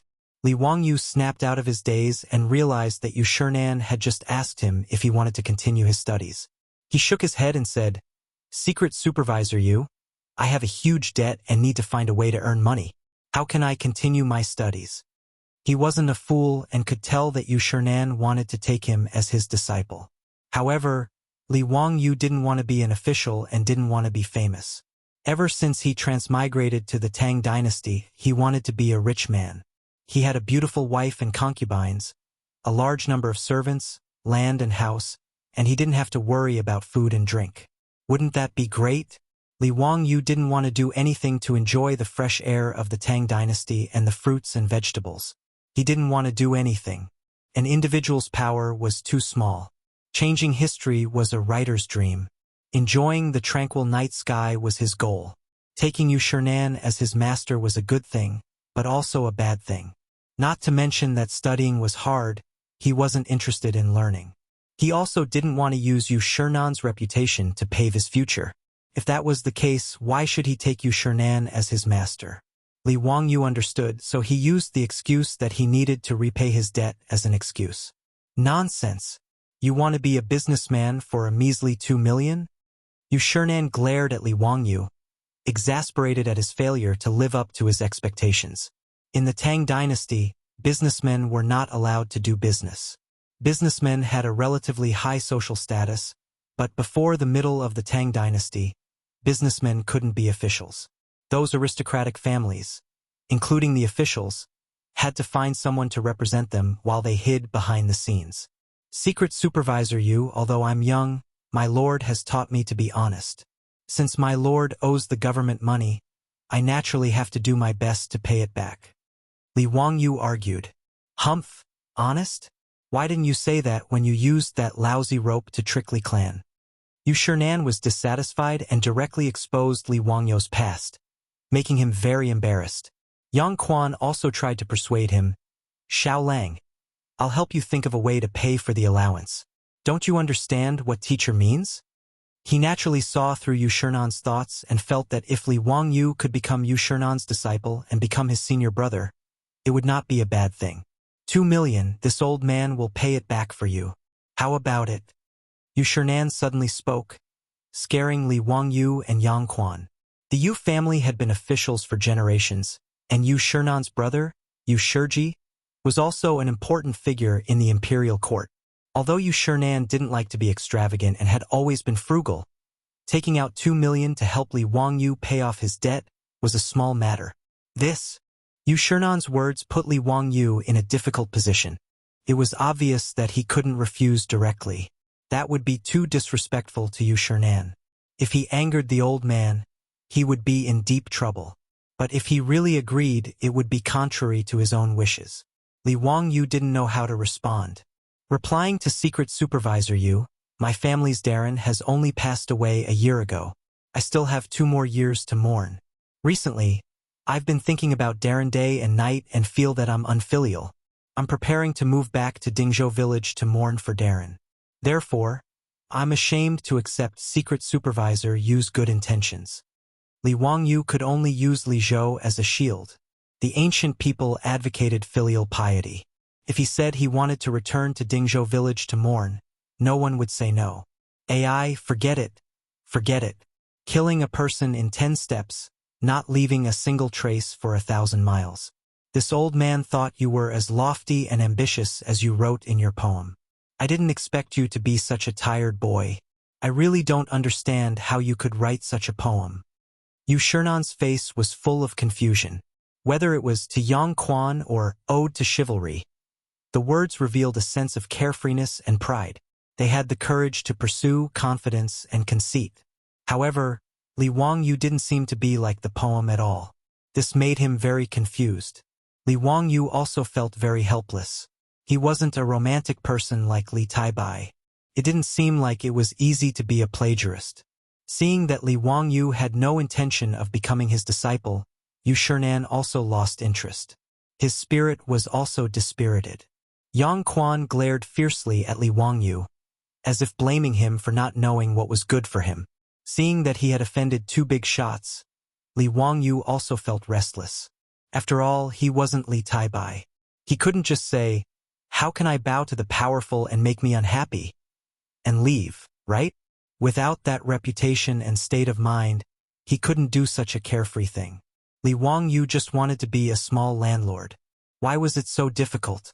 Looking at the brush and ink on the table, Li Wangyu's eyes turned and an idea came to him. Although he didn't want to be Yu Shernan's disciple and learn some literary knowledge, he still had something that could attract the old man's interest. As long as he could continue to interest Yu Shernan, who was one of the 4 great families of the early Tang dynasty, and who loved calligraphy all his life, would blame him? Thinking of this, Li Wangyu didn't say much. He got up and walked to the table. Grinding the brush, he prepared to write. Yu Shernan looked at him and didn't say anything. Obviously, Li Wangyu's refusal had angered the old man. Li Wangyu held the brush, licked the ink, held his breath, and then started writing. Not long after, he copied the Ode to Chivalry again. After drying the ink, he smiled and picked up the paper, asking Yu Shernan and Yang Quan to look at it. Secret Supervisor Yu, Yang Mingfu, can you give me a few pointers? What do you think of my calligraphy? Yu Shernan really didn't take Li Wangyu's calligraphy seriously. He had seen the poem on Yang Quan. Of course, it was a good poem, but in his eyes, the calligraphy was just SOSO. Li Wangyu wrote on Yang Quan in a semi-cursive script. Although his calligraphy wasn't bad, In the eyes of a calligraphy expert like Yu Shernan, it could only be considered a character. Yu Shernan casually raised his head to look, but his eyes immediately widened. He stared unblinkingly at the paper in Li Wangyou's hand. This calligraphy is so strange. The handwriting is thin and strong, thin and hard but full of spirit. Interesting, interesting. Yang Quan was also attracted by Li Wangyou's ode to chivalry. He couldn't help but step forward to look at it carefully. Teacher, Xiao Lang's calligraphy is very unique. I've never seen it before. That's right. This old man has also never seen such calligraphy. Xiao Lang, where did you learn this calligraphy? Yu Shernan's interest was piqued by Li Wangyou's calligraphy. Li Wangyou snickered in his heart. Sure enough, the right medicine was the way of the king. Replying to Secret Supervisor Yu, this calligraphy was created by me after I saw the bamboo in the residence was thin but full of strength.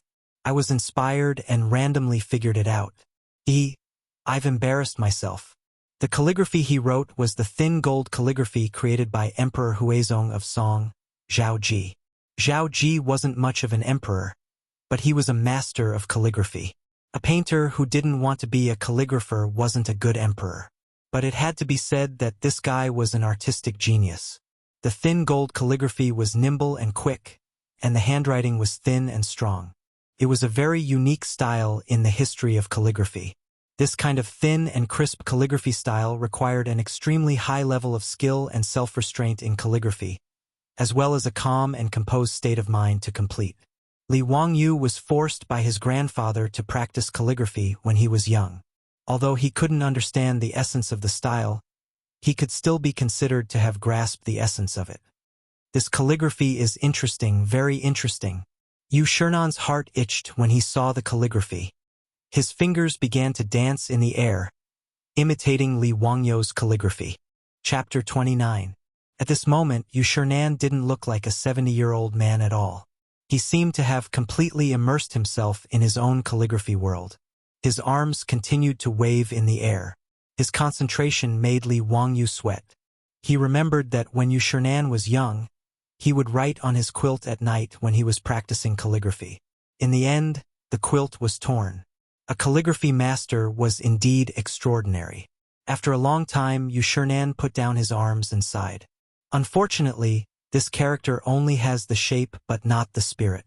It's thin but not the strength of the style. Li Wangyou was sweating like a waterfall. Why was this comment exactly the same as what his grandfather had said about his calligraphy? Secret Supervisor Yu, have you also transmigrated and seen the original thin gold body? Yu Shernan had been immersed in calligraphy for his entire life. Although he had never seen a character as unique as thin gold body, the quality of the characters couldn't escape his eyes. You're right, Secret Supervisor Yu. I'm still young. I still need to practice more. However, your characters have beautiful lines, firm strokes, fine punctuation, handsome composition, and a smooth layout. It's really rare. Good writing, good writing. Do you have a name for it? I call it thin gold body. Fine, since I've already copied it, there's no need to change the name. Thin muscle body. Yu Shernan murmured. The lines are very thin. The strength is thin and strong. It's thin without losing its meat. This is called muscle. What a good thin muscle body. Li Wangyou sweated. Yu Shernan had misheard him. He had said thin gold body, but then he realized that muscle was connected to gold. Zhao Ji's brother was the emperor, so he respectfully called it gold. If he created it, wouldn't it be the original name, thin muscle body? Fine, let's not dwell on it. In the future, there will only be thin muscle body in this world. Yu Shernan admired Li Wangyou's thin muscle body for a while. Yang Quan couldn't help but ask, Teacher, can you let me keep this calligraphy? In your dreams. This is a gift from Xiao Lang to this old man. Go away. It was simply wishful thinking to want to snatch a strange calligraphy work from the calligraphy addict. Yang Zuo was on the verge of tears. How could this old man and young man both be such bullies? The Ode to Chivalry, written by the teacher, was snatched away by Li Wangyou, and the Ode to Chivalry, written by Li Wangyou with lean muscle, was taken away by the teacher. The more Yu Shernan looked at Li Wangyou, the more he liked Li Wangyu, especially as a character addict. He felt that Li Wangyu was brimming with talent when he saw such a unique character. Does Xiao Lang have a courtesy name? Courtesy name refers to a name other than the original name that expresses virtue or the meaning of the original name. Normally, men would only take a courtesy name after they were 20 years old. Li Wangyu was only 16 years old, so naturally he didn't have one. Secret Supervisor Yu? I'm only 16. It's fine. How about this old man give you a courtesy name? Yu Shernan stroked his beard and smiled. Wow, this Secret Supervisor Yu has a hobby of giving people a courtesy name? Fine, I'll have to take it sooner or later. It'll save me the trouble of thinking about it in the future. I don't dare refuse a gift from an elder. Xiao Lang's name is Li Wangyu. Wangyu, forget your worries. I'll give you the 2 words Zio. I hope that Xiao Lang can be a person who can maintain his integrity. Yu Shernan thought for a moment and said slowly. Li Wangyu was half illiterate in ancient Chinese, so he didn't understand Yu Shernan's meaning. What did Zio mean? And why did it mean maintain integrity? Yang Quan clapped his hands and applauded. Moreover, Zio has the worry of hunger and cold, yet you don't take it. You're right. Teacher's courtesy name is good. Xiao Lang, hurry up and thank teacher. Zio thanks Secret Supervisor Yu for the courtesy name. Li Wangyu didn't bother to think about the meaning of their words. He didn't understand anyway, so he just nodded and agreed. Haha. If Zio doesn't mind this old man's age, why don't you become friends with this old man despite our age difference? Yu Shernan failed to take Li Wangyu as his disciple, and seeing that he could create the slimming body, he simply wanted to become friends with Li Wangyu regardless of age. Zio doesn't dare. Li Wangyu wanted to hit the snake with the stick, but when he saw Yang Quan's murderous gaze, he restrained himself. Why wouldn't I dare? Are you looking down on this old man? Yu Shernan pretended to be angry. This? Li Wangyu peeked at Yang Quan again, only to see that County Magistrate Yang's face was as dark as the bottom of a pot. Li Wangyu was clearly his nephew. Why did he suddenly want to become friends with his teacher despite their age difference? When Yang Quan met Li Wangyu in the future, would he have to call him martial uncle? Yu Shernan was old and experienced. How could he not see Yang Quan's awkwardness? He smiled and said, Shuqing, there's no need to think too much. Let's just talk about our seniority. Teacher, you worry too much. Yang Quan's expression eased when he heard Yu Shernan's words. Zio, how about it? Can this old man be your old friend? Seeing that Yang Quan no longer objected, Li Wangyu smiled and bowed to Yu Shernan. Li Wangyu greets Master Yu. Yu Shernan laughed heartily and stood up to return the greeting. Bo Shi greets Zio. Bo Shi was Yu Shernan's courtesy name. This could be considered a formal greeting. Yang Quan raised his head to look at the roof tiles at a 45-degree angle. In his heart, he wept. This old man and young man were having so much fun that they didn't take him, the county magistrate, seriously. Zio, since you and I are friends despite our age difference, your debt is my debt. The money your family owes, this old man will return it for you. You must not become a merchant to earn money to repay your debt. Why is that? Foolish. Merchants can't enter the imperial court as officials. Have you forgotten? Yu Shernan brought up Li Wangyu's debt again. He was really afraid that Li Wangyu would run off to become a merchant. That would ruin his future. Master Yu, it's not that Zio is pretentious, but this involves the promise I made to my family. When my lord was seriously ill, he still couldn't forget the money he owed me. Before my lord died, I swore that I would earn this money back and return it to him in full. Master Yu, you can't let me go back on my word. These words were naturally made up by Li Wangyu. He could see that this old man wouldn't give up until he got into the imperial court. What was so good about being an official? He worked himself to death, only had a break every 10 days, and still had to deal with official business. How could it be more comfortable than being a carefree little landlord? Beautiful wives and concubines, thousands of acres of fertile land, countless cows, horses, pigs, and sheep, and servants as numerous as the clouds.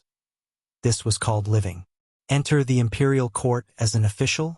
Li Wangyu respectfully declined. However, if he could get to know a famous person like Yu Chang'an and have a high official as his backer, Li Wangyu wouldn't refuse. As the saying goes, having someone in the imperial court makes things easier. Seeing Li Wangyu use the deadly Zhou as a shield, Yu Chang'an was so angry that he blew his beard and glared, but he had nothing to say. "You scoundrel, you'll regret it in the future." Yu Chang'an didn't want to waste any more words with Li Wangyu. With a flick of his sleeve, he called for the old servant to prepare a carriage and returned to Chang'an. Before he left, he didn't forget to take away Li Wangyu's Ode to Chivalry, which made Li Wangyu laugh. Yang Quan hurriedly chased out of the main hall to see his teacher off. However, Li Wangyu didn't see it. Yang Quan whispered a few words into Yu Chang'an's ear, and the old man's anger turned into joy. He smiled and nodded at Yang Quan. Both the teacher and the student looked at Li Wangyu, who was in the central room, with a hint of playfulness on their faces. Chapter 30. Yu Chang'an left in a huff, but Li Wangyu wasn't nervous. This old man was like a child. He would be fine after some coaxing. He wasn't worried at all. In the past, he had battled with his grandfather many times. He had long since figured out how to deal with these old people. "Ming House, let's transfer my family's 100 mu of farmland to the county government to offset our debt." After Yang Quan returned, Li Wangyu brought up this matter again. Yang Quan was slightly surprised. "Ziyu, why don't you keep the farmland in the manor? Aren't you afraid that you won't be able to make a living?" Li Wangyu cupped his hands. "Ming House, it's mainly because I'm tired of the Li clan's pestering. As long as the farmland is in the manor, I'm afraid that this group of gluttons will worry about it." Yang Quan somewhat understood his words. Although he had made the decision today that the 100 mu of farmland would return to Li Wangyu's name, it was hard to guarantee that these Li clan elders wouldn't have any bad ideas. In fact, the Li clan had only lost 30 taels of gold today. The other 170 taels of gold and the 100 mu of farmland had originally been extorted from Li Wangyu. But to these leech-like elders, it was as if a piece of flesh had been dug out from their hearts. It was hard for them to accept. With these people's insatiable greed, it was hard to guarantee that they wouldn't pester Li Wangyu again. "All right, since Ziyu said so, it's reasonable. Then I'll take charge of the farmland. We'll sell it at 3 strings of cash per mu. The total is 300 strings of cash." "Thank you, Ming House, for your good intentions." Li Wangyu knew that Yang Quan must have given him the highest price for Yu Chang'an's sake. Yang Quan summoned the county government clerk to handle the paperwork for Li Wangyu and officially transferred the farmland to the county government. From then on, Li Wangyu's debt of 2 million taels was deducted. He still owed the county government 1.62 million taels. It was still a huge figure. It was the salary of a first-class official of the Tang dynasty for 19 years. After bidding farewell to Yang Quan, Li Wangyu asked Li Heng to carefully carry Yu Chang'an's authentic work back home. He showed it to Su Changqing as if he was presenting a treasure. Changqing, you know Yu Chang'an, right? This is his handwritten book. We have to frame it properly and store it well. Can be used as a family heirloom." Su Changqing looked at the words and looked up in confusion. "Although I don't study history, I know that Ode to Gallantry was written by Li Bai, right? You actually plagiarized the poem of the immortal poet?" That's not the point." Li Wangyu was embarrassed for a moment. He forgot that his beautiful boss, Su Changqing, also knew these famous Tang and Song poems. "This Li Bai, Du Fu, and the others can't ask me for copyright fees anyway. I'm doing it for their own good. Think about it, if I wrote these famous poems, wouldn't it encourage them to write better poems?" "Haha, that's right, that's right." Li Wangyu made up this reason to cover up his embarrassment of being caught plagiarizing. Su Changqing rolled her beautiful eyes, speechless at his shamelessness. It was already late. Perrin brought the food. Li Wangyu was overjoyed when he saw it. His eyes almost popped out of their sockets. Carefully smelling the aroma, Li Wangyu dared to swear to his ancestors that the food in front of him was a bowl of red braised pork and sweet and sour pork ribs. Perrin looked at Su Changqing with admiration. The disgust she had for this vixen, who suddenly appeared in the residence, had disappeared. It was replaced by affection and attachment. which made Li Wangyu amazed. Lang Jun, you don't know how amazing big sister Changqing is. The cheap meat that other people don't eat was actually made so delicious by her. Originally, Perrin called Su Changqing as Little Miss Su, but Su Changqing forced her to call her big sister. This was just a habit of Su Changqing's in the future, but it made the little girl extremely moved. She thought that Su Changqing was treating her as a relative, so this big sister was very pleasant to hear. Su Changqing realized that she had made a mistake. When she saw that the little girl was so moved that tears were about to fall, she couldn't help but feel motherly. She hugged the poor girl affectionately for a while. When Li Wangyu was still watching the commotion at the cross street, the little loli and the big sister became very intimate. It had to be said that the friendship and feelings between girls were really wonderful. Su Changqing remembered that Li Wangyu complained last night that the food was bad. So in the afternoon, she took the little girl out to the market to buy ingredients. This was the first time that Su Changqing walked out of the courtyard walls and came into contact with the lively world of the Tang dynasty. She curiously looked at everything, the pedestrians coming and going, the roadside shops. Even the hawkers' shouts could arouse her interest. Finally, they came to the market. Su Changqing walked around but didn't find anyone selling pork. She curiously asked Perrin and learned that pork was cheap meat, which could only be sold in the corner of the market. The little girl didn't understand why Su Changqing wanted to buy cheap meat. The Tang dynasty ate fish, shrimp, crab, chicken, duck, goose, cow, sheep and rabbit meat, but they didn't like pork. Only the lowest class of people ate pork. However, although it was cheap meat, the price was not cheap. 40 copper coins per catty, which was more expensive than 30 copper coins per chicken. Su Changqing calculated the price according to Li Wangyu's conversion and was shocked. 1 copper coin was equivalent to 4 yuan in the modern world. So this 1 catty of pork cost 160 yuan. However, when Su Changqing saw how greedy Li Wangyu was yesterday, he steeled his heart and bought a catty of pork, as well as ribs. He spent 70 to 80 copper coins, which made the little girl Pei Lan's heart ache terribly. She muttered that she shouldn't let her Lang Jun eat cheap meat and followed Su Changqing back to the house. The little girl wanted to go to the kitchen to cook the ingredients herself. When Su Changqing heard that she wanted to boil the pork in plain water and eat it with garlic paste, he quickly shook his head and went to cook himself. Fortunately, there was also an iron pot in the kitchen of the Lai hut.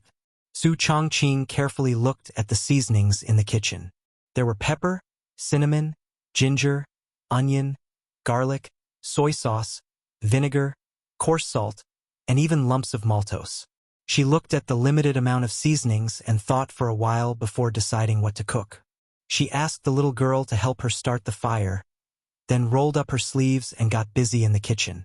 Not long after, the fragrance of the red braised pork overflowed from the pot. Perrin, who was starting the fire, couldn't help but twitch her little nose. Sister Changqing, it smells so good. Little greedy cat, I'll let you taste it first when it's ready, so that you won't always complain that I let your Lang Jun eat cheap meat. I didn't say that. Perrin was embarrassed and quickly turned her head to fan the fire. Because there were only 4 people in the house, Su Changqing didn't cook much. She made a bowl of red braised pork, a bowl of sweet and sour pork ribs, and then used the fat pork to make lard, stir-fried a plate of vegetables, and finally made a plate of egg drop soup. First, she used her chopsticks to pick up a piece of oily red braised pork and fed it to Perrin, who was watching eagerly.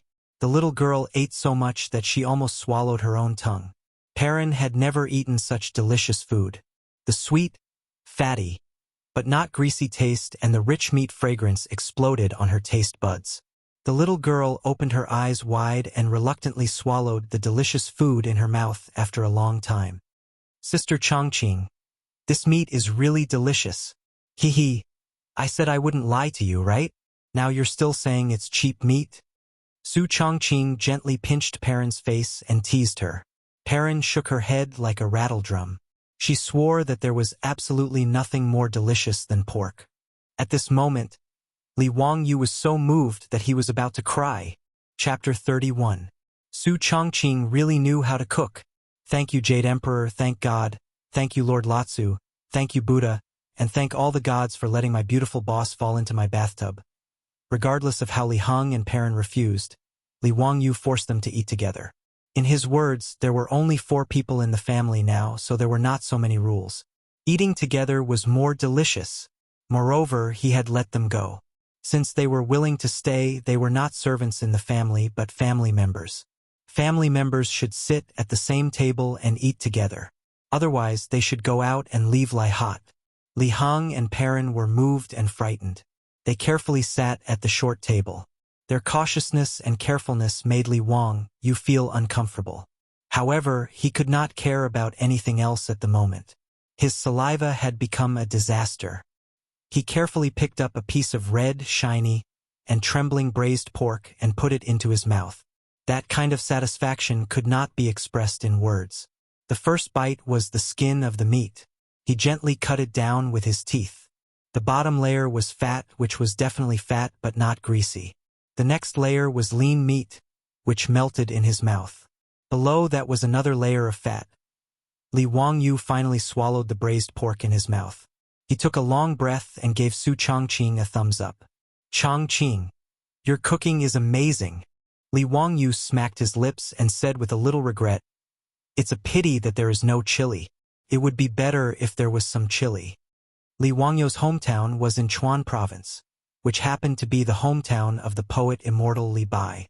He usually liked to eat spicy food. Perrin blinked curiously. "Lang Jun, what is chili?" "Chili is, something more delicious than dogwood."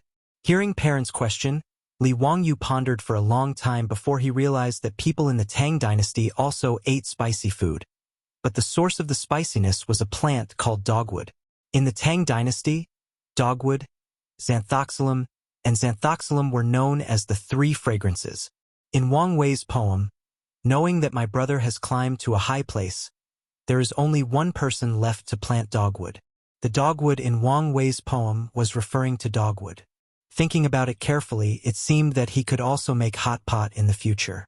If it really didn't work, he could just use dogwood instead of chili. Li Wangyu was completely satisfied with the meal, while Perrin and Li Heng almost swallowed their tongues. They had never thought that pork, a meat eaten by the lowest class, could be made into such a delicious dish. They especially loved the sweet and sour pork ribs. The people of the Tang dynasty had always been fond of sweet and sour foods, and the cooking method of sweet and sour was a novelty that had never been seen before. Even the vegetables that Su Changqing had stir-fried using the lard that he had refined had been eaten cleanly. The only thing missing was licking the bowls and plates. "Miss Su, this old slave has never eaten such delicious food in his life." Li Heng was originally a stickler for rules, but under the temptation of delicious food, he finally let go. The old man ate until his belly was round and he couldn't help but praise. "Changqing, I think if we open a restaurant, we will make a lot of money. With your cooking skills, TSK, you can make those bumpkins in Chang and eat their tongues." "Haha." Li Wangyu also laughed. Su Changqing glanced at him angrily and said, "Do you want me to die of exhaustion?" The little girl Perrin immediately said, "Sister Changqing, teach me. I'm not afraid of being tired. After I learn how to cook, I can cook for Lang Jun every day." "Okay, then I will teach Perrin how to cook in the future." Su Changqing smiled and hugged Perrin for a while. She liked this cute and sensible little girl more and more. It was a rare delicacy, so Li Wangyu was satisfied. He leaned against the table and didn't want to move at all. If only I could have another cigarette, even the gods wouldn't exchange it." Li Wangyu sighed. In his previous life, he was addicted to smoking. After traveling to the Tang dynasty, he was forced to quit smoking. But now that he was full, he couldn't help but want to smoke again. Unfortunately, tobacco was still in South America. It didn't exist in the Tang dynasty. He could only think about it. "Humph, I hate it when you smoke. It's good that you quit smoking. You have nowhere to smoke anyway." Su Changqing rolled her eyes at him. Li Wangyu, who was addicted to smoking, stood up with melancholy. "Okay, let's go to bed early. We will move back to Dingzhou village the day after tomorrow." On the morning of the 3rd day, Li Wangyu and the others moved out of Lai Hot. They finished the handover procedures with the people from the county government and got on a hired ox cart to drive to Dingzhou village.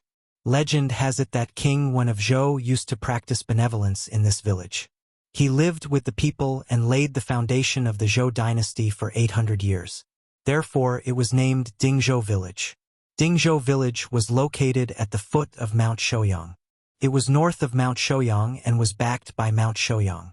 It was 20 miles away from Wuxia County, and the transportation was quite convenient.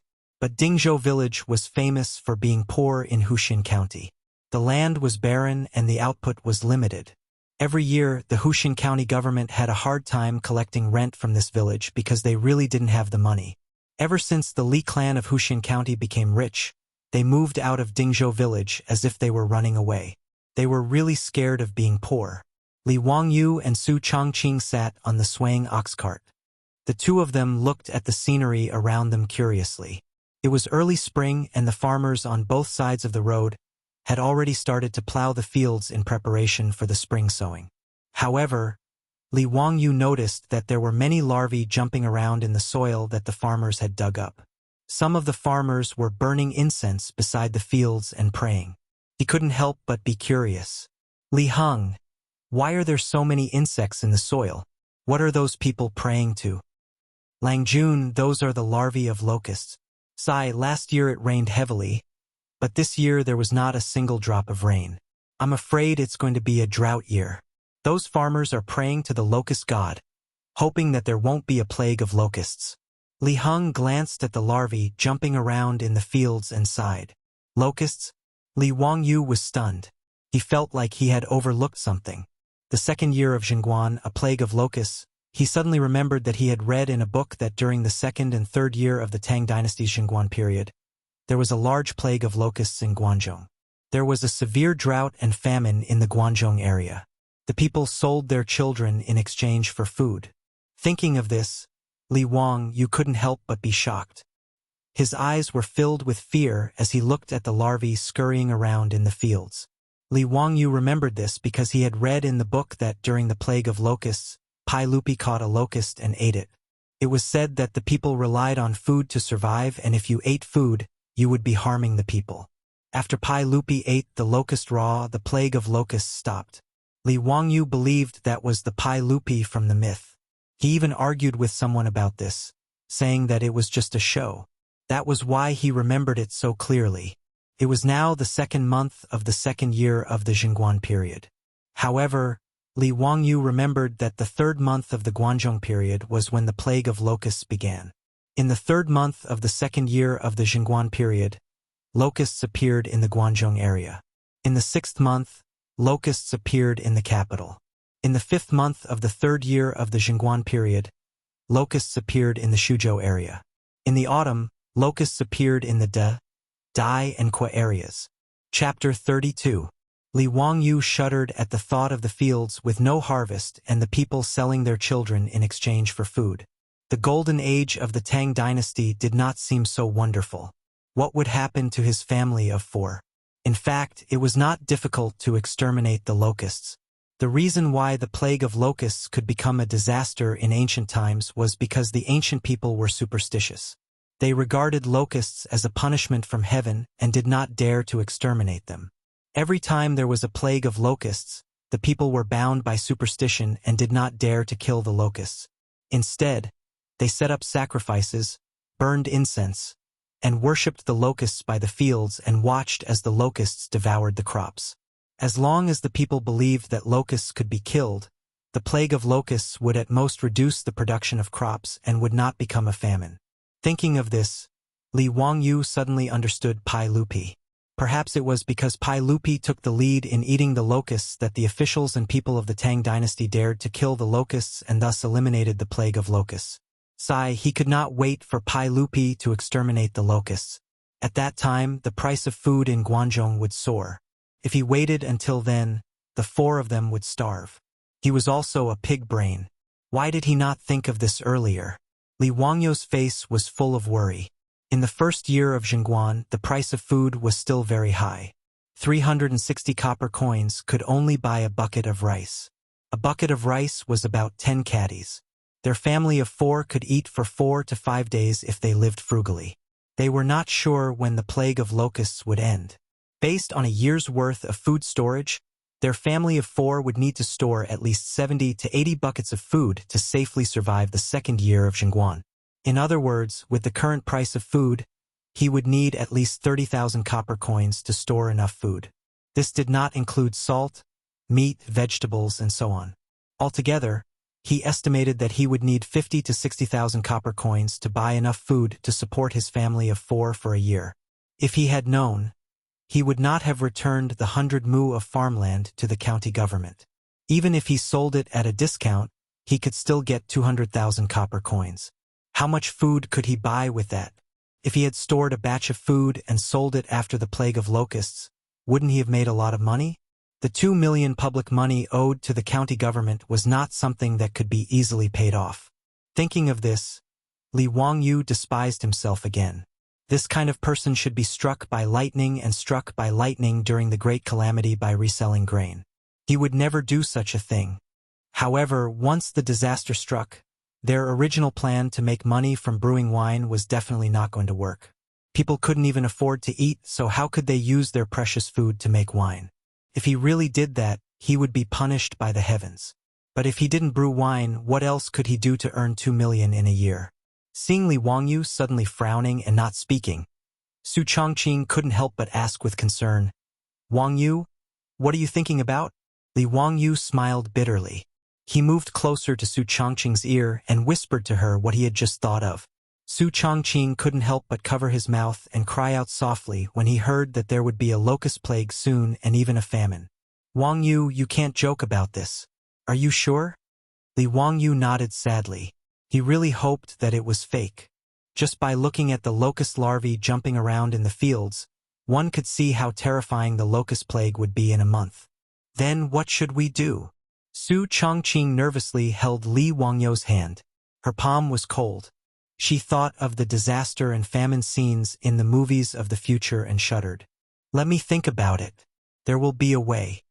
Li Wangyu comforted her, but in his heart he was calculating. Right now, they only had 7 or 8 strings of money. If they used all of it to buy grain, how long would it last? Not to mention that he still had to pay back the huge debt within a year. Li Wangyu began to have a headache. After transmigrating for a few days, this was the first time he was truly worried. The road ahead was lost. It was only 20 li from the county seat of Hu County to Dingzhou village, but the dirt road was so dilapidated that Li Wangyu wondered if his buttocks had been cracked from the jolts. The ox cart rocked on the dirt road for more than 2 hours before finally arriving at Dingzhou village at the foot of Shouyang Mountain. Dingzhou village was surrounded by mountains and rivers, and life was peaceful. The village was backed by Shouyang Mountain at the Qinling Mountains. The towering green mountains dotted the mountainside with clouds and mist, making people fascinated. The village was surrounded by farmland, exuding the fragrance of the earth. It was a leisurely rural scene. Arriving at Dingzhou village, Li Wangyu's mood improved. He was about to talk to Su Chongqing when he saw that the village chief had been waiting for a long time. Although Dingzhou village was poor, it was still a large village. There were more than 100 households in the village, and there was only one chief. The main responsibility of the village head was to maintain law and order in the village. The chief of Dingzhou village was an old man with the surname Qian. Li Wangyu had decided to move back to Dingzhou village. He had already sent a message to the chief, saying that his family would be moving back today. He did not expect the chief to personally welcome him at the village entrance. He quickly jumped off the ox cart and bowed to the chief. "Chief Qian, thank you for your trouble. Li Jia Shaolang is too polite. This old man has been waiting for a long time. Quickly enter the village." The chief smiled as he pulled Li Wangyu into the village. His attitude was quite warm. Li Wangyu was confused for a moment. He had returned to the village to live in his old house, so why was the chief so polite? Not only did he welcome him at the village entrance, but he also asked about his well-being with great enthusiasm. There were many children on the road in the village. When they saw the ox cart enter the village, they also played and laughed. Li Wangyu felt very comfortable and temporarily forgot about the trouble caused by the locusts. He grew up in the village, so he was very familiar with the scene in front of him. He was in a good mood and waved at the children. Some of the children made faces at him, but they were scared away by the chief's glare. The village was very lively with the crowing of chickens and the barking of dogs. However, Li Wangyu could also see that life in Dingzhou village was very depressing. Most of the houses in the village were mud walls and thatched huts. The wind was blowing everywhere and they were very shabby. After a short walk, the group arrived in front of an old house. Although it was an old house, it was a rare brick house in the village. In Li Wangyu's memory, this house was renovated by Li Zhou after he became rich. The chief smiled and said, "Li Jia Xiaolang, yesterday I heard that you were returning to live in the village. I have already asked someone to help your house tidy up. If you still need anything, just tell me. I will have someone send it to you." The old house looked like it had been cleaned recently. At least the weeds in the courtyard had been removed, and the doors and windows had been repaired. Seeing the chief being so polite, Li Wangyu was even more confused. He simply asked, "Chief Qian, is there something you need my help with?" "Nothing, nothing." The chief smiled and waved his hand. Li Wangyu cursed in his heart. It would be strange if he was fine. After the Li clan of Hu County moved away from Dingzhou village, the two sides should have nothing to do with each other. And that damned father of his, Li Zhou, had already been dead for a year, and was buried in the Li family's ancestral grave in Dingzhou village. This matter was well known to everyone, and he was also a virgin with no power or influence. Why was the chief so enthusiastic? This didn't make sense. Li Wangyu was puzzled. Suddenly, many villagers rushed out of the village. There was a hubbub of voices and they were carrying all kinds of things toward the old house. What were they doing? Li Wangyu was completely confused. Chapter 33. When the crowd came closer, Li Wangyu was shocked to find that these villagers were holding all kinds of things in their hands. There were eggs, live chickens, mountain products, and some people even helped Li Heng and Perrin to move things down from the ox cart. "Haha! Xiaolang, don't be alarmed. These are the villagers of our Dingzhou village. Everyone is here to welcome you." Welcome him? Li Wangyu was even more astonished. What did he do to deserve this? He was just a young man moving back to his old residence in Dingzhou village from Hu County. Why did he attract so many people to welcome him? Seeing that most of these villagers were wearing shabby clothes, but they still brought him so many things, he felt even more uneasy. Moreover, Li Wangyu was surprised to find that many of the middle-aged men in Dingzhou village were physically disabled. Many of them were missing arms, legs, or even blind. Li Wangyu didn't have time to think about the reason behind it. He quickly cupped his hands and said, "Wang, you didn't dare to disturb everyone. Thank you for your trouble. Please take these things back." "Xiaolang, these are just a small token of appreciation from the villagers of Dingzhou village. I hope that Xiaolang won't refuse." In response to Li Wangyu's words, the villagers only smiled and didn't answer. Only the old village chief smiled and replied, "How can I accept this? It's fine, it's fine. We'll all be family in the future. Why not?" Su Chongqing was also stunned by the enthusiasm of the villagers of Dingzhou village. However, she also didn't understand the situation and could only help to move things into the old residence. Many hands make light work. The few things on the ox cart were all moved into the old residence in a moment. The things that the villagers brought were also piled up in the central room. After all of this was done, the villagers smiled and nodded at Li Wangyu. They then dispersed, leaving the old village chief alone. Li Wangyu quickly invited the old village chief into the living room and ordered Perrin to boil water. Then, he turned to the old village chief and cupped his hands. "Village Chief Qian, why are you doing this? Please tell me." When Eunuch Li was alive, he took great care of the villagers of Dingzhou. This is also a small token of appreciation from everyone. Xiaolang, please don't reject it. Alas, it's a pity that Eunuch Li passed away early. We have nothing to repay him with. The old village's words made Li Wangyu come to a realization, but he couldn't help but smile bitterly. It turned out that when Li Zhou was alive, although the Li clan had moved away from Dingzhou village, Li Zhou had taken good care of the village. Because the land in Dingzhou village was barren, He even thought of a way to ask the county yamen to reduce the village's rent.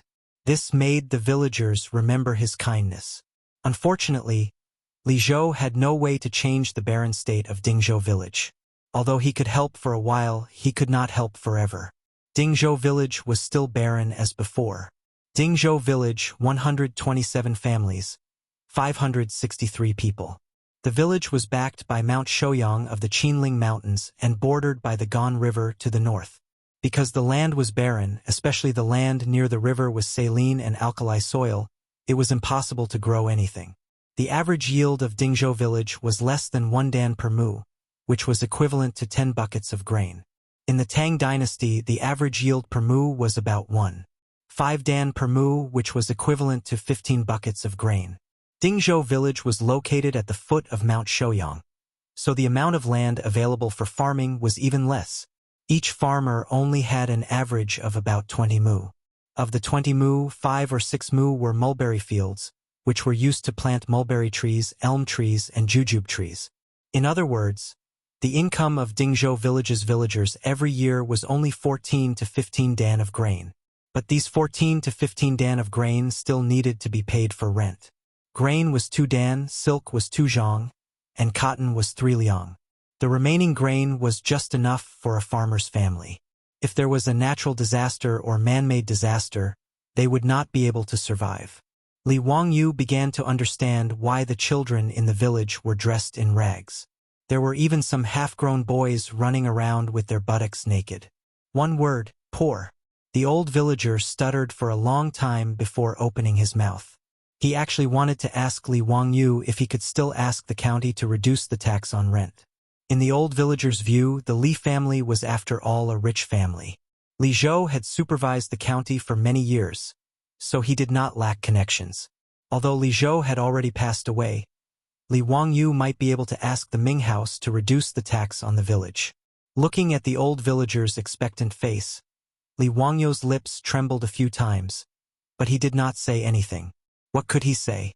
Tell the old villager that he had no money and could not do anything? Tell the old villager that he still owed 1.62 million yuan? Such a huge debt would probably scare the old man to death. Not to mention the locusts that were about to come. That would be a real disaster. Li Wangyu shook his head sadly. Once the locusts came, the poor farmers in Dingzhou village would not be able to survive. What could he do? Originally, Li Wangyu only wanted to find a way to make money within a month to stock up on food for his family of 4.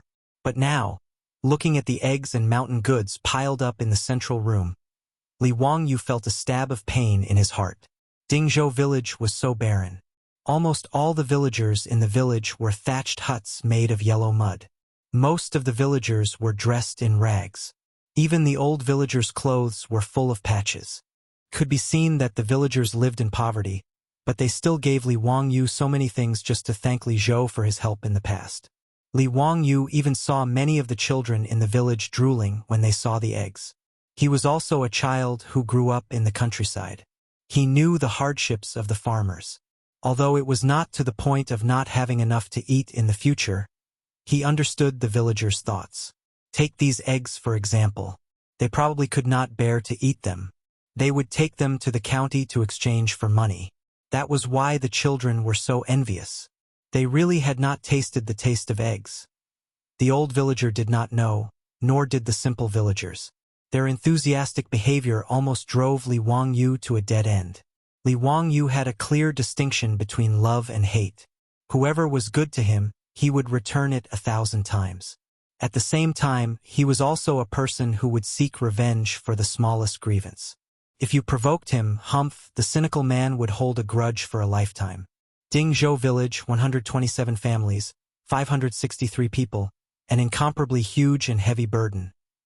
If there was no locust plague, Li Wangyu was sure that he could set up a brewery or other industries. It would not take long for Dingzhou village to become the richest village around Chang'an. If there was no locust plague, he had a variety of ways to make money in his mind.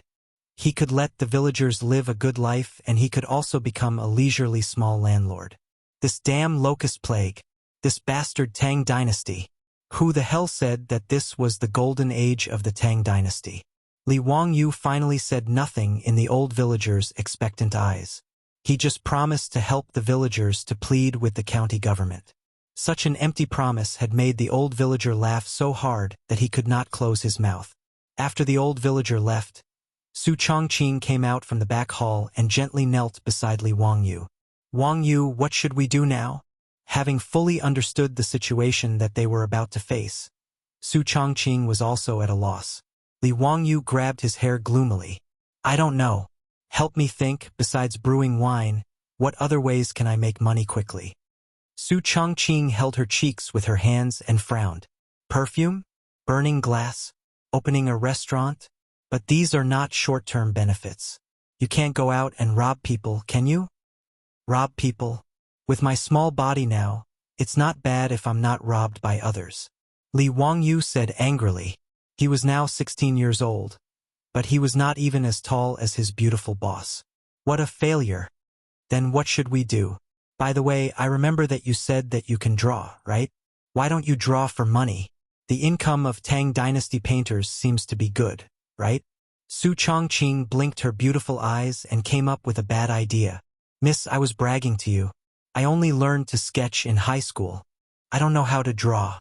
Besides, even if I can draw, I can't compare with these ancient people. If I'm not famous, who can I sell this painting to?" Li Wangyu replied weakly. "Then, why don't we sell the makeup mirror? Let me think about it again. We can still live. People can suffocate to death by urine. Let's make a deal. We won't sell the mirror." Li Wangyu scratched his head in distress and tried to come up with an idea. Suddenly, he saw Li Heng in the courtyard clearing things and writing something in the account book with a charcoal pencil. Charcoal pencil? Sketch? A flash of lightning passed through Li Wangyu's mind. It seems that this is really possible. He carefully looked at Su Chongqing, who was thinking hard, and hid this idea in the bottom of his heart. He didn't dare to let his beautiful boss know about this. It seemed a little shameful. Chapter 34. Li Wangyu pretended to be thinking and slowly walked to Li Heng's side. He asked in a small voice, "Li Heng, do you have mulberry paper at home?" "Ah!" Li Wangyu's sudden appearance gave the old man a fright. It took him a while to regain his composure. "My Lang Jun, we don't have any here. If you need them, you'll have to go to Hu County to buy them." All right, I know." Li Wangyu nodded and thought that he had to go out. Mulberry paper, also known as Han leather paper in ancient times, originated from the Han dynasty. It was made from mulberry tree bark, so it was called mulberry paper. Its greatest characteristics were its softness, resistance to insects, strong tensile strength, non-fading, and strong absorption. It was mainly used for painting, framing, and making umbrellas. Li Wangyu wanted to find this mulberry paper because he had just thought of a way to make money. At noon, Su Chongqing personally cooked, with Perrin helping. The four of them finally ate their first lunch at their new home in Dingzhou village. While cooking, Su Chongqing saw the eggs that the villagers sent over and couldn't help but sigh. "Daylily, it's better to return these eggs." Li Wangyu thought and then shook his head. "They will not accept them. Also, this is too hurtful. The men of Guanzhong will not take back what they have given away even if they starve to death." "But," Su Chongqing thought of the children's yearning gazes and felt uncomfortable. "How about this? In a moment you and Perrin cook these eggs. After eating, we will go to the village to give them to the children. Just think of it as a gift to the children." Li Wangyu's idea was unanimously approved by everyone. Su Chongqing and Perrin worked for a long time and cooked all the hundreds of eggs the villagers had delivered. After lunch, Li Wangyu led Su Chongqing and Perrin, each with a basket of boiled eggs, to go door to door to deliver the eggs. Those farmers clumsily refused, but Li Wangyu stopped them by saying that it was a family rule. No one could refuse a good reason to give the baby an egg to eat when they were moving. The children in the manor cautiously and timidly poked their heads out from behind their adults, not daring to reach out for the eggs. Su Chongqing and Perrin didn't care about how dirty these naughty kids were. They pulled them over and stuffed the eggs into their hands. Boiled eggs could not be sold or stored. Therefore, under the tacit approval of their adults, these children clumsily peeled the eggshells and wolfed down the precious eggs, A few of the children almost choked because they ate too quickly. They were so scared that they hurriedly poured water for them to calm them down and let them eat slowly. Many of the children were eating eggs for the first time. After a few bites, they said, "So this is what eggs taste like." There were even more sensible children who quietly put away the eggs or stuffed them into the hands of their younger siblings or mothers. Su Changqing looked at the scene in front of her and almost burst into tears. She never thought that people could live so hard. This simply subverted the psychological understanding of this modern urban woman. There were 127 households in the village and more than 100 children. Li Wangyu and the others spent the afternoon going through all of them and giving all of the eggs to the children of the farmers. The villagers looked at Li Wangyu and the others with less unfamiliarity in their eyes, and more gratitude. Li Wangyu and the others also had a deeper understanding and feelings for the village they would be settling in the future. In Su Changqing's words, this was the ice-breaking of the expansion training for new employees in the future. In the afternoon, everyone continued to tidy up their new home. The old residence of the Li family wasn't big. It had 2 courtyards. Although the old village chief and the others helped to take care of it, there were still many places that required them to tidy up personally. In addition to the main room in the front yard, there were 2 side rooms on the left and right. Li Heng stubbornly chose to live in the side rooms in the front yard. There were 3 rooms in the backyard in the north. Li Wangyu lived in the main room in the middle, and Su Changqing lived in the side room next to him. There were 2 rooms in the east and west, and Li Wangyu used the east room as a study room. Li Wangyu originally wanted to let the little girl, Perrin, live in the west room, but she was dead set on living in the west room. In the end, Li Wangyu couldn't persuade her and let her live in the side room. After tossing and turning, it wasn't until the sun was about to set that everyone finally finished tidying up the old residence. This house was finally livable. Li Wangyu was also tired and sweaty, but he didn't have the nerve to ask Perrin to prepare hot water for him. Instead, he went to the well to get a bucket of water and prepared to wipe his body. At this time, Su Changqing also came out of the room with a wooden basin in his arms. When he saw Li Wangyu, he couldn't help but complain softly, "Wangyu, you're so annoying. There's no place to take a bath. Every day, I feel uncomfortable all over if I don't take a bath." Li Wangyu couldn't help but roll his eyes again. "My lady, this is the Tang dynasty. Just bear with it." The Tang dynasty was already a dynasty that loved bathing the most. Even so, taking a bath was still a luxury. Not only taking a bath, but also washing one's hair. In the Tang dynasty, it was a very troublesome thing. Therefore, the ancient people invented a very disgusting method, using a very fine comb and fine grate to comb the hair. The purpose was to comb away the lice and oil in the hair. One could imagine the smell. Even the officials of the Tang dynasty took a rest every 10 days. Rest naturally meant rest, and of course taking a bath meant going home to take a bath. Even the King officials took a bath every 10 days. His beautiful superior wanted to take a bath every day like in modern times. "You're so beautiful. Do you think you're Yang Guifei?" Li Wangyu knew that Su Changqing was actually a little bit of a neat freak. This was normal. If a modern rich beauty didn't have a neat freak, she really wasn't cool enough. Although he complained, Li Wangyu was actually not used to this. He also had a headache about it. After thinking for a long time, he suddenly said to Su Changqing, "Changqing, since that girl Perrin doesn't want to live in the West Wing, why don't we change it into a bathroom?" "Bathroom?" Hearing Li Wangyu say so, Su Changqing's eyes couldn't help but light up.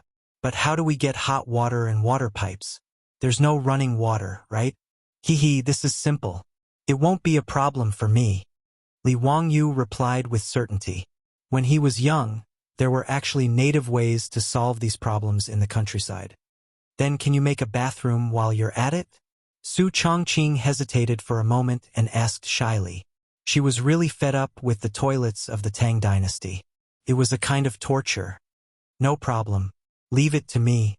Li Wangyu was actually quite annoyed by the sanitary conditions of the Tang dynasty. As a modern person, no one could tolerate such sanitary conditions. Thinking of this, Li Wangyu didn't draw water to take a bath. He excitedly ran into the study, picked up a pen and paper and began to sketch. When he was young, when there were no motor-pumped wells in the countryside, many people in the countryside installed their own native tap water. Although it was simple, it was very practical. It just so happened that the Li family's old house was backed by a hill, and there was a mountain spring flowing not far away. This could even save the effort of manually pressing the water. Only a few thick bamboo shoots were needed to continuously connect the mountain spring water to the old house. It was more environmentally friendly and economical than running water. As for the bathroom, it was not a problem. Wasn't it just a matter of digging a sewage canal? Li Wangyu kept drawing on the paper. Su Changqing was also interested and gave suggestions. The two even thought of asking the kiln that made porcelain to help them make a batch of ceramic tiles. Once they put them in the bathroom, it would be a living example of a modern bathroom. When the time came, even the flushing toilet would be made of porcelain. That would be beautiful. The drainage pipe would also be made of clay. This kind of craftsmanship was nothing special. Li Wangyu remembered that he once saw a ceramic drainage pipe more than 4,000 years ago in a museum. Li Wangyu even thought of digging a methane pool by the way. It was clean and could be used to make fertilizer. The methane could also be used to light a lamp and boil water. It was killing several birds with one stone. The bathroom renovation plan of the Tang Dynasty version was out.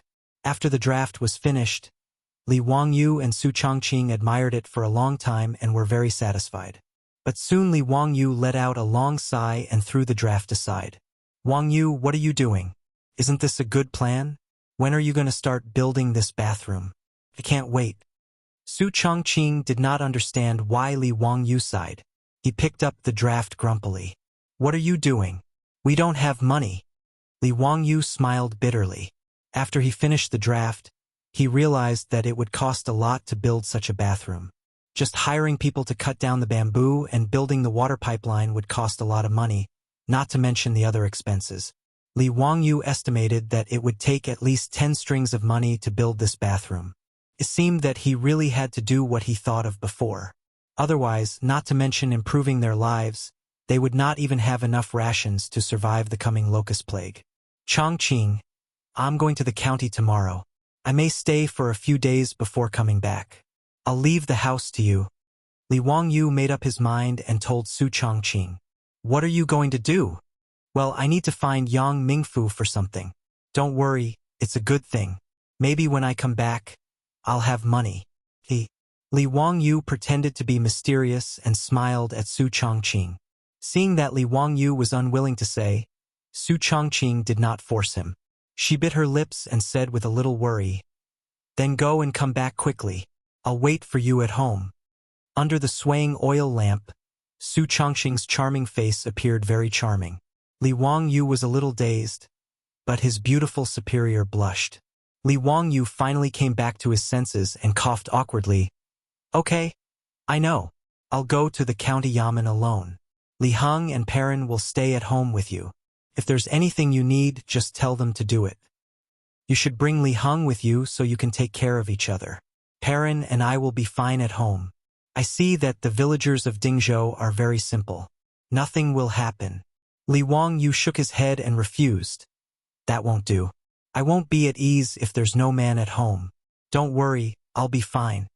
In fact, other than being worried about Su Changqing and Perrin, Li Wangyu was mainly worried that the matter he was going to do was a little disgraceful. He did not want to bring Li Heng with him. That would be too embarrassing. But I'm still a little worried about you going out alone. This is the Tang Dynasty. Chapter 35. Li Wangyu thought it made sense. The security of the Tang Dynasty was not very good. It was indeed dangerous for him to go out alone. With his small arms and legs, it was hard to say if he could get back safely if he really made money this time. Li Wangyu thought about it and said to Su Changqing, Tomorrow morning, I'll go to the old village chief and ask him to introduce 2 strong villagers to escort me. Su Changqing thought about it and nodded in agreement. The villagers of Dingzhou were simple and honest. There should be no problem with the villagers protecting Li Wangyu. The next morning, Li Wangyu once again refused Li Heng's request to follow him to the county town. He carried the package that Su Changqing packed for him and went to the old village chief's house. The old village chief's house was at the west end of the village, not too far from Li Wangyu's house. When Li Wangyu arrived, the village chief's family had already woken up and were busy with various farm work. Li Jia Xiaolang, what's the matter? The old village chief was surprised by Li Wangyu's visit. Li Wangyu cupped his hands and saluted. Old village chief, I need to go to Chang'an City. Because there's only the old housekeeper at home, I need to look after the house. Can I ask the village chief to introduce me to 2 reliable villagers to accompany me all the way? I'll pay them. Last night, he told Su Chongqing that he was going to the county town of Hu County. In fact, his destination was Chang'an, the capital of the Tang dynasty. He was afraid that Su Chongqing would ask, so he used the excuse of going to Hu County to find Yang Quan. How long will Xiao Lang be gone? Probably 2 or 3 days in Chang'an City. That's no problem. What do you want? Just wait for a moment. I'll call someone for you. The old village chief immediately agreed and asked Li Wangyu to sit in the central room. He went out to find someone for Li Wangyu. Not long after, the old village chief led 2 tall and sturdy men in. These 2 Guanzhong men were both about 1.8 meters tall. In the Tang dynasty, where the average height was less than 1.6 meters, these 2 men were considered giants. But what surprised Li Wangyu was that the 2 Guanzhong men were also disabled. One had no left hand, the other was blind in one eye and wore an eye patch. Li Wangyu thought of the robust men he saw in Dingzhou village yesterday. Many of them were also disabled. He couldn't help but cast an inquiring look at the old village chief. The old villager was old and shrewd. How could he not see Li Wangyu's doubts? He explained to him in a low voice, which made Li Wangyu suddenly understand. It turned out that the reason why there were so many disabled villagers in Dingzhou village was because they used to be government soldiers. The Tang dynasty followed the military system of the previous dynasty, and all farmers between the ages of 20 and 60 were obliged to serve in the military.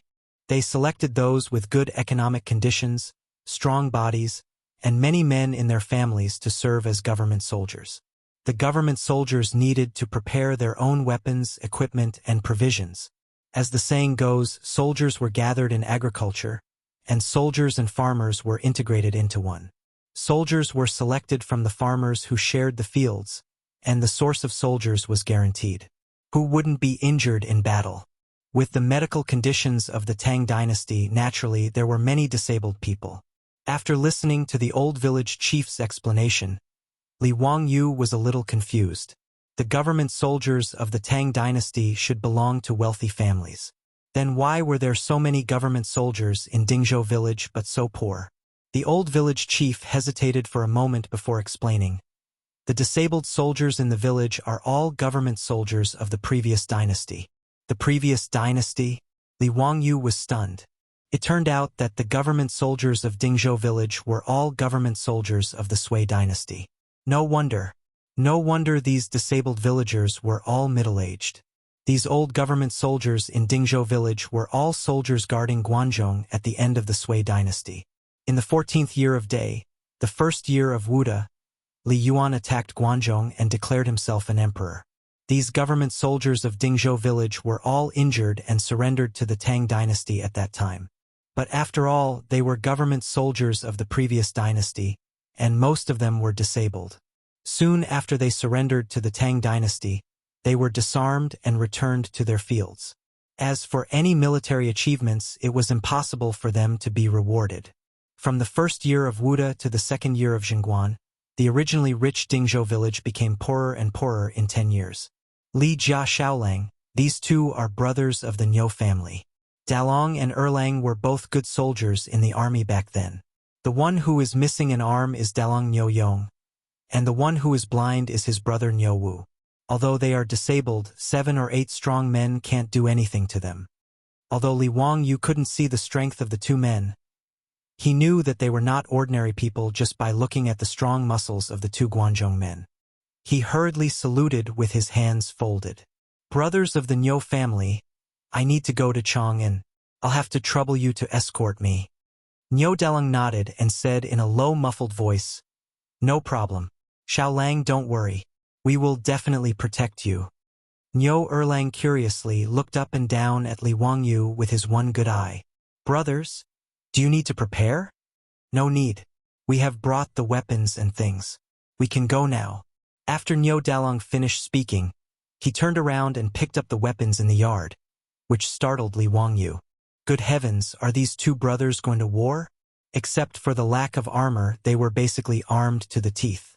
The law of the Tang dynasty didn't prohibit civilians from owning weapons.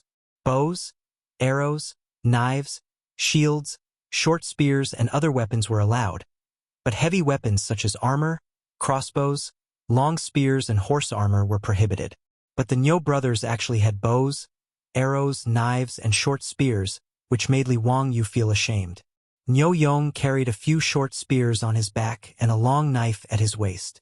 Niu Wu carried an archer and a short knife. Were they really escorting him to Chang'an and not going to war? Niu Dalong, Erlang, don't you think you're exaggerating? Niu Yong shook his head. There's nothing wrong with being careful. Besides, we're used to it. Well, Li Wangyu had nothing to say. Anyway, it did give him a sense of security. And if there were no accidents, he should be bringing back a lot of food and money this time, so he did need someone to protect him. After thanking the village chief again, the three of them left the village and walked towards Hu County. 20 li was actually not too far. If an adult walked fast, it would take them 2 hours. But Li Wangyu had the body of a 16-year-old, and his body had just recovered from a serious illness. After walking for 2 li, he was already panting. Dalong, Erlang, take a rest. I can't walk anymore. Li Wangyu sat on the edge of the field and panted. Niu frowned and looked at the sun. He turned to Niu Er and shouted, Erlang, carry Xiao Lang. Okay. Niu Wu did not hesitate. He took the bow and arrow from his back and squatted down to carry Li Wangyu. How can this be? I can walk on my own. Li Wangyu was embarrassed. He was too embarrassed to let Niu Wu carry him. However, Niu Wu didn't bother to talk nonsense with him. He directly pulled him over and threw him onto his back. Then, he took large strides forward. Li Wangyu's body was less than 100 jin. But Niu Wu carried him as if he was weightless. It was very easy. Li Wangyu wanted to struggle, but Niu Wu's 2 thick arms were like 2 iron chains. He could not break free. Helpless, Li Wangyu could only obediently let Niu Wu carry him forward. In order to relieve his embarrassment, and at the same time to understand these 2 fierce generals who were protecting him, Li Wangyu chatted with them.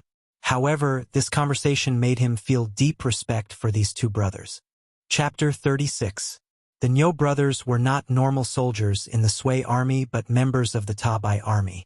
The Tabai army was in charge of scouting and scouting. The meaning of the name was to find out where the enemy was hiding.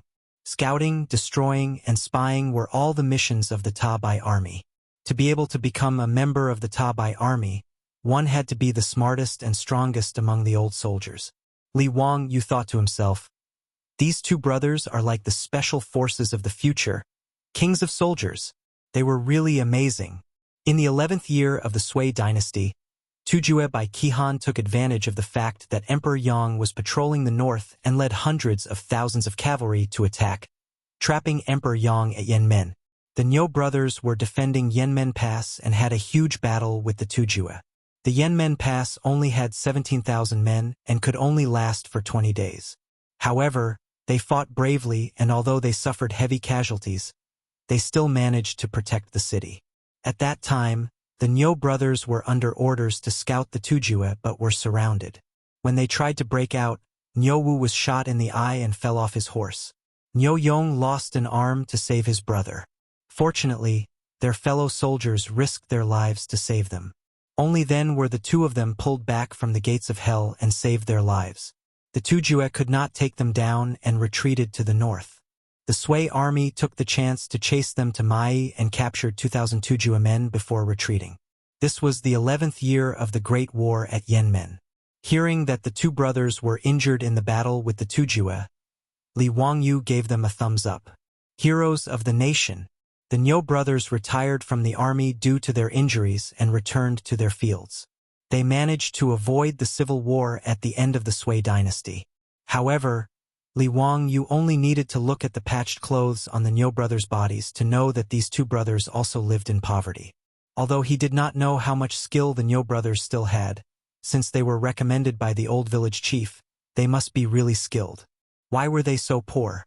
Although the land in Dingzhou village was barren and the villagers were poor, the Niu brothers should be able to live a carefree life even if they went hunting in the mountains. Behind Dingzhou village was Mount Shouyang, a famous peak on the northern slope of the Qinling Mountains. After King Wu of Zhou destroyed the Shang dynasty, they were ashamed to eat zhou millet and ate Wei Wei instead. They starved to death on Mount Shouyang. In the Tang dynasty, Mount Shouyang and the entire Qinling Mountains were full of wild beasts and abundant resources. The Niu brothers were two capable members of the Tabai army. How could they be poor? However, the three of them hadn't known each other for long. So Li Wang, you didn't ask too much. He just hid his suspicions in his heart. The three of them chatted along the way. With the Ox brothers' speed, they arrived at the county seat of Huxin County in less than an hour. They were much faster than Li Wangyu's ox cart the day before yesterday. Li Wangyu embarrassedly jumped down from Niu Wu's back. After thanking Niu Wu again, he led the two of them to the county yamen. He was here to borrow a horse from Yangquan, who county was 70 li away from Chang'an city. Even with the Niu brothers' speed, they would have to walk for 6 hours without rest. However, if they rode a horse, an hour would be enough. He asked the yamen runner at the county yamen to go in and report that he wanted to see Yangquan. Soon, the yamen runner replied and invited Li Wangyu in. The county magistrate was waiting for him in the back of the yamen. Li Wangyu asked the Niu brothers to wait at the county yamen entrance, then followed the yamen runner into the county yamen. In the study, Yangquan smiled and asked, "Zio, how come you have time to come to the county yamen today? You came at the right time. I was just about to send the yamen runner to Dingzhou village to find you." Li Wangyu was a bit surprised. Why did Yangquan have something to talk to him about?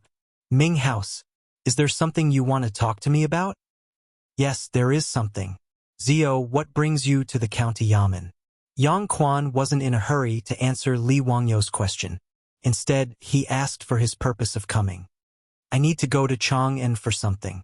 I want to borrow a horse from Ming House." "I can borrow a horse, but you have to do something for me?" Yangquan said slowly while twirling his beard. "Ming House, please tell me. It's a small matter. It's very simple. Tomorrow, there will be a poetry contest in Chang'an City. Since you are going to Chang'an City, you can go and take part. You can represent the students of Hu County and come back first." "What? Take part in a poetry contest?" Yangquan's words stunned Li Wangyu for a long time. He didn't know what to say. "Simple? Simple my ass." Yangquan said it so easily, as if it was as simple as asking Li Wangyu to go to the market and buy a piece of spinach. Well, if he thought about it carefully, it didn't seem difficult. He didn't know how many poems of the Tang and Song dynasties he had in his mind. It wouldn't be difficult to take first place in a poetry contest. But why? Was he so free? If he had the time to take part in a poetry contest, why didn't he go and earn more money? He owed a huge sum of money and had to make money for his family of 4 to survive the locusts. How could he have the time to write poems with a group of idle scholars? Besides, he didn't want to make a name for himself. That was something only scholars who wanted to be an official would do. So what if he took first place in a poetry contest? Could he ask Yangquan to cancel his debt? "Ming House, you are making things difficult for me. I have something to do in Chang'an. I don't have time to take part in a poetry contest." "No time? Then I don't have a horse to lend you. You can walk there yourself." Yangquan was not in a hurry. He looked at the document in his hand calmly. Li Wangyu was almost angered to death by Yangquan's words. Was he still a county magistrate of the Tang dynasty? How could he be so stingy? He also threw a tantrum. If he didn't want to lend him money, then so be it. He could just spend some money to hire a carriage. Speaking of which, the price of hiring a carriage in the Tang dynasty was more expensive. It was much more expensive than taxis in the future. The price was about 100 caddies.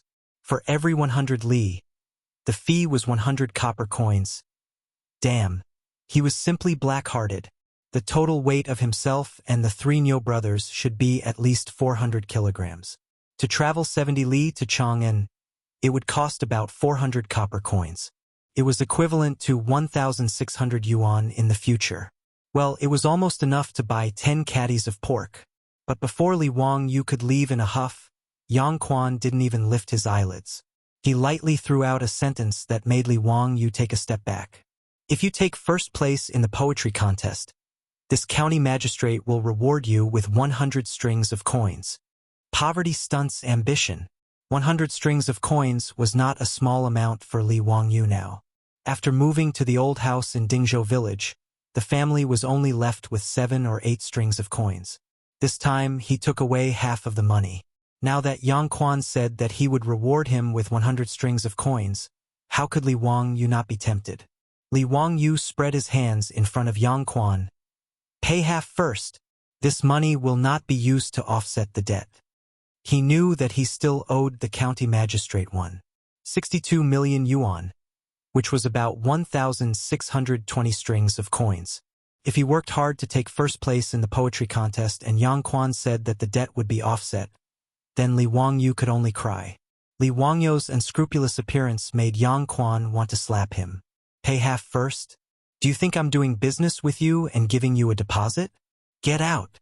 Yang Quan was so angry that he didn't even look at the documents and slapped the table. What are you being so fierce for? Fine, I'll get out. Li Wangyu saw that Yang Quan was really angry, so he quickly left this troublesome place. Just as he walked out the door, he heard Yang Quan shouting in the room, "Go to the stables and get the horse. If you can't take first place in the poetry contest, be careful or I'll go to your house to collect the debt." Chapter 37.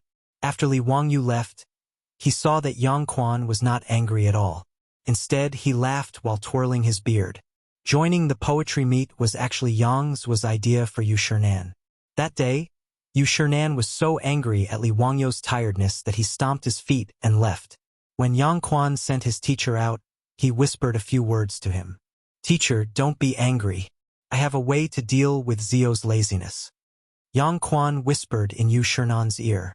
"Xuqing, tell me quickly, what good idea do you have?" Zio is indeed talented. At the age of 16, he was able to write poems like To Yang Quan and Ode to the Gallant. In my memory, there is no one as talented as him. If teacher wants him to become an official, it is not difficult. Oh, this kid is stubborn and only wants to make money. If you have a way, tell me quickly. I can't let Zio go astray. Make him famous, Yang Quan whispered. Yu Shinan heard Yang Quan's words and immediately understood. In the Tang dynasty, there were many ways for scholars to become an official.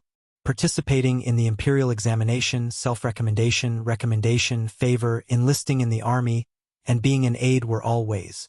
However, Li Wangyu obviously would not accept any of these methods.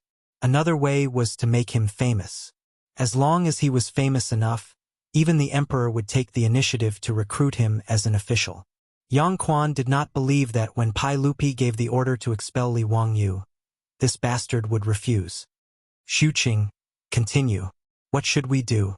Teacher, do you still remember the poetry competition that will be held in Chang'an City in a few days?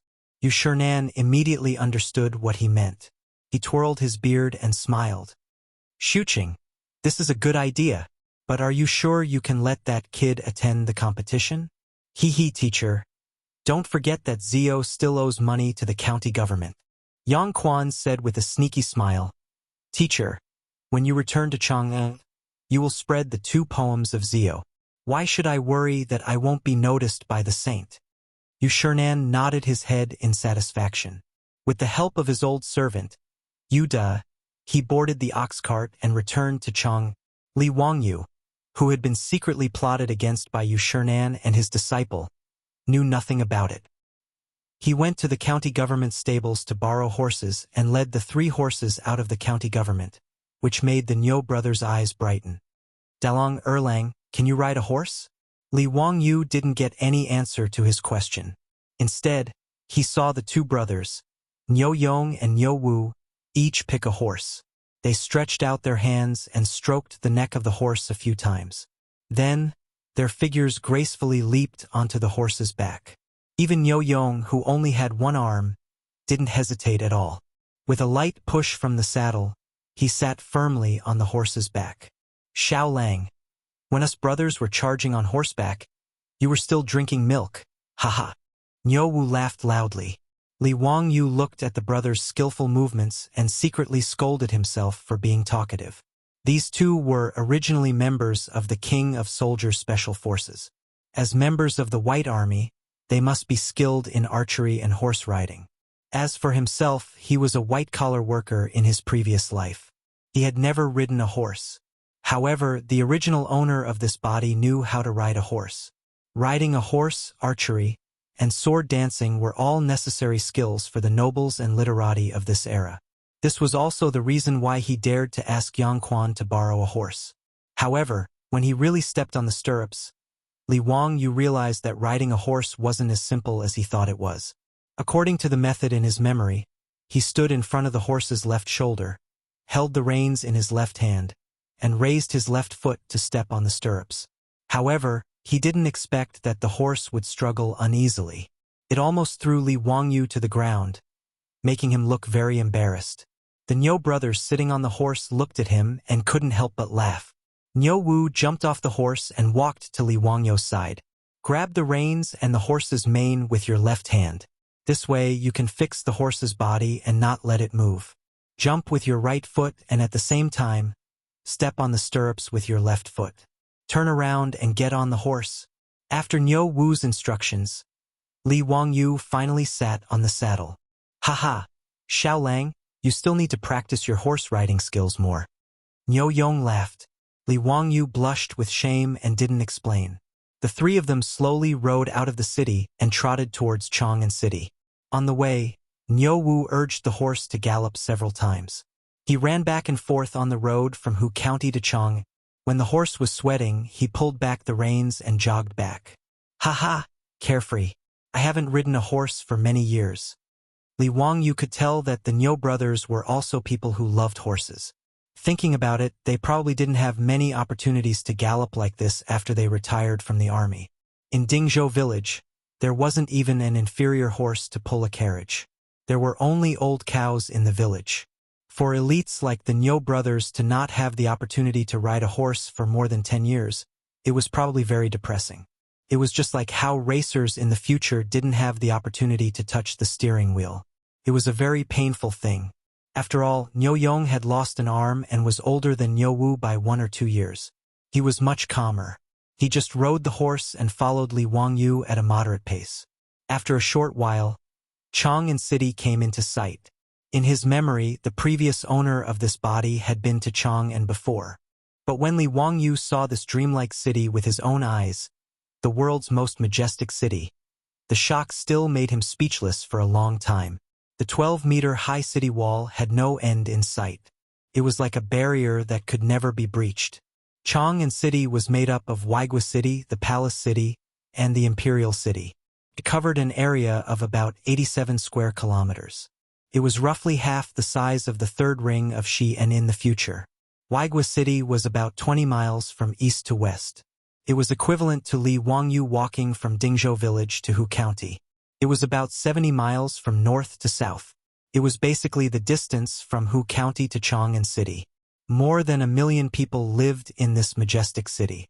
One had to know that this was during the Tang dynasty. More than 1,000 years ago, there was no city more majestic and magnificent than Chang'an.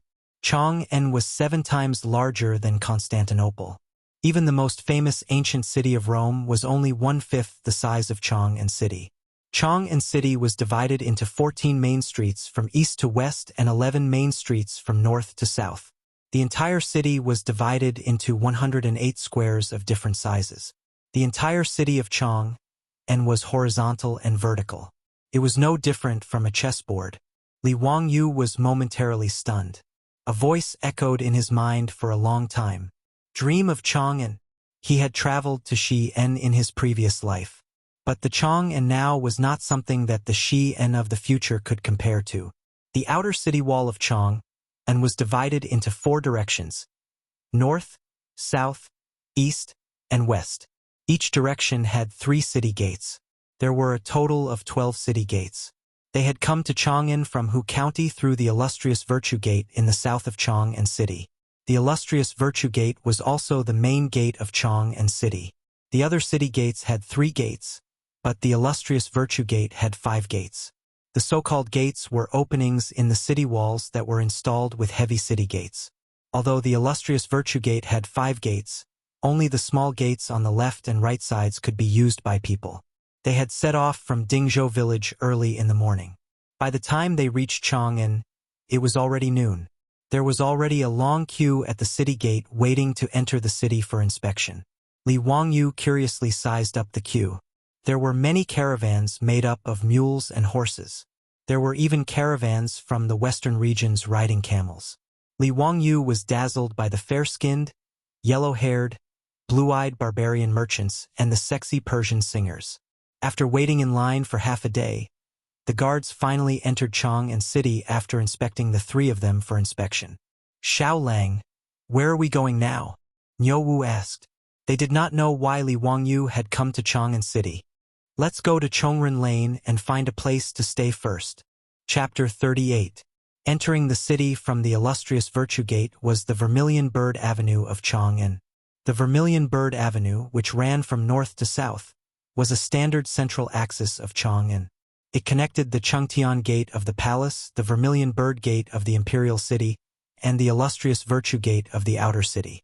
It divided Chang'an into 2 symmetrical parts, Wanyan County in the east and Chang'an County in the west.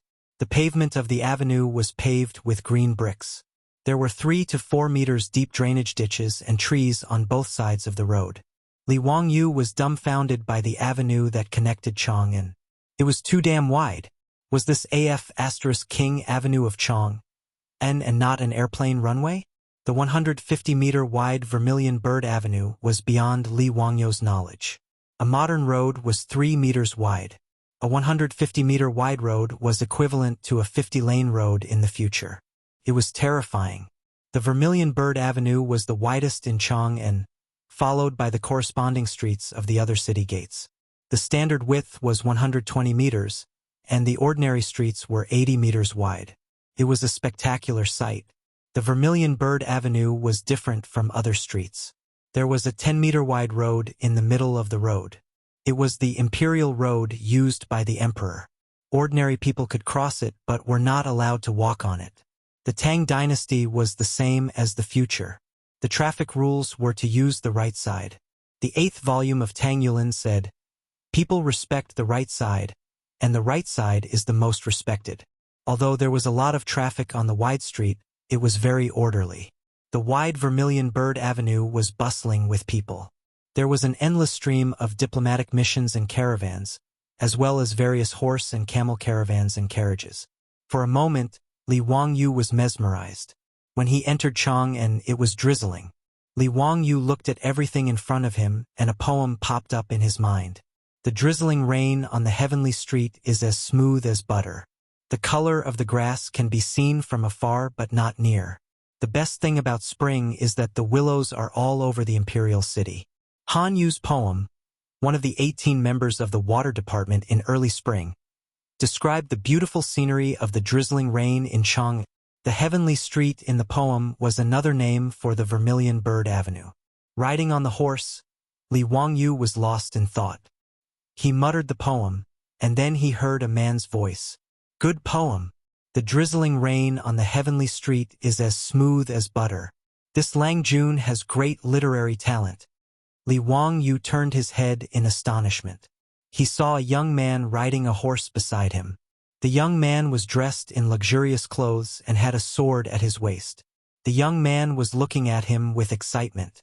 Seeing that Li Wangyu was looking at him, the young man on the horse cupped his hands towards Li Wangyu and said, "I accidentally heard you reciting a poem and got excited. Sorry for disturbing you. My surname is Fong and my given name is Jun. My courtesy name is Eai. How should I address you?" "Fong Jun." When Li Wangyu heard this name, his first reaction was that he didn't recognize it. When he heard that this person called himself Ui, he almost spat out a mouthful of blood. "Fong Jun Fong's love? F***ck. the famous cuckold party of the Tang dynasty. Their grasslands were so green that they could graze. Love is a ray of light, so green that you panic. Fang Yi was the second son of Fang Xianling, a famous official of the Tang dynasty. Later, he married the famous Princess Gao Yang. The story of Gao Yang cheating on the monk Bianji was known to everyone. What was even more tragic was that this guy was dragged by Gao Yang to play a game of rebellion. In the end, he was killed by Li Ji, who had just become the emperor. There was a tragedy in life called marrying a princess. Li Wangyu didn't expect his luck to be so good. He had just entered Chang'an and walked onto the Vermilion Bird Avenue when he met such a historical celebrity. Hello, brother AI. I am Li Wangyu of Hu County. My courtesy name is Li Wangyu. Holding back the urge to spit out blood, Li Wangyu greeted him. Hu County? Brother EAI. Were you born in the Li clan of Hu County? Fang EAI asked. Fang EAI's words made Li Wangyu smile bitterly. I was born in the Li clan of Hu County. However, my name was removed from the clan a few days ago. Let's not talk about it. What? Removed from the clan? Why is that? Fang Yiai's face was full of shock. In his opinion, the young man in front of him had an extraordinary temperament. The poem he had just heard was even more amazing. Shouldn't a young man with such literary talent be greatly nurtured by the clan? How could he be removed from the clan? Li Wangyu didn't know how to answer Fang Yiai's question. It was the first time the two had met, so how could they talk about such things? Seeing Li Wangyu's strange expression, Fang Yiai slapped his head. Haha, it's my fault. It's my fault for asking about Ziyu's privacy the first time we met. He looked at the sky. Brother EAI, it's already noon. I don't think you've had lunch yet, right? Let's go, I'll be the host today. Let's get drunk. He didn't wait for Li Wangyu's objection and directly reached out to grab Li Wangyu's reins. He wanted to pull Li Wangyu to eat wine. Unable to reject Fang Yiai's warm invitation, Li Wangyu could only follow. Speaking of eating in a restaurant, it wasn't an easy thing to do. In Notice Chang'an City, it wasn't filled with shops like the cities of the future. Li Wangyu looked up and saw that the wide streets were lined with walls on both sides. Chang'an City was divided into 108 squares, and each square was surrounded by walls and doors. In the Tang dynasty, there was a strict distinction between squares and cities. Squares were residential areas, while cities were commercial areas. There were only 2 cities in Chang'an City, and they were where the most prosperous businesses in the world gathered. Merchants from all over the world traveled thousands of miles along the Silk Road to Chang'an City and could only do business in the 2 cities. Silk and satin clothing stores, jewelry stores, rouge and powder stores, swords and spears, iron hoes and pottery bowls, musical instruments, fortune-telling, restaurants and restaurants. Everything was available in the 2 cities. The shopping that the future generations often talked about actually originated from the 2 cities of Chang'an and Xi'an in the Tang dynasty. Fang Yiai wanted to treat Li Wangyu to a meal. In Notice Chang'an City, other than a few restaurants, all the other restaurants were concentrated in the 2 cities. Fang Yiai also had 2 attendants on horseback behind him. Together with Li Wangyu and the other 2, the group of 6 rode slowly toward the East Market. Horses were prohibited in Chang'an City, and the journey from the illustrious Virtue Gate to the East Market along the Vermilion Bird Avenue was about 20 miles. Li Wangyu was so hungry that his heart was stuck to his stomach when the group finally arrived at the restaurant. They stopped in front of a 2-story restaurant called Drunken Cloud Restaurant. Before Fang Ai got off his horse, a waiter came out to greet them. Young Master Fang, you haven't been here for a long time. Please come in, come in. Everyone got off their horses. Fang Ai asked the waiter to prepare fodder for the horses and ordered his 2 attendants and the Niu brothers to prepare food. He then pulled Li Wangyu into the restaurant. Li Wangyu sized up this Tang Dynasty restaurant. The first floor was a spacious hall, and there were already many people sitting inside. It was very lively. However, the walls were really gaudy, densely packed with all kinds of words. Li Wangyu curiously looked over and was almost amused. It turned out that the walls of this restaurant were full of treasures of calligraphy, left behind by all kinds of literati. There were also poems inscribed on the courtyard walls and the walls of the house.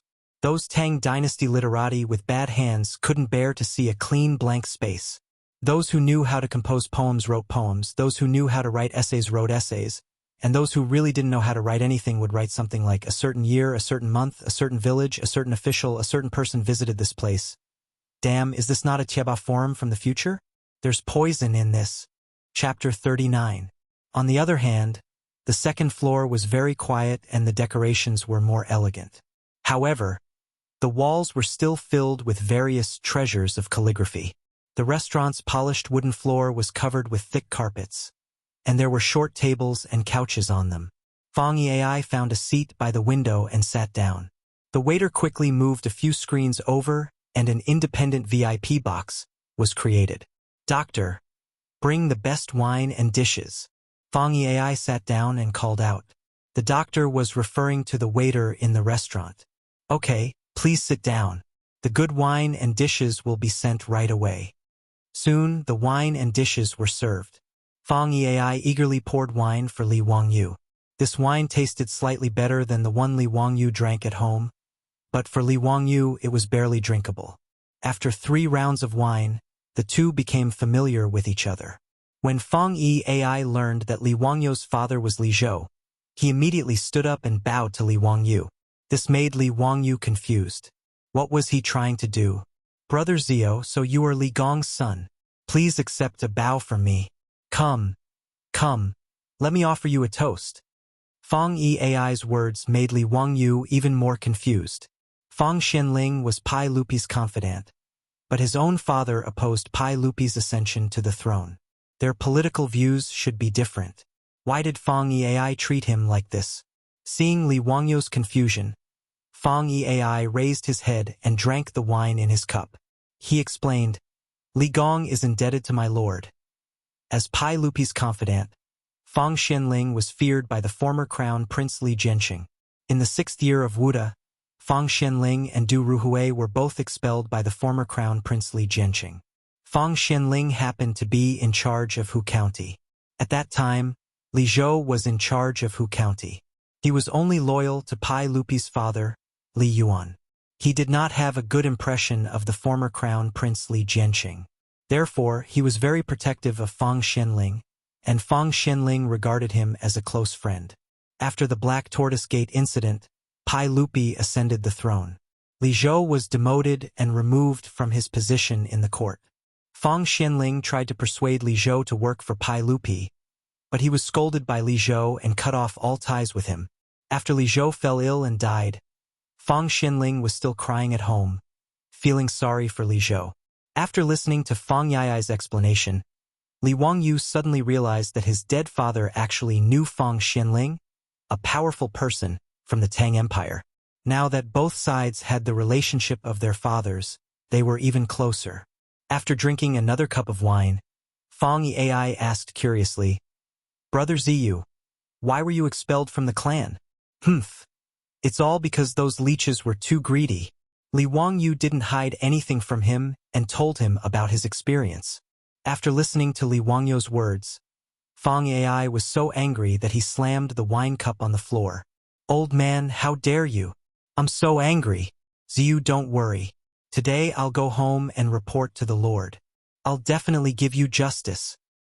"Brother Zai, no need. I don't care about the clan. It's better to leave the vampire clan. Who knows who he will regret in the future. Ziyu is ambitious. Come, let's drink." Fang Yi didn't say much. He picked up the wine pot and filled Li Wangyu's cup. The two drank for a full hour. Even if the alcohol content of the Tang Dynasty wine wasn't high, Li Wangyu still felt a little tipsy. As for Fang Yi, this historical celebrity that he met today, Li Wangyu felt that he was quite a good and interesting person. Later generations had different opinions about Fang Yi.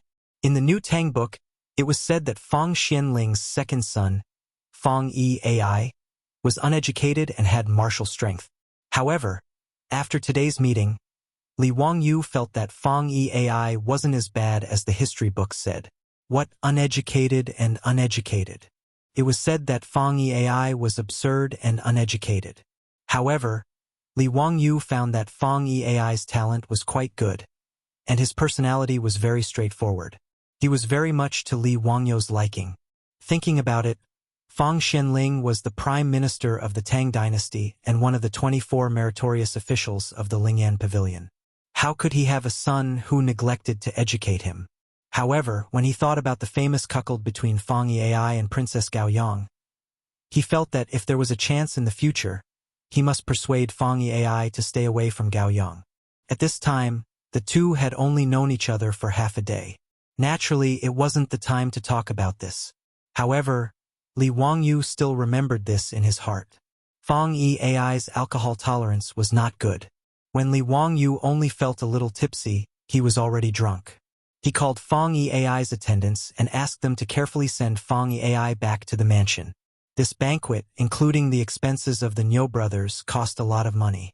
If Fang Yi hadn't paid the bill, Li Wangyu would have been distressed for a long time. After sending Fang Yi away, Li Wangyu asked the waiter where the shop selling paper was. He led the Niu brothers to buy a stack of mulberry paper. Not far from the East Market, the Chang'an Square of Chang'an was northwest. Chang'an Square gathered all kinds of inns of different sizes. It was a place where inns gathered. Li Wangyu casually found a hostel and booked 2 rooms to stay in. After letting the Niu brothers go to rest, Li Wangyu closed the door, took out the mulberry paper he bought, and found a charcoal pencil from the bag he carried with him. Li Wangyu busied himself in his room for the entire afternoon. It was only in the evening that Li Wangyu snuck out of his room. "Sir, are you going out? The drum of dusk is about to sound. After the drum stops, the gate will be closed. You must not go out." Seeing that Li Wangyu was going out, the waiter of the hostel hurriedly reminded him. In Chang'an, the drum would be sounded sooner or later. The drum in the morning and drum in the evening was the signal for work and rest in the city. After the drum in the morning was sounded 3,000 times, the gate opened. After the drum in the evening was sounded 800 times, the gate closed. After the drum in the evening was sounded, those who were still on the street and did not enter the square would be arrested by the patrolling marquis for violating the night curfew. After the gate was closed, in principle, people were not allowed to walk around freely. However, in a place where inns like Chang'an Square gathered, there was no taboo in the square. Most of the scholars from other places who came to Chang'an to select officials and participate in the imperial examination would live here. Therefore, even after the curfew, the restaurants attached to Chang'an Square were noisy day and night. The lights were endless, just like the nightlife center of Chang'an.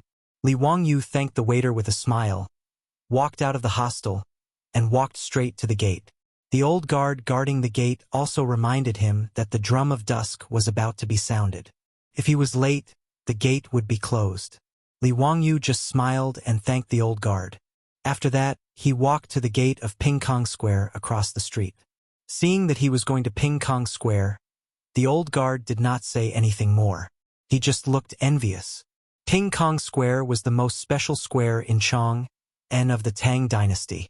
The reason why the old guard looked envious was that it was, the legendary red light district.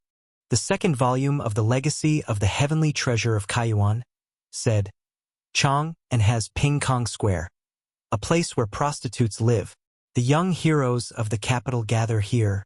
People call this square a romantic place. Pingkong Square was not only a red light district, but also the location of the famous office in the capital.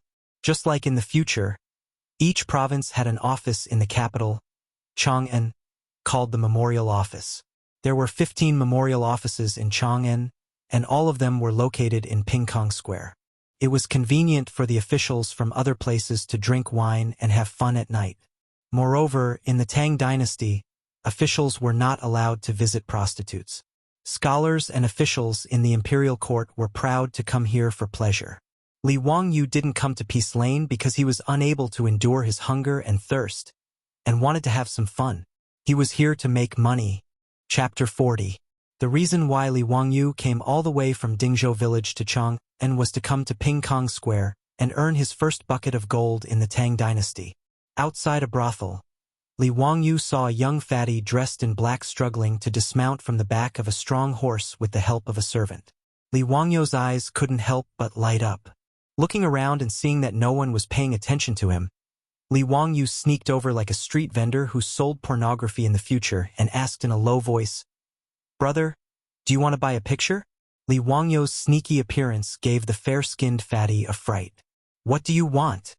"Hee, brother. I'm asking you if you want to buy a picture?" "Buy what picture?" The fatty blinked his eyes twice, not understanding Li Wangyou's meaning. Li Wangyou didn't answer him and looked around. "Brother, there are too many people here. It's not convenient. Can we talk somewhere else?" The fatty looked at him with a bit of vigilance, as if he didn't want to rashly come into contact with Li Wangyou. Seeing the fatty's vigilant look, Li Wangyou carefully took out a scroll of paper from his bosom, opened it, and showed it to the fatty, then immediately put it away. But with just a glance, the young fatty's eyes immediately widened. His nostrils flared, and his face was full of disbelief. "You want to sell this picture? Quick, let me take a closer look at it. There are too many people here. It's inconvenient." Li Wangyou's face showed that he was in a difficult position. The fatty immediately looked around, then pointed to an empty alley and said, "Brother, how about you and I talk there?" Li Wangyou nodded, and the fatty also refused the servant's offer to follow him. The two of them walked into the alley, one in front and one behind. Quick, let me take a closer look at the picture." As soon as they walked into the alley, the fatty couldn't wait to urge Li Wangyou to give him the picture. Li Wangyou chuckled. He reached into his bosom and took out the mulberry paper again. He spread it open and handed it to the fat man. This time, Fatty looked at it even more carefully. His eyes were almost on fire. He couldn't pull his eyes away from the painting in his hands. What painting is this? Why was it so realistic? Who is this woman?" Li Wangyou didn't answer. He just smiled and asked, "Does brother like it?" "Of course. Didn't you say you wanted to sell this map?" "I'll buy it. How much?" Fatty couldn't wait to answer. Li Wangyou raised a finger. 100 taels of gold. Hiss. Even though he was mentally prepared, the fatty was still shocked by Li Wangyou's price and sucked in a breath of cold air. "How is this possible? It was too expensive. It's not like your painting was made by a famous master. Even if it was, it wouldn't be that expensive." Fatty shook his head. "Brother, this painting is a rare treasure in this world. Have you seen such a painting before? If you can take out one, I'll give it to you for free." "This?" Fatty was at a loss for words. He still felt that the price was too expensive. "How about this? Since you and I are fated to meet today, brother, name a price. If it's suitable, I'll sell it to you at a lower price." Li Wangyou was just asking for an exorbitant price. He was waiting for Fatty to bargain. "How about 10 strings of cash?" Fatty didn't hold back and cut Li Wangyou's price to a cabbage. Li Wangyou pretended to be angry. He reached out to take back his painting. "Give it back to me. Since brother doesn't want to buy it, don't waste our time." Don't. We can talk about it." Fatty was afraid that Li Wangyou would take the painting back. He retracted his hand and hid the painting behind him. "Brother, make it cheaper. 100 taels of gold is too expensive. You won't be able to find anyone in Chang, and who can buy this painting at this price." Li Wangyou rolled his eyes and replied, 80 taels, 20 strings of cash, 60 taels, 30 strings of cash. After a battle of words, Li Wangyou's painting was sold at the price of 60 strings of cash and 10 taels of gold. Fatty reached out to summon his servant. "Give me 10 taels of gold." "What? 10 taels of gold?" When the servant heard Fatty's words, he quickly covered the pouch on his back with his hands. At the same time, he looked at Li Wangyou with vigilance. Obviously, in the servant's eyes, Li Wangyou was a swindler. It was a big deal to cheat 10 taels of gold from his Langjun. "Stop talking nonsense. Give me the money." "No, Langjun. Master said that you can only come to Peace Square to watch the singing and dancing. You're not allowed to do anything else. Otherwise, I'll be questioned." The servant still shook his head. "Nonsense. I'm here to buy something. I'll explain it to Master when I get back. Give me the money quickly." The servant still shook his head and refused. His Langjun had been tricked more than once. That was why the master had repeatedly told him to keep a close eye on him and not be tricked again. Spending money was a small matter. The most important thing was to lose face after being tricked. Fatty's family was a famous merchant in Chang'an city. However, he was often tricked into spending a lot of money. He didn't care about spending money. His father didn't care either. However, because Fatty was always tricked, he would often spend money to buy a pile of junk and take it home as a treasure. He had almost become a joke in Chang'an city. That was why he told his son's servant to keep a close eye on the money. He could go out to drink and give tips. However, he couldn't just buy junk back. Fatty was forced into a corner. He held the painting tightly in his hand and showed it to the servant. "Look carefully. I want to buy this painting. Give me the money quickly." With just one look, the servant was stunned. He stared at the painting in Fatty's hand. A line of bright red blood flowed from his nostrils unconsciously. Fatty's face was full of disdain. "Useless thing. Quickly wipe the blood off your nose. I won't bring you to Peace Lane in the future." So embarrassing. Only then did the servant react. His face was full of shame. He wiped the blood from his nose with his sleeve and then took out 2 ingots of gold from his pouch and handed them to Fatty. Fatty handed the gold to Li Wangyu. "Brother, we are done with the goods and the money. This painting belongs to me now." Of course. Li Wangyu heard that the drum of dusk had been beaten. He saluted to Fatty and said, "Brother, we'll meet again." The two parted ways. Fatty didn't go to the brothel to watch the singing and dancing. He climbed onto the horse and called for the servant to return home immediately. Li Wangyu walked out of Peace Lane unhurriedly and returned to Chongren Lane. Li Wangyu's departure and return caused the old guard to misunderstand. He shook his head at Li Wangyu's back. He muttered softly, "So he's just for show. Nice to look at but useless. He came back in less than the time it takes for a joss stick to burn.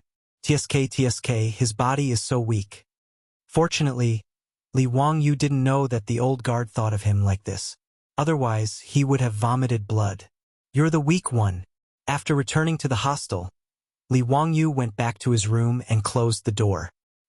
He immediately took out the 2 ingots of gold and looked at them excitedly. "Haha!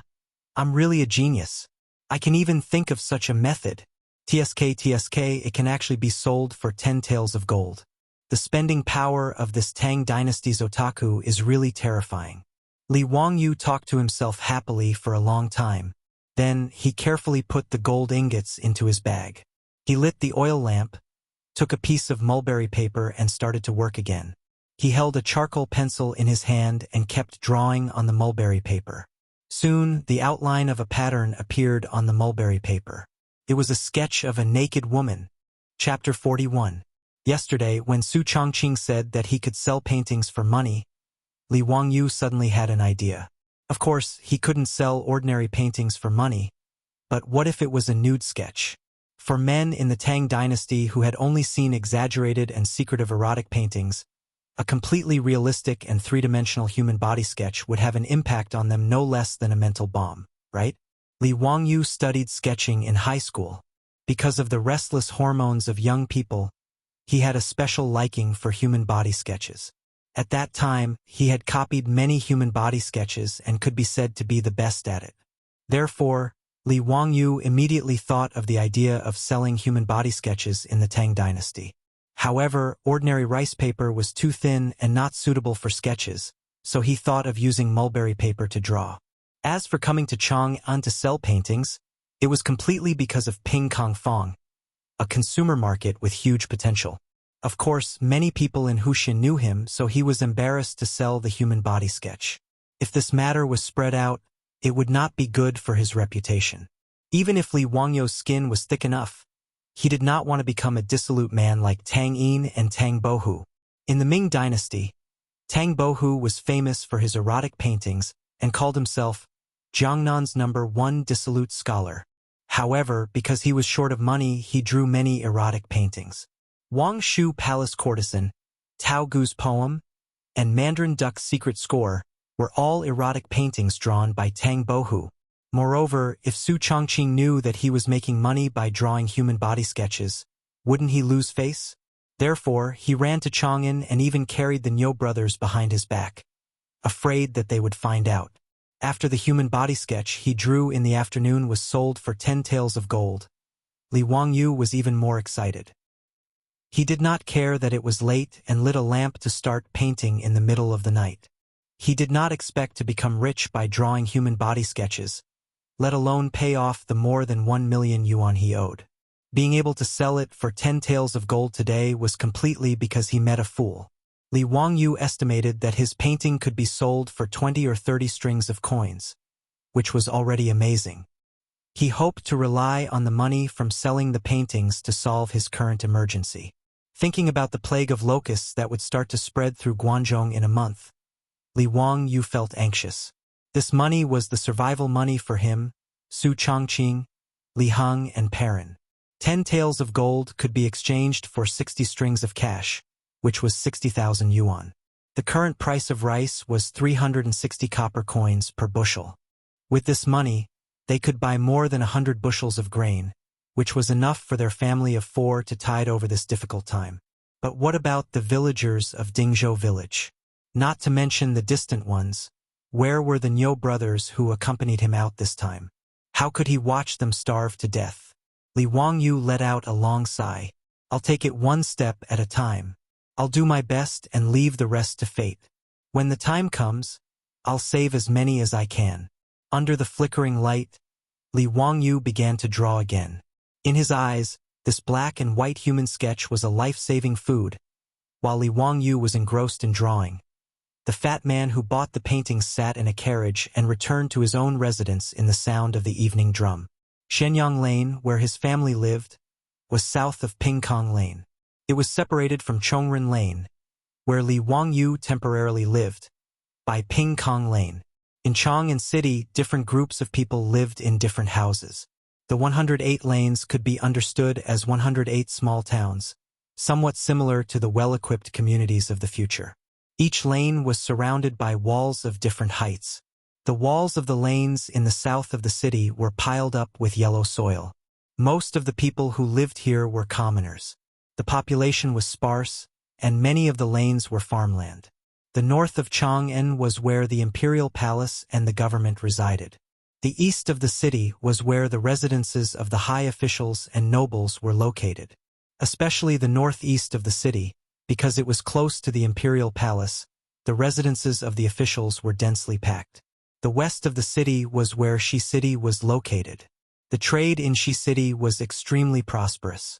Merchants from various countries and regions lived in the lanes near Shi City. Therefore, some people jokingly called it the place where the rich gathered, Chang, and thus formed a situation of the rich in the east. Although the fat man's family was a merchant, they bought property in Shenyang Lane in the east of the city. Shenyang Lane was also Wanyan County in the east of Chang'an, where the county magistrate was located. The fat man rode the horse directly back to a mansion in Shenyang Lane. The 2 words Cho Mansion were written on the door. Father, I'm back. Back in the mansion, the fat man jumped off the horse with the help of the servant. He took the sketch that Li Wangyu sold to him and ran to his father's study. Kuan-er, why are you back? Aren't you going to spend the night in Pingkong Lane? In the study, a middle-aged man with a kind face and a rather plump body was sitting cross-legged on the couch looking at the account book. He was quite surprised to see his son suddenly come back. When he looked at the drawing in his son's hand, his face turned black. Kuan-er, you bought something again? I found a treasure today. How much did you buy it for? It's cheap, only 10 taels of gold. The fat man Cho Kuan sat on the soft couch and said proudly. Cho Yuanliang's temple suddenly jumped, and he stared angrily at his son Cho Kuan's personal servant. How could the servant not understand his master's meaning? He hurriedly bowed and said, Master, I really bought a treasure today. What treasure? Let me see. Cho Yuanliang reached out to his son. Cho Kuan carefully unfolded the mulberry paper and spread it on the table as if he was presenting a treasure. Cho Yuanliang looked at it and couldn't help but gasp. This painting. "Father, how is it? Is the painting I bought today a treasure? Is it worth 10 taels of gold?" On the mulberry paper, an enchanting woman was half lying on the bed. It was vivid and lifelike, and the graceful figure was like a real person. In just a moment, Zhou Yuanliang even felt that his body had some reaction. He quickly coughed to cover it up. The next moment, Zhou Yuanliang stood up excitedly and grabbed his son's sleeve. "Where did you buy this painting?" "In Pingkong Fong. I met a young man who sold it to me. He asked for 100 taels of gold, and I cut the price to 10 taels of gold." Zhou Kuan smiled proudly. Zhou Yuanliang asked, "Do you know where the young man lives?" Zhou Kuan was dumbfounded. "How would I know? It's a transaction of money and goods. Do you want to ask him for a refund?" "That won't do. I want to keep this painting for my own collection." "Nonsense. Do you know that this painting can save the lives of our Zhou family?" Zhou Kuan looked at his father and blinked. "The painting technique is very unique. How can it save lives? What danger is there for my Zhou family? Why don't I know?" "Sai, it's useless to tell you before, so I didn't let you know." Zhou Yuanliang sighed. "Tomorrow, I will go to Pingkong Fong with you. Whether we can find the young man or not is related to the survival of our Zhou family." Zhou Yuanliang's words made Zhou Kuan stunned. He just casually bought a pornographic painting. How is it related to the survival of the family? Chapter 42. The Zhou family of Chang, and wanted to find Li Wangyu to save their lives. Of course, Li Wangyu did not know about this. That night, he finished another sketch of a nude woman, carefully put it away, and then went to bed. However, he tossed and turned all night and did not sleep well. It was not that Li Wangyu did not like the bed, but there was no such thing as a bed in this damn Tang dynasty. When the Tangs slept, the poor slept directly on the ground. A straw mat was the bed. The Dongying people followed suit.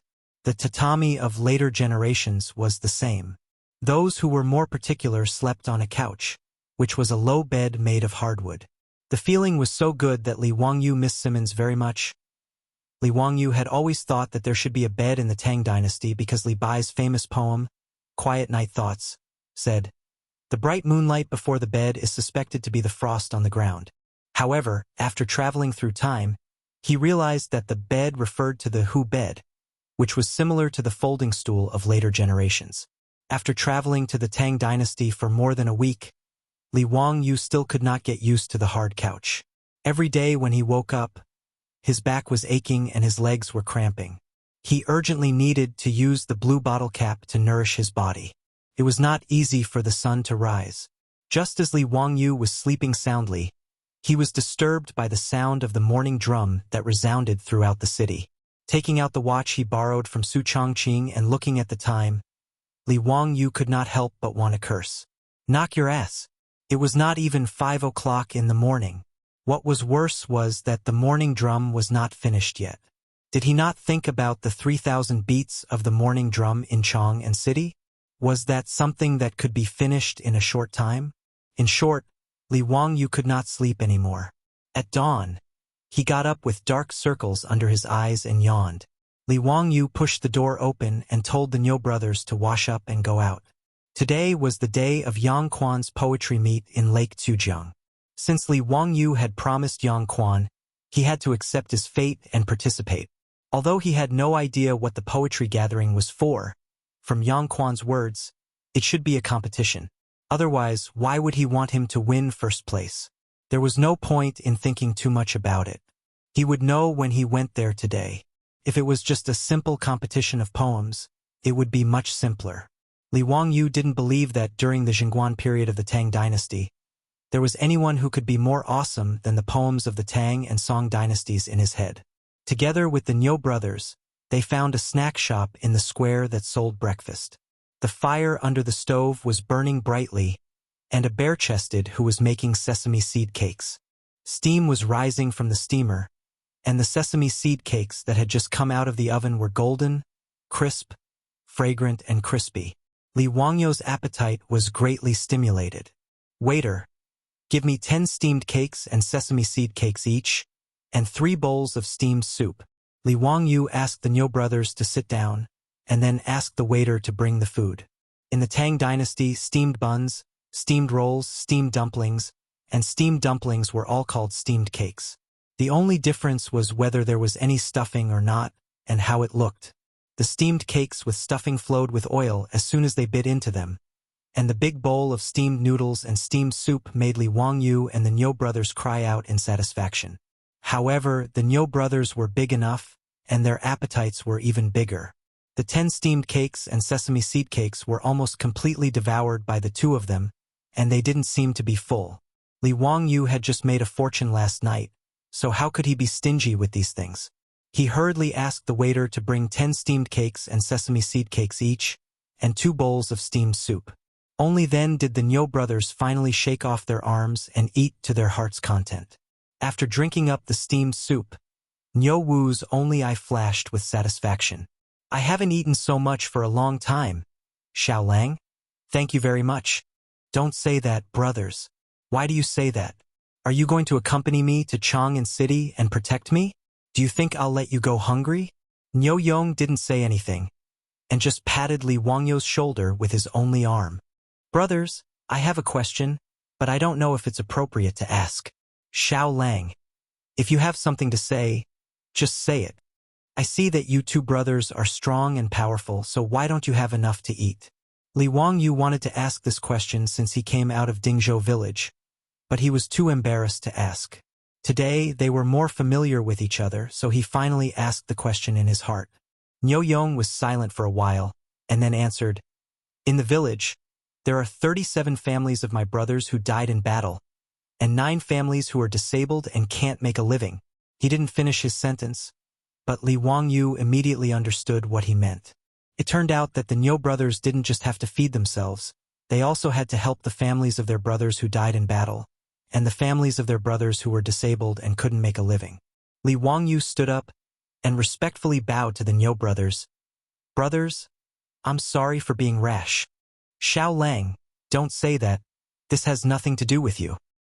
May I ask, brothers, were those who died or were injured in the battle with the Turks?" Niu nodded. "That's right. Our Dingzhou village recruited 60 soldiers, and they were all stationed in the Wei Mansion to guard Yanmen Pass. In the 11th year of day, after the battle with the Turks, 37 of them died, and 23 of them were disabled. Among them, 9 lost their arms and legs, and the remaining 14 were all injured." Damn it! Damn it! I hate that I can't kill all those barbarians." Li Wangyu slammed his fist on the table. He wanted to vent his frustration, but he ended up hurting his fist instead. He couldn't help but hold his hand and grimace in pain. This made the Niu brothers laugh inexplicably, but they were also touched. "Li Jia Xiaolang, you're loyal." Li Wangyu felt sullen, as if a stone was pressing down on his chest, but he didn't know how to vent it. There were 127 families in the village, and 60 soldiers were sent to battle. That was 60 families, half of the village. More than half of the 60 soldiers were killed, and almost none of them were in good condition. These soldiers of the previous dynasty fought against the hungry wolves of the grassland and the Turks, and they protected the Chinese people. But now the Tang dynasty government had almost completely forgotten about them. How hateful! He remembered the song "Serving the Country with Loyalty" from the future, and couldn't help but beat the table to the beat, and sang at the top of his voice. "The smoke of war rises, and the mountains look to the north, the dragon rises, and the horse neighs, and the sword is like frost, the heart is like the yellow river, and the water is boundless, who can resist 20 years of unhindered rule where the long saber of hatred goes? How many brothers and sisters are buried in other villages?" After he finished shouting, he only felt happy, and the sullenness in his heart was released along with the song. But Niu Yong and Niu Wu were stunned, as if they were struck by lightning. "Where the long saber of hatred goes, how many brothers and sisters are buried in other villages?" Niu Yong murmured, but he couldn't stop the tears in his eyes from falling. Niu Wu roared like a beast, "Big brother, I hate it so much." Many people around the snack bar were stunned by Li Wangyu's shout, as they had never heard such a strange song before. However, the lyrics were so passionate and unrestrained. Everyone's blood surged when they heard it. "Good. What a great Tang dynasty that makes people come to congratulate. Someone suddenly clapped and cheered. The original lyrics were the great China that makes people come to congratulate, but Li Wangyu changed it to the Tang dynasty. Li Wangyu looked at the source of the sound, but it was an unfamiliar man in fine clothes, about 30 years old. Xiao Lang, does this song have a name? Serving the country with loyalty.